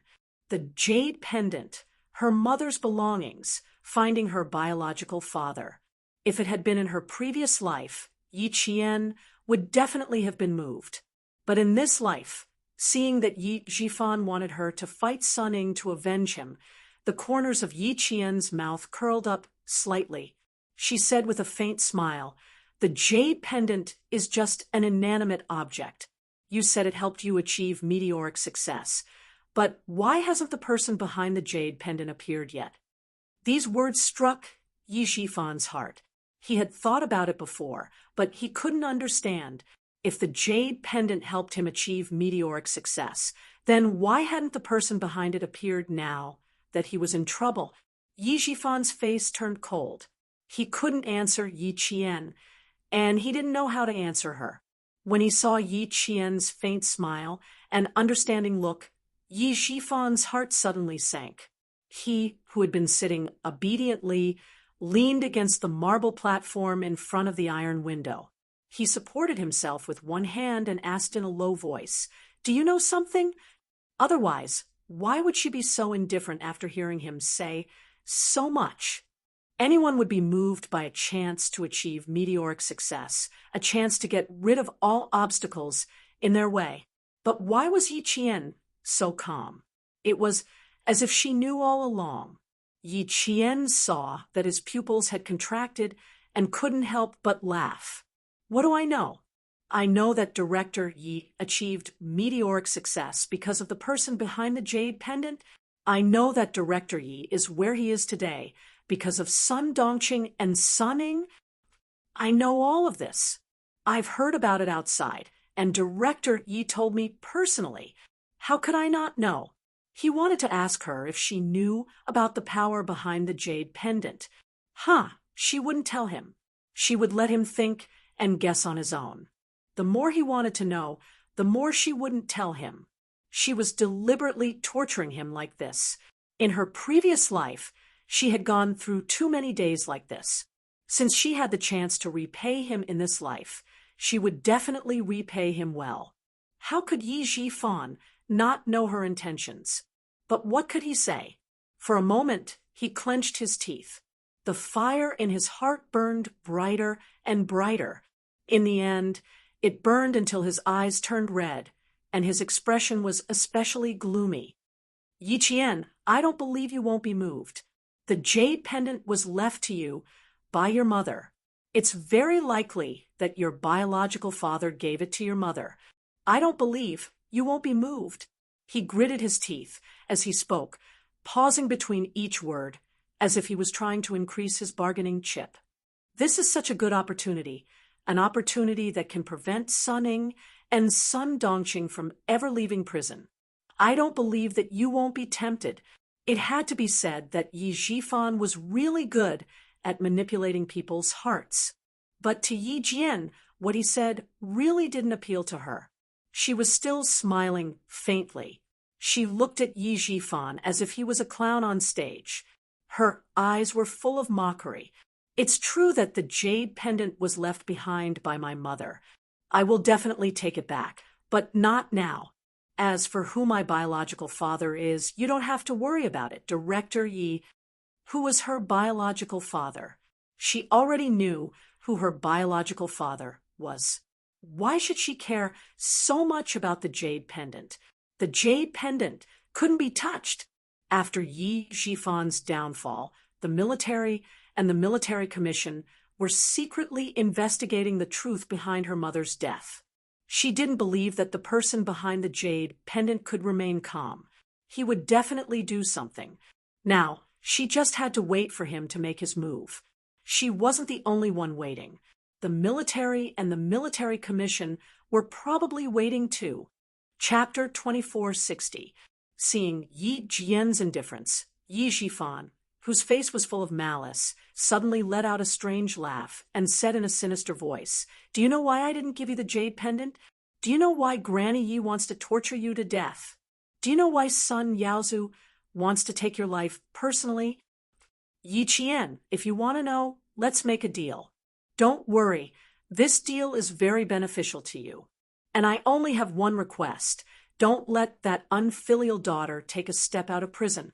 Blood relatives, blood enemies. Father and daughter had come to this point. You can't wait for him to die. He can't wait for you to die." Yi Qian frowned slightly and said softly, "Fortunately, my father doesn't have the blood of the Yi family running through his veins." She was glad that Granny Yi brought her homeless father back from the outside. She was glad that her father didn't have any blood relations with the Yi family. She was even more glad that she had her father to protect her when she was young and felt the warmth of a family. Yi Jifan suddenly looked up when he heard that. You knew everything." Yi Qian smiled faintly in response. She didn't say anything, but it was as if she had already said everything. Faced with her silent smile, Yi Jifan felt as if he had suddenly been submerged in a cold pond. The icy water pierced his bones, causing his limbs to stiffen to the point that he couldn't move at all. No wonder she didn't have any attachment to the Yi family. No wonder she hated Granny Yi and Sun Yaozu to the bone. No wonder she always hoped that he wouldn't have a good ending. So she knew everything. After all the calculations, she actually knew everything that they had planned. Yi Qian saw his expression twitch as if he had been greatly agitated. She felt very happy and slowly said, "I know everything that I should know. You wanted to raise me into a useless person, and you wanted to hide things from my mother. All these, I know everything. All these, I know. That's why I've been watching all of you jump around, watching all of you scheme and scheme." At this moment, Yi Jifan suddenly felt that it was funny. They had calculated so much and schemed so much. They all thought that they were smart enough to have a child under their control. Who knew that in the end, all of them would be played by a child? Laughable, truly laughable. You think you're smart, but you don't know that there's always someone better than you. A mere child turned the Yi family upside down. Granny Yi, you really are a lucky old lady. If you had left just one step later, you would have been angered to the point of death by Yi Qian. She knew everything. She watched. Sun Xueqing's daughter was too smart. She knew everything, yet she didn't say anything. Could he still pretend that he didn't know anything and just stand at the side and watch coldly as the Yi clan schemed and schemed? In her eyes, everyone in the Yi clan was probably just a bunch of clowns. The more they jumped around, the more miserable they would end up. Sun Yaozu was killed inexplicably. Yi Zhixiang was forced to close down the company and leave with old man Yi. Old lady Yi died of a stroke, and he was reported by his ex-wife and daughter and thrown into prison. They thought they got all the benefits left by Sun Xueqing, but in the end, none of them ended up well. Yi, too. How laughable! How laughable! Everyone hoped that Yi Qian would accomplish nothing and become a useless person. Then, they would be able to do whatever they wanted. In the end, they became useless people. Yi Qian would be able to do whatever he wanted. How ironic! They thought so well, but the reality was so ironic.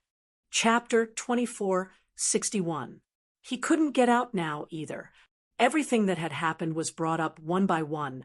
making him realize that someone was purposely messing with him to make him fall from grace and be locked up in prison.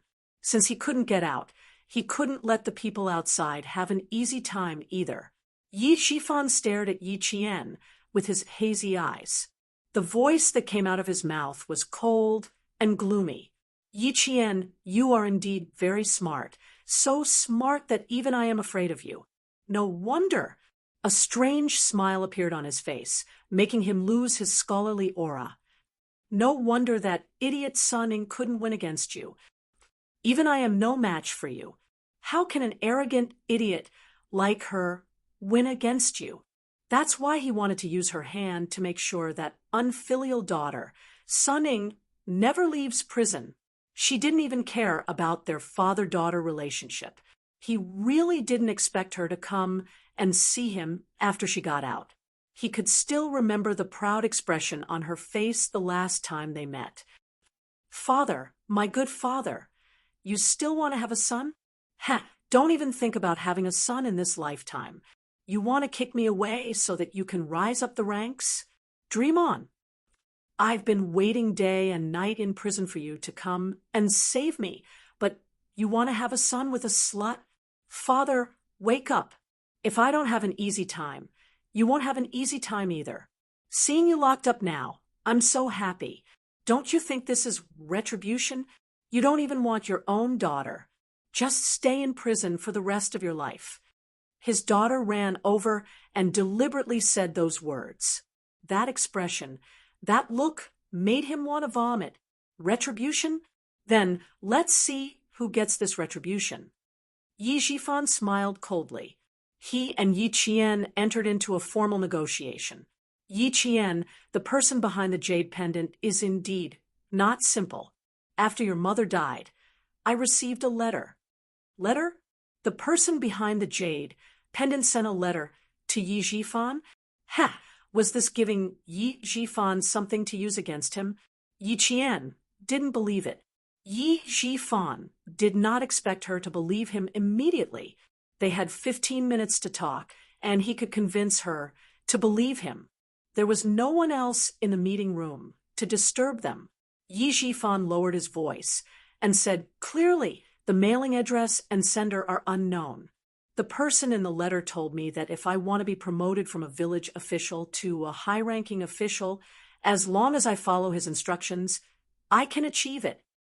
The letter also told me that there was a jade pendant among your mother's belongings and asked me to get it.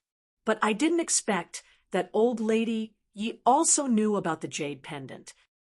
Why did old lady Yi send you to my house for foster care? It was because her biological daughter and son-in-law received benefits, and the condition was that they could not continue to stay in Shuku village.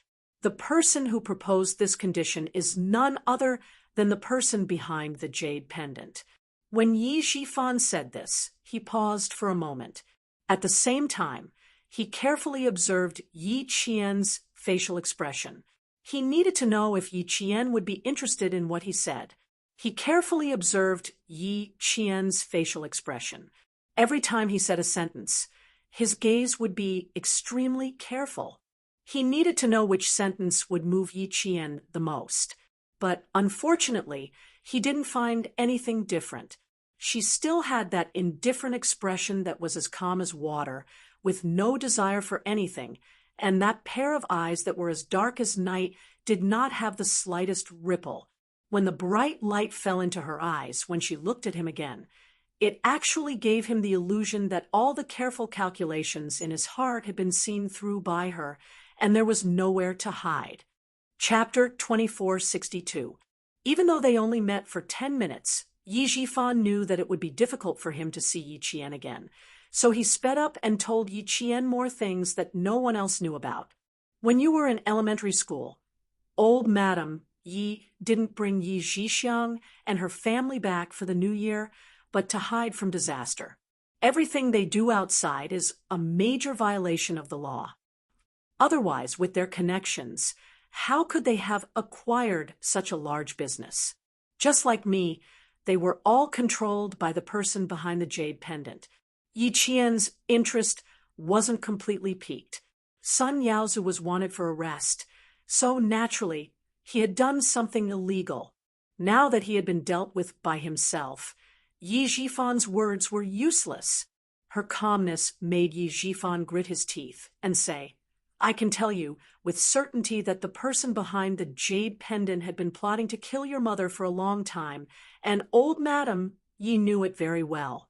That's why she forced your father to leave home to work again, and in the end, he died in an accident.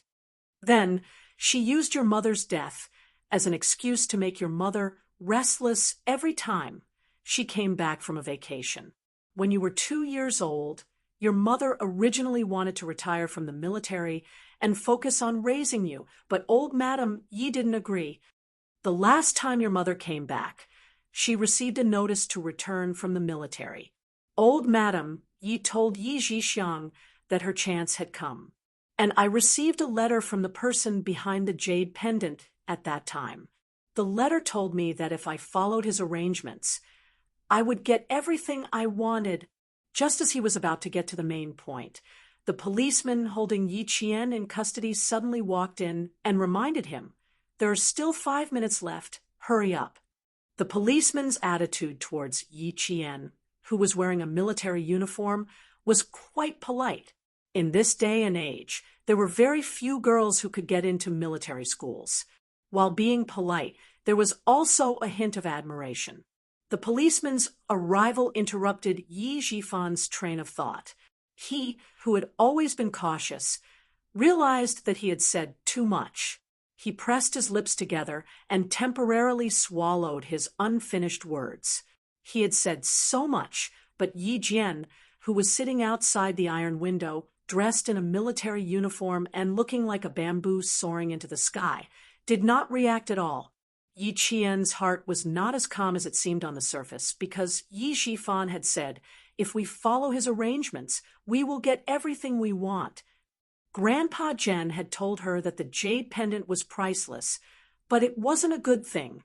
Before she had enough power, it would be a disaster. Grandpa Jen knew that his mother's sacrifice was not simple. He also guessed that his mother's sacrifice had something to do with the Yi family. But why didn't Grandpa Jen investigate? Was it because the relationship between the old lady and her mother was not good enough? No, definitely not. The reason why her mother was able to join the military was because of Grandpa Jen's recommendation. Therefore, during the era when it was difficult for female soldiers to join the military, her mother became a soldier and became one of the first female Special Forces soldiers in our country. Yi Qian's mind was not calm at all. As she listened to Yi Jifan's words, she thought quickly. Soon, she thought of what Captain Xia had said. She thought about how her mother's life had been erased. After a flash of inspiration, Yi Qian understood Grandpa Jen's concerns. At the end of the day, it was because the other party held a high position and was not someone ordinary people could shake. Grandpa Jen did not want her to risk her future for the sake of revenge, so he reminded her again and again that before she could do anything, she had to be capable first. Chapter 2463. With her abilities, she could walk into the eyes of the higher-ups in the military and occupy a position that no one dared to touch. Then, she would face less resistance when she tried to find out the truth behind her mother's death.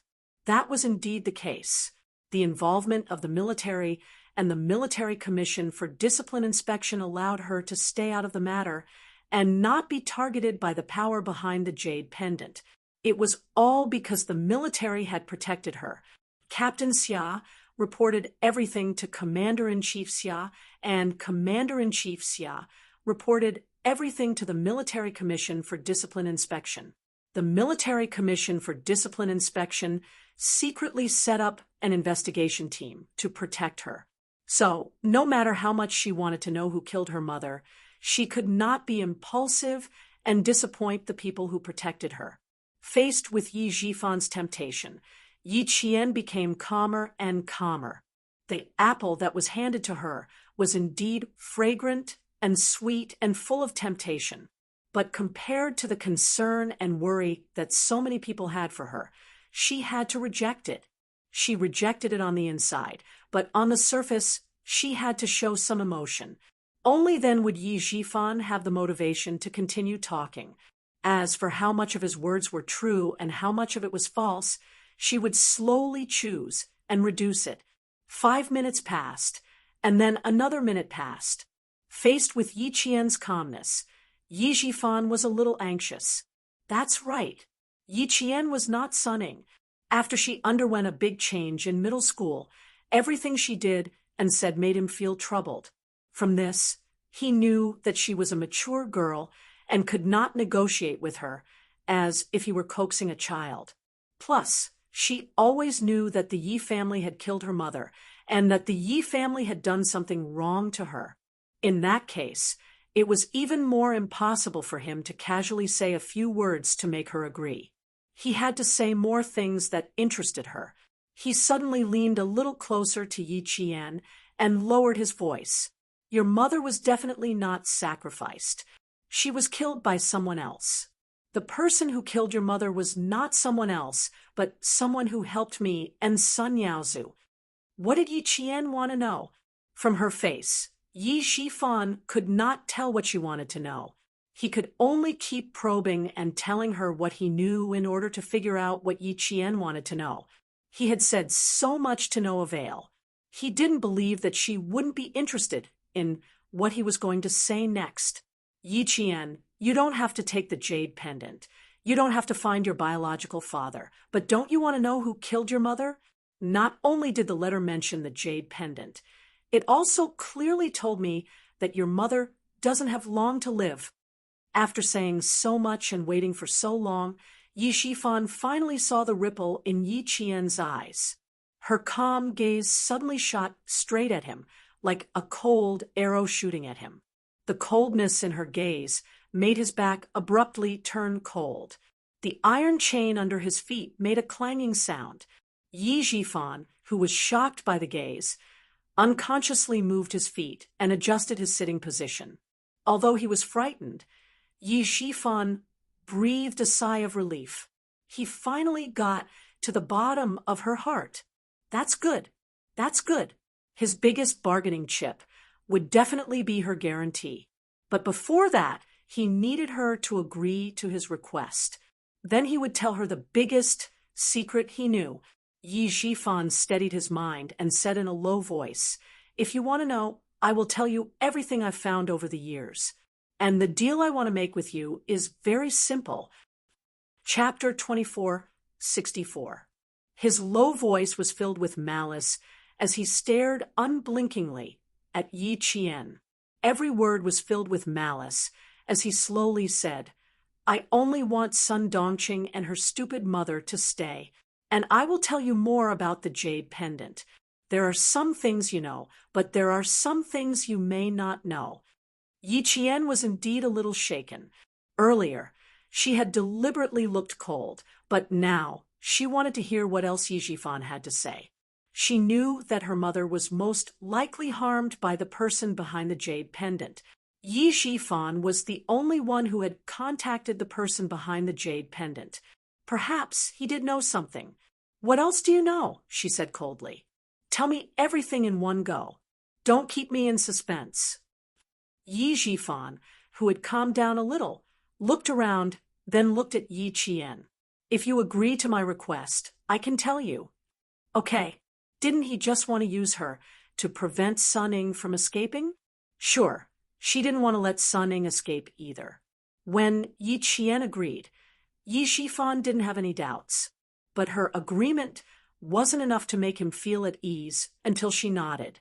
Yi Jifan, who had chains on his hands, crossed his fingers, and set his last bargaining chip. The letter mentioned the jade pendant and your mother's death. These words finally caused great waves to surge in Yi Jian's heart. The shocking waves surged and fiercely slapped her heart, causing the tips of her fingers to tremble slightly. The letter mentioned the jade pendant and your mother's death. This sentence was even more evidence that her mother was harmed. This was evidence. When she heard Yi Jifan mention the letter Again, Yi Qian knew that the letter did exist, and that Yi Zhifan might have kept it. She needed the letter in Yi Zhifan's hands. Deal, but I need the original letter in your hands. Yi Qian emphasized the word original. That's exactly what I was thinking. It was only then that Yi Zhifan truly believed Yi Qian. I've kept this letter in the bank. You can go and get it when you get out later. Be careful when you read it. I've kept it for nearly 20 years, so the paper is very fragile. It was ironic that in the end, the person he believed was Yi Qian, whom he had persecuted. After looking at Yi Qian for a few seconds, Yi Zhifan retracted his gaze to hide the coldness that was about to disappear from the depths of his eyes. After a few seconds of silence, he said in a deep voice, "Sunning has Madame Li behind her. I suspect that Madame Li approached her and gave her the idea to report me. Sunning is my daughter. I know her. Madame Li made a promise, so she dared to attack me, her father. Yi Qian, what I want Sunning to know is that it's better to rely on yourself than on others. If you agree, you'll be going against Madame Li. Do you dare?" If it wasn't for the matter with Sun Xueqing, the jade pendant, and his meteoric rise, he would have admired Yi Qian very much. Even if she had someone behind her, everyone could see how hard she worked. That was why he reminded Sunning again and again that if she wanted to surpass Yi Qian, she had to work hard and have the ability to compete with Yi Qian. But Sunning was too ambitious. She only wanted to use others to deal with Yi Qian. Even if she still did that, as her father, he didn't mind teaching her another life lesson. Yi Qian was a little surprised. She didn't expect Yi Zhifan to remind her. Chapter 2465. Don't be surprised. Putting aside all that, you are indeed a child that I admire very much. You don't have the selfish blood of the Yi family in you, and you are stronger than your mother. I'm afraid you take after your father. Yi Zhifan spoke lightly. His voice was filled with loneliness. Neither of old Madame Ye's children are her biological children. The only real child is Yi Zhixiang. So why does she fight for Yi Zhixiang and make things difficult for me and your father? It's because we are not her biological children. Yi Qian couldn't help but look up when he suddenly heard an old secret that he didn't even know about for 2 lifetimes. He really didn't expect that. Yi Zhifan wasn't old Madame Ye's biological son. Now, many things could be explained. No wonder old Madame Yi treated Yi Zhixiang's family so well. She had 2 sons and 1 daughter, and only the daughter was her biological child. Now, he could see Yi Zhifan's sincerity in negotiating. Sunning made Madame Li a joke in Beijing. Even if she had a deal with Sunning, she wouldn't let Sunning go. Madame Li has power and influence, but Director Yi, don't forget that it wasn't Madame Li who sent Sunning back to Nan Province, but the military. So, even if Madame Li wants to make a move, she has to consider the military. After Yi Qian finished speaking, Yi Zhifan understood what he meant. The reason why Madame Li had to consider the military was because of the Deputy Chief of Staff. Yi Zhifan's eyes flickered when he saw that Yi Jian had finally relented. He lowered his eyelids to hide the coldness in the depths of his eyes, as well as the darkness that flashed through his eyes. His low voice came softly, as if he was afraid that the walls might have ears. "Just as you said, the person behind the jade really did want to waste you. Also, he didn't want your mother's comrades to know about your existence. The reason why I gave the jade to Sunning was because he told me to raise Sunning well. From this, I could tell that he wanted Sunning to replace you. In the past 20 years, I've only contacted him 4 times, and each time I did as he told me to. After Sun Yaozu was killed, he called and suspected that I killed Sun Yaozu. From this, I was even more certain that Sun Yaozu had been working for him. So, if you want to find traces of that person, you can first check what Sun Yaozu has been doing in the coastal area for so many years. Hearing this, Yi Qian raised her eyebrows. All these years, Sun Yaozu had been working for the person behind the jade pendant. They're all ordinary people. Naturally, they want to have wealth. It's normal for the person behind the jade pendant to ask Sun Yaozu to help him accumulate wealth. Back then, when Sun Yaozu went out, he suddenly made a fortune and came back. The price was that one of his eyes was blinded by your mother. I believe you know about this. Sun Yaozu, whose eyes were injured, left the village.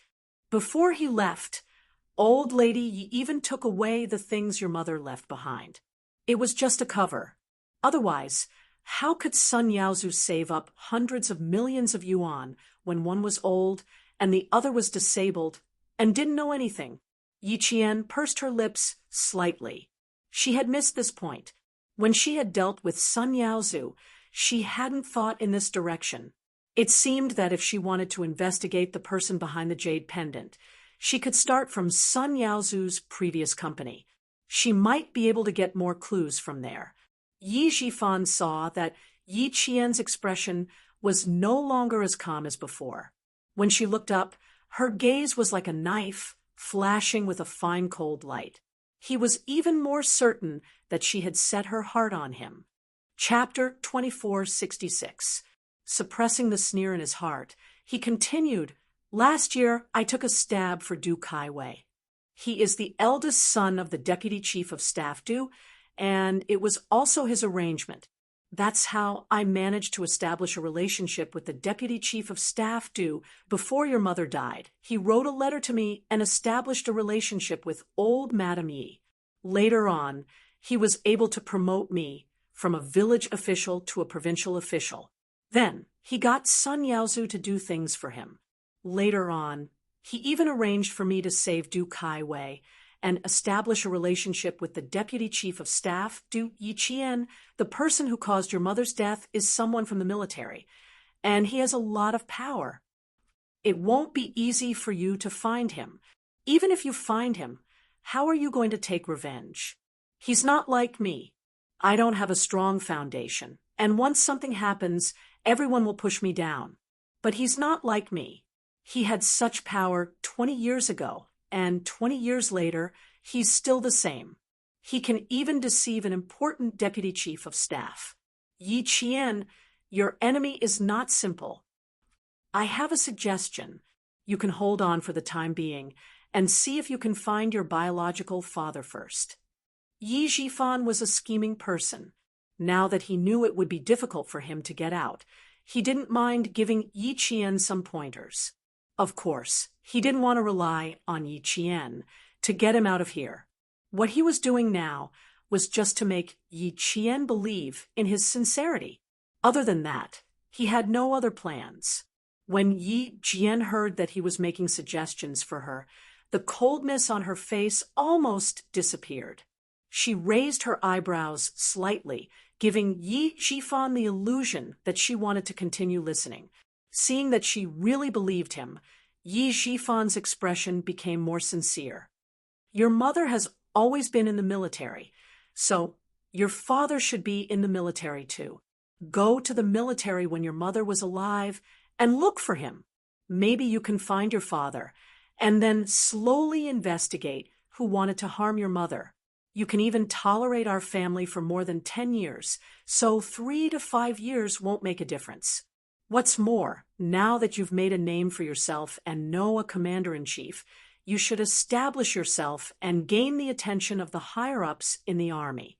You should get to know those who are really powerful and influential. Then, you can slowly investigate your mother's matter. This will be more reliable and safer for you." This was Yi Zhifan's suggestion. It was indeed sincere, and sounded like he was thinking for Yi Jian. There was nothing strange about it at all. But to Yi Qian, this was the scariest part of Yi Zhifan. He, who didn't care about his family, was indeed talented and realistic. He could clearly see the situation he was in. After reminding her so much, He didn't ask for anything other than Sun Ying not being able to leave prison. This was because he knew that she wouldn't agree to any of his requests. Since that was the case, why should he embarrass himself? At this point, Yi Jifan was still calmly planning. This time, he wasn't planning how to climb up, but how to deal with the people outside who wanted to pull him down. He wanted to see her go against Mrs. Li. Otherwise, he wouldn't have reminded her of what kind of person Mrs. Li was. The reason he reminded her was very simple. He wanted to see if she had the courage to agree to it. If she didn't, he wouldn't lose anything. At most, he would be disappointed. If she dared to do it, it meant that she did have someone behind her, and that person was powerful enough to compete with Mrs. Li. This was the scariest part of Yi Jifan. He was always looking for the biggest chance of survival in the cracks. I've said so much, and you've seen my sincerity. Yi Qian, you already know what I want. Sun Ying, Sun Dongqing. 5 minutes had passed. Yi Jifan stood up and left. When he mentioned the mother and daughter he hated the most, his elegant features were gloomy and vicious. Don't even think about leaving. Chapter 2467. He wasn't as stupid as Sun Dongqing, who even tried to get Yi Qian to come out and save Sun Ying. What a joke! After doing so many things, did she still think that Yi Qian wouldn't hold a grudge against her? Only stupid people would dream of unrealistic things. A truly smart person would use everything to their advantage to protect their own interests. As for him, he didn't want to protect his own interests. What he wanted was to let the people outside do the dirty work. As Yi Jifan walked, the sound of the chains clanging could be heard. Clang, clang, clang. The sound of the chains dragging on the ground sank into people's hearts. Yi Qian stood up and looked at Yi Jifan, who had walked a few steps, and turned back to look at him. When their eyes met, Yi Qian chuckled. There seemed to be another meaning in that chuckle. It was clear, indifferent, and a little sharp. Yi Jifan suddenly regretted turning back to look at her. He shouldn't have turned back just now. He should have kept walking forward. When he turned back, her chuckle told him that she knew everything. It was true that he was harmed by the mother and daughter pair, but the real culprit was Yi Qian. If she hadn't sent the videotape to Madame Li, this wouldn't have happened. The battle between him and Yi Qian wasn't over yet. He didn't want to let the mother and daughter pair go, but Yi Qian, he never wanted to let her live a good life. He never wanted to. Yi Qian was one of the reasons why he ended up in this state. They had been fighting for more than 10 years. Then let's continue fighting. What reconciliation? Let bygones be bygones. He didn't believe in that nonsense. Yi Qian wouldn't forgive him. Yi Jifan. She definitely wouldn't let him go. Whether it was Sun Ying or Sun Dongqing, she would settle her debts one by one and settle them one by one. She wanted to settle the score, but Madame Li still wanted to use Sun Ying. One wanted to settle the score, and the other wanted to use her. Then let the two of them fight. It didn't matter who won or lost. What mattered was that they were fighting. That was what Yi Jifan was thinking. Compared to Sun Ying, who pretended to be ruthless but didn't take any action, Yi Jifan was more skillful. Unfortunately, Yi Jifan was a paranoid person. He was worried. So before he left, he turned back to take a look. That look, Yi Jifan knew things were bad. Seeing Yi Qian smile, he felt a chill in his heart. Seeing the panic on his face, Yi Qian's smile deepened. Yi Jifan, who had turned his head, did not immediately look away in panic. With a calm expression, he said coldly, "You should go and see Sun Ying. She wanted to trample you under her feet so much. In the end, you won, but she didn't care at all. She's still in jail and can't get out. You should really go and see her. See her as a winner." Isn't this more interesting? Isn't this more interesting? Not bad. It was indeed very interesting. Seeing Yi Jifan panic and become confused, she really felt that it was extremely interesting. In her previous life, she didn't have the ability to fight a battle of wits with Yi Jifan. In this life, it was different. In this life, she had finally waited for Yi Jifan to fall from grace. She had waited for an outcome. Every member of the Yi family had a part to play in her mother's sacrifice. Their greed and selfishness caused her parents to die young. 2 lives. She had waited 2 lives for revenge.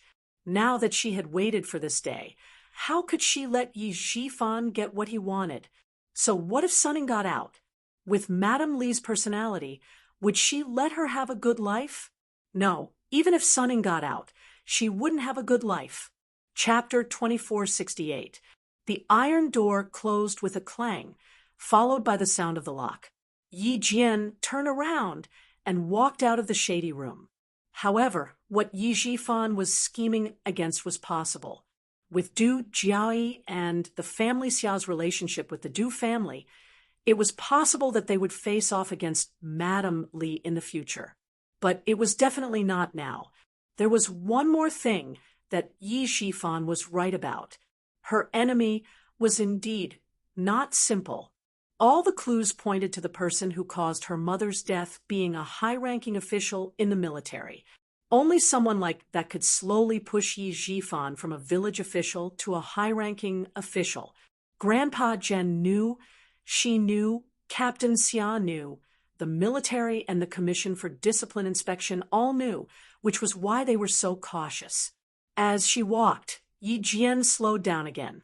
She muttered, "Train Sunning well," and her delicate eyebrows furrowed slightly.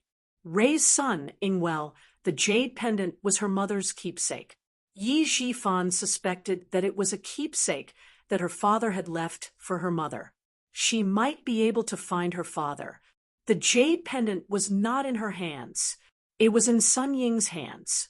The person who knew the origin of the jade pendant even asked Yi Jifan to raise Sun Ingwell and, at the same time, to raise her to a useless state and not let anyone find out. After leaving the prison, Yi Qian walked towards the coffee shop in Hozi where the couple was waiting for her. As she walked, she thought slowly and connected some things. After connecting the dots, she had a very bold guess. Could it be that the person behind the jade pendant wanted Sun Ying to replace her? Wanted Sun Ying to return to the Fu family? As soon as the thought appeared, Yi Qian immediately denied it. In this day and age, it was not possible to acknowledge one's ancestors with any kind of token. As for her, Big Brother had specially taken a strand of her hair for a test in her father's bedroom, to be on the safe side. He had even taken a toothbrush and sent it for a DNA test. It was impossible for someone to impersonate her. Yi Qian slapped her forehead. She felt that she was thinking too much. Then there must be another reason. What other reason could it be? It was better to investigate. As for visiting Sunning, and doing so as a victor, he could consider it, but there was no need to go out of his way to visit her. Wasn't the court session tomorrow? He could just meet her tomorrow. A black car drove by the roadside. Someone rolled down the car window and cast a glance at Yi Qian, who was walking in the shade. The car passed by Yi Qian across the green belt, and the tinted window slowly rolled up again. Yi Qian looked up and could only see the black roof of the car reflected the sunlight. She could not even see the license plate number of the black car clearly because of the green belt. However, she knew that someone in the black car was looking at her with a look full of scrutiny. When they walked out of the Southern Province Public Security Bureau, the sun was already shining brightly and a wave of heat hit them in the face. Yi Qian did not sweat much. After walking for more than 200 meters, she felt refreshed. Compared to the passers-by who were dripping with sweat, Yi Qian was so refreshed that there was not a single drop of sweat on her face or forehead. The sun shone through the leaves, and a few rays of sunlight shone on her face. Her skin was as delicate as white porcelain, clear and sparkling. It attracted the attention of a young woman who walked past her. After walking across the road and crossing the zebra crossing, Yi Qian saw a cafe behind the shade of a tree. She raised her head and glanced at the cafe. She stepped aside and stood behind a tree. Her gaze fell on a man in a suit on a hot day. "You've been following me for a few dozen meters. Is there anything I can help you with?" Chapter 2469. The man in the suit, who was originally 2 meters away from her, narrowed his eyes and walked up to Yi Qian. "Madam has something to tell Miss Yi. Please don't make things difficult for the people locked up in the bureau. If you're angry, you can rest assured. Miss Yi doesn't want anyone to have a good time. Madam also thinks the same. These are Madam's words. And this document, please sign it, Yi Qian." There were other documents to sign. Yi Qian didn't reach out to take it immediately. He looked at the man in the suit calmly and waited for an explanation. "It's not any other document. It's for tomorrow's court session. Madam knows that Miss Yi didn't hire a lawyer, so she hired one for Miss Yi. These documents are for accepting Sun Ying's apology." "Not bad." Madam Li was very thoughtful. Yi Qian took the document, opened it, and skimmed through it. In less than 2 minutes, he finished reading the 3-page document. Madam Li was very good at doing things. She only said that she accepted Sun Ying's apology, but didn't specify what she was apologizing for. This meant that she was giving Madam Li a chance to deal with Sun Ying in the future. With Madam Li's help, Yi Qian felt that he wouldn't have a chance to do anything. After reading it, Yi Qian signed his name. The man in the suit confirmed that there was no mistake. He bowed politely and said, "Madam Li also said that Miss Yi will be happy at tomorrow's court session, since Miss Yi has signed it. Sorry to disturb you. Goodbye." He then turned and left. Yi Qian looked at the man's back as he strode away. There was a hint of a smile in his eyes. Madam Li was really strong. She directly told him that she wanted Sun Ying to leave the court today. It seemed that he had to thank Madam Li for giving him advance notice. The reason why the domineering Madam Li had informed him in advance was probably because he was a military academy student. Mrs. Li had indeed taken into account the fact that Yi Jian was a military academy student. She thought for a while after answering the phone call and specially arranged for Li Chuhai to bring someone to inform Yi Jian. She had no choice. The deputy chief of staff, Du, was being watched by the General Staff Department. As his wife, she had to avoid unnecessary trouble. Based on her previous way of doing things, why would she need to send someone to explain things to a mere cadet? Yi Qian walked out from behind the tree and returned to the roadside to wait. Xia Yiwei, who was eating cake, saw Yi Qian waiting at the traffic light to cross the road. She immediately said to Ho Zi, who was leisurely reading a business newspaper, "Xiao Yi, you're out. Why do you look so tired? Quick, go and help her cross the road. Take my umbrella. It's sunny outside." After saying that, he added, "It's not you, it's Xiao Yi." Ho Zi felt that there was no need to add anything. Moreover, he really couldn't tell what was wrong with Yi Qian's mental state. She was clearly doing very well and even had a smile on her face. But Xia Yiwei said that she was tired, so he accepted it.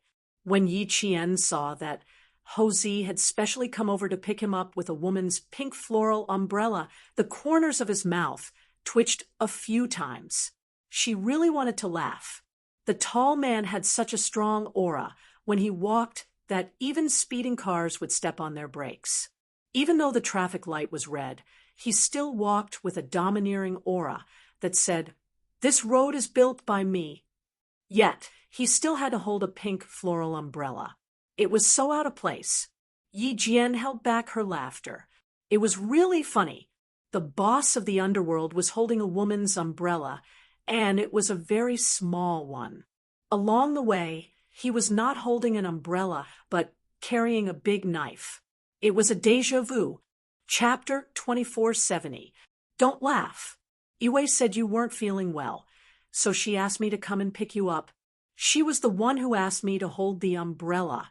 She said the sun is too strong and it won't hurt your skin if you don't get too exposed to it. Hosey's expression was cold as he conveyed his wife's words seriously. It was obvious that he was helpless, and his forehead was tense. I know you want to laugh, but don't laugh. I've lived for decades, and this is the first time I'm holding an umbrella under the sun. Hosey passed the umbrella over and looked at Yi Qian again. You soldiers are afraid of the sun? What's there to be afraid of? He was the boss of the underworld, but now he was taught a lesson by Xia Yue. He would never dare to go east. Xia Yue couldn't stop laughing. It was also the first time she saw Hosey holding a woman's umbrella. You're still laughing? I've lost all my face. Hosey poured a glass of lemonade for her. Seeing that his wife was smiling to the point of tears in her eyes, his tense June Yen also relaxed. There was only endless indulgence. You drink some water. Xia Yue took the glass and lectured her husband. You Xiao Yi knows to look at the light when crossing the road. What about you? It was clearly a red light, but you still rushed forward. Fortunately, it's noon and there aren't many cars. The driver could see you from afar and could step on the brakes. If you don't follow the traffic rules, our children will learn from you in the future. Aren't you worried? Hosey wanted to say, who dares to hit him? But when he heard the last sentence, he immediately realized his mistake. He nodded seriously and replied, That's true. There are so many cars nowadays. It's not impossible for someone to hit us. I have to take the lead. With Xia Yue around, Hosey didn't look like the boss of the underworld at all. He was full of life and was extremely handsome. Although he was 40 years old, he exuded the mature aura of a successful person. The young women at the next table glanced at him from time to time. Yi Qian had already noticed them. When he saw a young woman wearing tight red clothes with a low V-neck revealing half of her fair and round breasts, Yi Qian's face darkened slightly. In an instant, his eyes were as sharp as a sword as he glanced at her. She was wearing a military uniform. Even though it was a student's uniform, she still exuded the aura of a soldier. The young woman was holding a cup of coffee and throwing flirtatious glances at Hosey. Unexpectedly, Hosey shot a murderous look at her.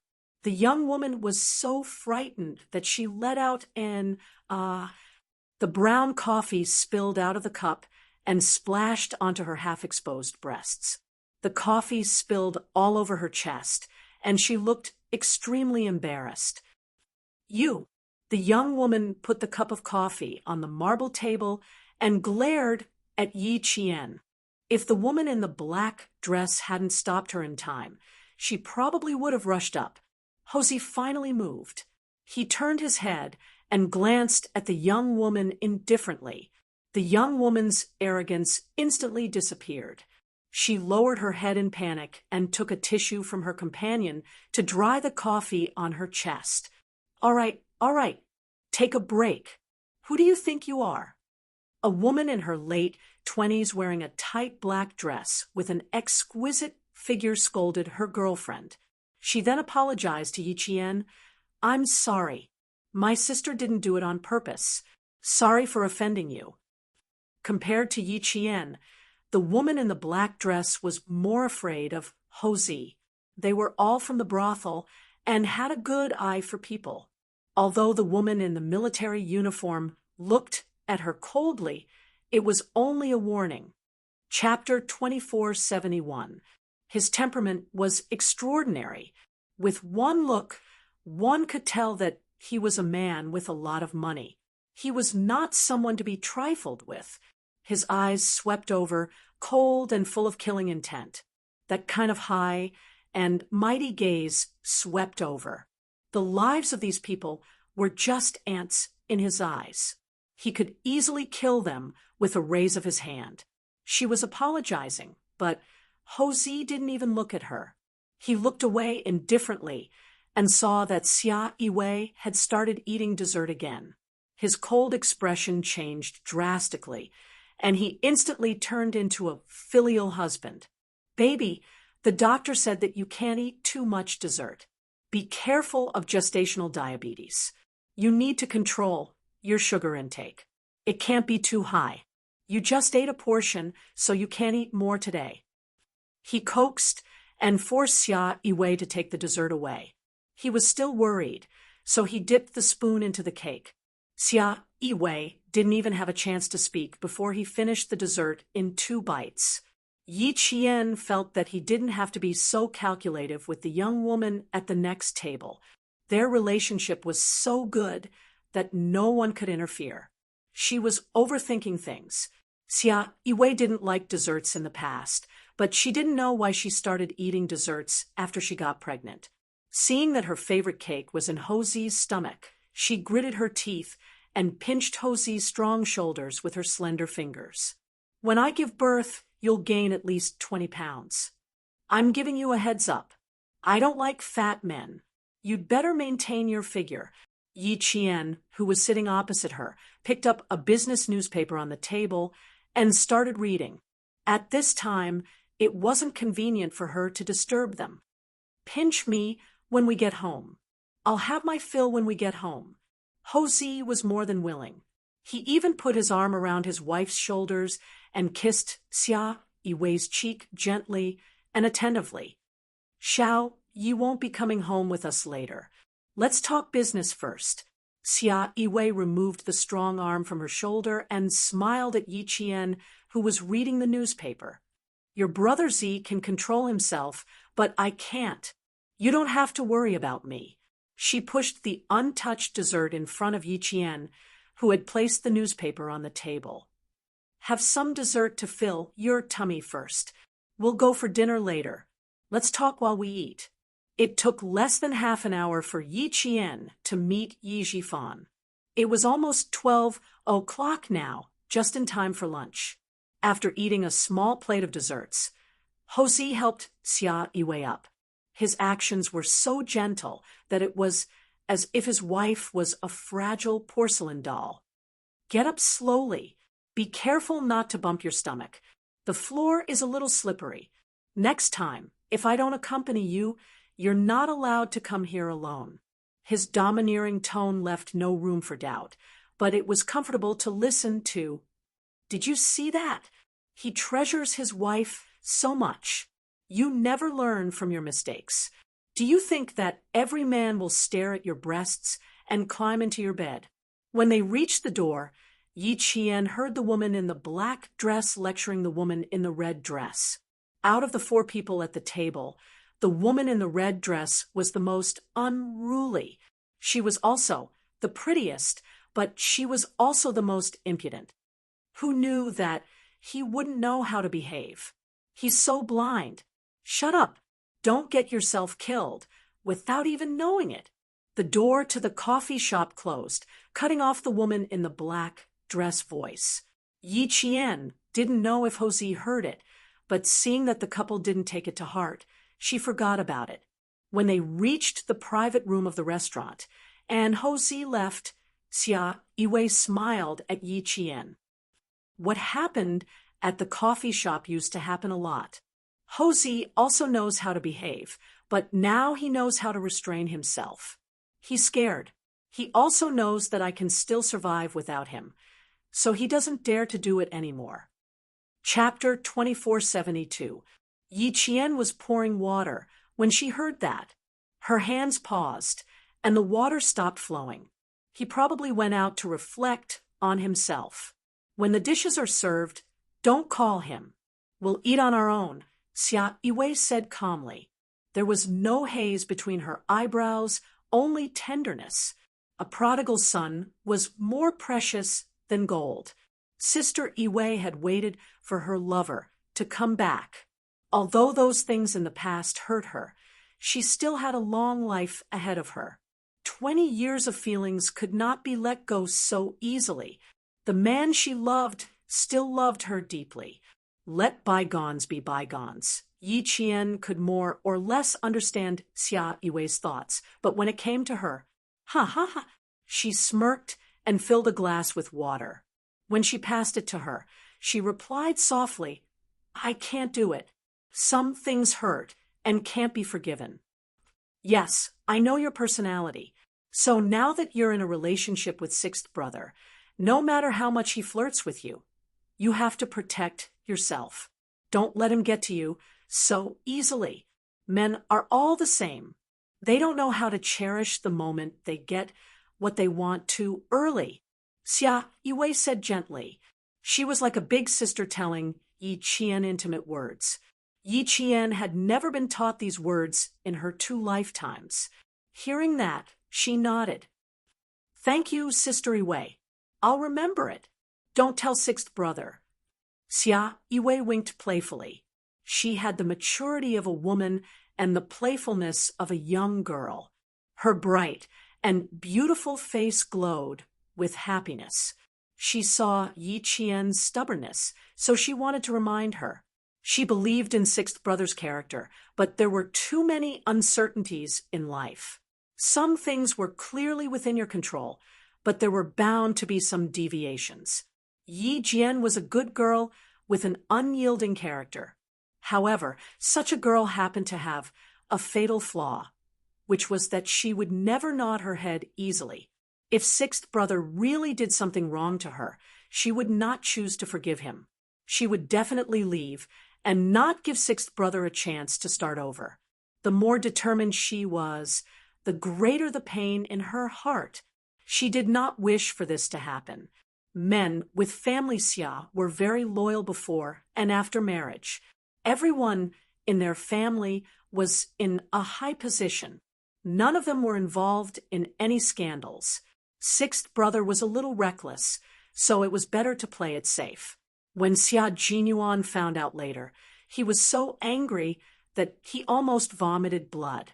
Not only did he have a father who was a burden, but he also had a sister who was a burden. Jose came back after about 10 minutes. There was still a faint smell of cigarettes on his body. There were some things that his lover did not care about, but he felt extremely guilty every time he thought about it.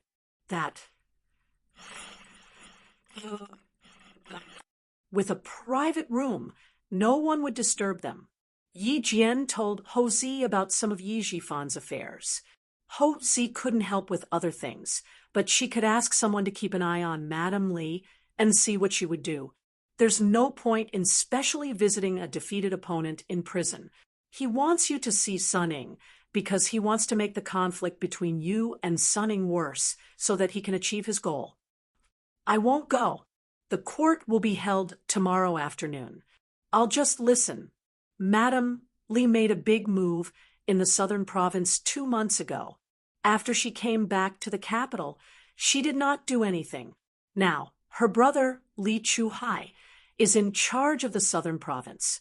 He's a ruthless businessman who doesn't like to share the profits with others. Chapter 2473. When Jose talked about the Li family, she added, I heard that Li Chuhai used to be a soldier. I've met him twice, and I can see that he still has the demeanor of a soldier. His posture is different from others, and it's a little similar to you and sixth brother. When he and Yi Qian talked about serious matters, Xia Yue would occasionally add, Madame Li probably won't come to the court session tomorrow. Not necessarily. It's also unknown whether the court session will go smoothly tomorrow. Jose smiled and shook his head. Xiao Yi just said that Sunning reported Yi Jifan because she had a deal with Madame Li. Yi Qian took a sip of his new tea and smiled. She won't come. I met someone sent by Madame Li at the coffee shop. He told me very politely about what Madame Li wanted to do next. After he told the couple what the man in the suit said, he sighed. I didn't think that Madame Li would be so polite to a little military academy student like me. Xia Yue's face turned cold when she heard this. Then she mocked, Madame Li has always been domineering in the capital. Not many families are worthy of her attention. Even if she sent someone over, it must be because she had no choice. Who knows, maybe he's still angry. It was unknown whether she was angry or not, but Yi Qian knew that Madame Li remembered him. Not wanting to affect Xia Yiwei's mood, Yi Qian smiled and said, "At least she gave me a heads up. It made me feel better." Xiao Yi is right. At least she gave me a heads up. Sun Ying wanted Madame Li to make a deal with Xiao Yi and not let Sun Ying be sentenced. But Hosey looked at Yi Qian and said slowly, "Since Madame Li said that she doesn't want Sun Ying to have an easy time, then you can let her handle Sun Ying. You can let her handle it." Yi Qian smiled and nodded. "I've always thought so. The Southern Province notified me so late and said that the court session would start tomorrow. I didn't even have the chance to hire a lawyer. If something so illegal happened to me, it's clear that Madame Li and the Southern Province have already arranged for me to lose. Now that she's informed me, let's do as she wishes. Madame Li, I don't want to face her for the time being. Let's wait and see." Yi Qian had thought things through, so she was not worried at all when Madame Li wanted to bail Sun Ying out. After talking so much with Yi Jifan, the only thing he was interested in was the letter that the person behind the jade pendant had written to Yi Jifan. Her indifference made Ho Zi secretly nod his head. When they returned home, he sighed to Xia Yiwei. "Xiao Yi, when I was her age, I really didn't have her temperament or her temperament. The surface of the water is calm, but the depths of the water are unfathomable. Sometimes I have to think twice before I speak to her." Xia Yiwei laughed for a long time. She lay in his arms and said lazily, "That's why I have to watch over little Yi for sixth brother. We can't let sixth brother ruin such a good girl." She was ruined by sixth brother. Ho Zi changed the topic. There was no way he could continue the conversation. To him, sixth brother was more than enough for Yi Qian. He was talented, good-looking, responsible, and had a rare EQ. How could he ruin Yi Qian? She didn't want to say it at first, but seeing that they were both men, Ho Zi said, "You're sixth brother's sister after all, and he has a good relationship with you. Don't drag him down, okay?" Chapter 2474. Sixth brother told me that for such an outstanding girl like Yi Qian to join the masculine army, it would be like falling into a wolf's den, surrounded by hungry wolves. For the sake of his lifelong happiness, he's always thinking about how to take Yi Qian in. He's your younger brother, and you're his older sister. Since you want the two of you to be happy, then don't get involved. Understand? With that, Ho Zi hugged his wife a little tighter, lowered his head, and kissed his wife's forehead. "Sixth brother is different from me. Even though he's young, he's much more mature than I was when I was 27. He's very responsible, and he won't do anything to hurt little Yi. You, don't put old Sixth in the circle of people like us. He's a soldier, and he's born different from hooligans like me." Xia Yiwei remained silent. It's too late. I've already said it. Afternoon nap. I'm so sleepy. Tomorrow, you can go with little Yi. I won't go. Xia Yiwei felt a little guilty, so she closed her eyes and refused to continue the conversation. Ho Zi studied the letter for a while, then narrowed his eyes slightly. It seemed she had said something unfavorable to Yi Qian, and he didn't know if sixth brother could get in touch with him. He had to let him know. The sun was shining brightly outside, and the glaring rays made it hard for people to open their eyes. Without an umbrella, Yi Qian pushed open the bank door, walked out of the bank about 10 minutes later, and quickly left in a car. Back at the Caesar Hotel, Yi Jian opened the yellowed envelope. The letter paper was an ordinary letter paper with one thin and one thick red horizontal stripe. The person who wrote the letter must have deliberately used his left hand to write it, or perhaps he had hired someone to write it. The handwriting was crooked, and the wrong words were corrected with a fountain pen. It was indeed the original. Yi Zhifan didn't lie to her. There wasn't much in the letter, but it was just as Yi Zhifan had said. The person behind the jade pendant wanted to make him useless. He also asked Yi Zhifan to hide the jade pendant in advance and not let anyone know about it. It will turn you from a village official to a high-ranking official. In order to emphasize the importance of this sentence, there were 2 underlined words at the bottom. Yi Qian's gaze fell on the double-dashed line. It was drawn very straight, and it was drawn in one stroke. The 2 lines were of the same length, and it was so flat that it seemed like it had been calculated. From this, it could be seen that the person who wrote this letter had a certain degree of obsessive-compulsive disorder. She had no way of knowing who wrote the letter, but the double underline must have been written by the person behind the scenes. There weren't many words. Only half of the letter was written, but to Yi Zhifan, just the sentence, "It will make you a high-ranking official from a village official," was enough to tempt him.